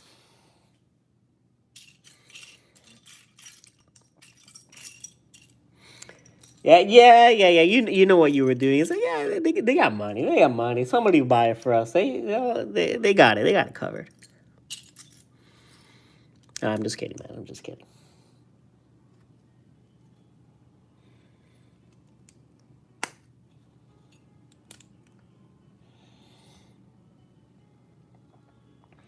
I'm really glad that you guys showed up tonight and chatted with us. You guys have been super fun. Super fun.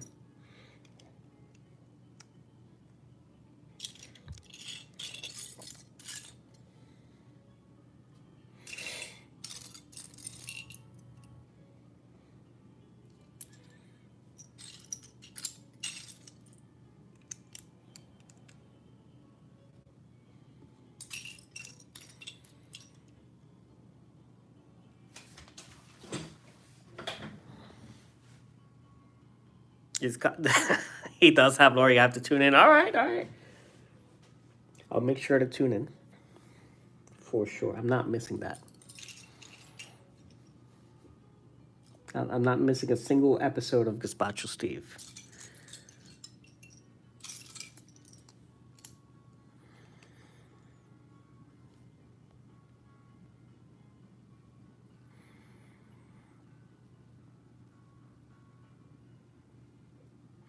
I don't even know the Gazpacho Steve lore. Bro, how do you not know the lore? How do you not know? I'm learning about the lore now and you don't even know the lore. What's the matter with you, man?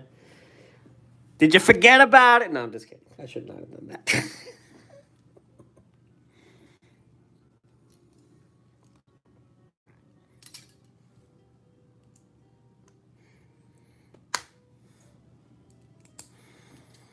Mi scusi, mi scusi.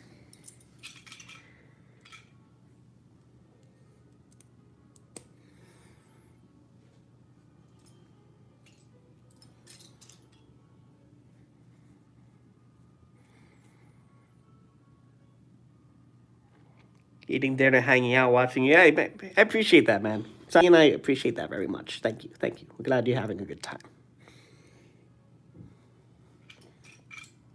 That's what it's all about. That's what it's all about. Just chilling, building Legos, having a good time.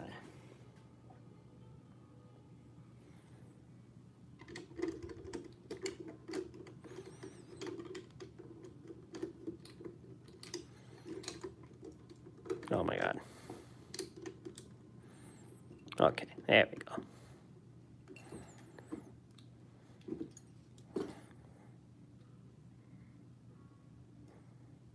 Hell yeah, that looks good. Hell yeah.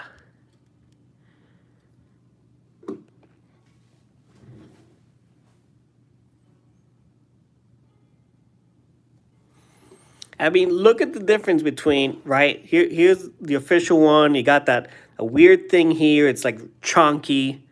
It's like stubby, and then you look at this sexy thing. Look at that.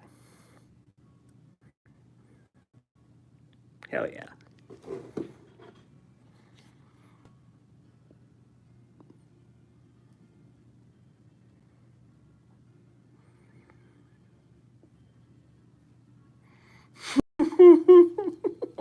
Brother, you and me are learning Gazpacho Steve lore in real time.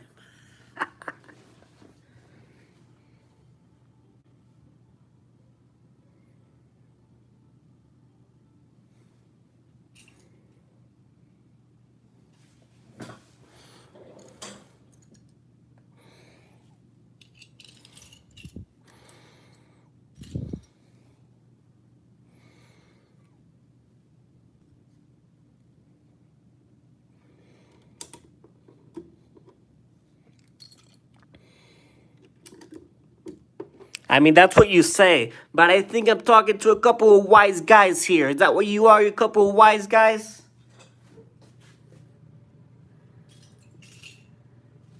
Think you can talk to me like that? I gotta lower my voice. I gotta calm down.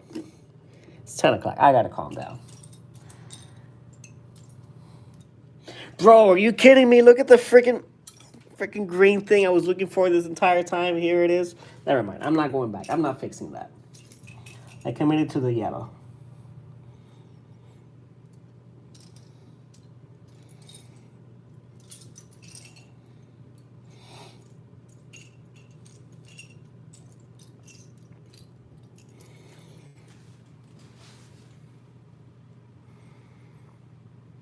Interesting. They kept the hinge. Does it still do anything?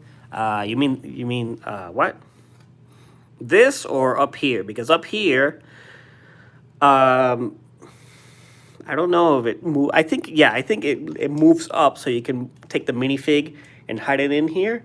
But what was eliminated was this portion is where you would hide the probe droids. So I think that gets lost, right? So you would hide the probe droids, and then you had the mechanism here to deploy them. And I think that you can still store them, right? And you have this going on, so you can still store them, but you can't deploy them, which is fine. Lamau, you sound just like my uncle when you say that. Oh my god. Oh my god.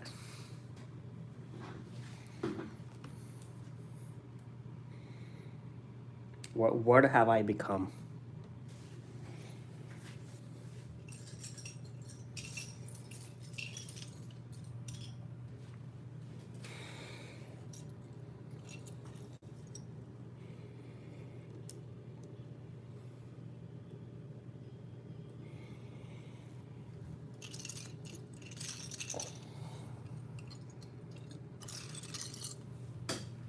And you know, out of anger and spite, I threw that green piece, so now it's on the floor somewhere. But whatever. Like I said, I'm committing to the yellow pieces I put in there. And those are like cockpit pieces, you know. Like Maul doesn't care. Maul doesn't care what color his instrument panel is. He doesn't care.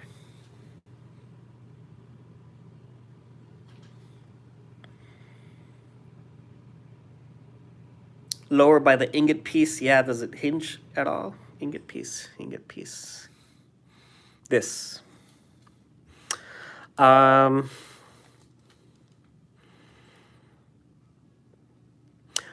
no, I think this is just to look like this, to put it at an angle, right? Because there's these spacer pieces on the bottom, so you would press down and then gives it that angle. That's all it's for. It's not a compartment or anything. It's better clock for me. No kidding. It's I got work tomorrow, man. I should be done with this. But yeah, thank you for hanging out, Michaela. It was a pleasure having you. And until next time. That spot used to be where you fired the spring-loaded shooters. Well, they're still here. So, I mean, this didn't come with the shooters. I would have to look into it further. I would have to take this apart to see if this button or something here, because you wouldn't have a way to activate the shooters, right? So I would assume that if you put the shooters in here, well, I'm doing everything like off frame. I'm like over here explaining everything, and you're seeing nothing. So you have the shooters here, and then I would assume, right, if you would load them, then the spacers that are down here would pop up, and you can press down. But I can't test it now, so I would assume that would still be functional. And that's why this is down. That would make sense. Yeah, that would make sense. But this does not come with the shooters. So this was missing Anakin and the shooters.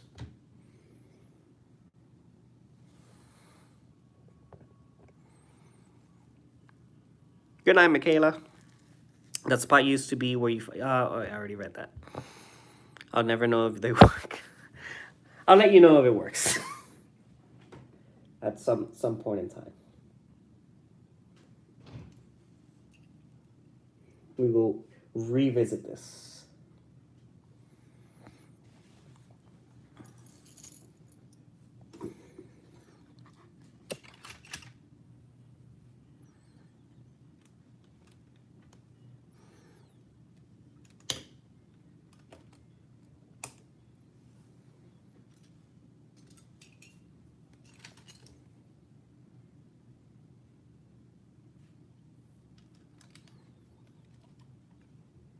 Yeah, it's getting kind of late for me, but I think I should just probably finish this, because if I stream again tomorrow, it's usually be like, what, half an hour by the time I finish this? How many pages I got left? Oh my god. Okay, I changed my mind. So check this out. I'm here, right? And then I'm on page 76 of 111. So I still have, at least 40 pages to go. Maybe 38 pages to go. Oh my god. How long have I been going? 6:15. That's when I started. So it's at least, oh my god, at least 4 hours, dude. Oh my god. Yeah, I think it's a good time Hey, you're over halfway through the build. Yeah. But I'm thinking, should I just keep going? Should I just keep going and do it tomorrow? But oh no, I got 38 pages left. I still got the wings to do.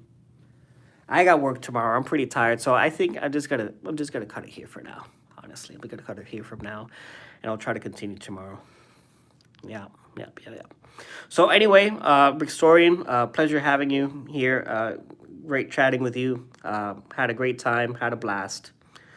Can't wait to see your next stream. And yeah, man, you got 80 days planned for your wedding, and I very happy for both of you again. And you guys are gonna be just fine. Gonna be just fine. And yeah, we'll check you out later. Sadi, mi amor, I'll give you a call in a few moments. And if anybody's still here, I mean, Alexandria was here. Appreciate you, Alexandria. You're a great supporter. And just awesome. You're just an awesome person. Luffy was here. I also appreciate you very much, Luffy. Luffy is from Switzerland and spent some time here with us. Mahdi, yeah, Mahdi, Lebanese guy, hanging out here with us for a little bit. Really cool. New viewer. Rubik's Iraq. Literally a guy from Iraq that loves puzzles. He loves the puzzle streams that we've been doing. He helped me out a lot from when I was building my PC. So thumbs up to you, my friend. And of course, the Eternity Boys that were here, coming from Jim's stream. So appreciate everybody. You guys are awesome, and I will check you out next time. Have a good night. Love you all.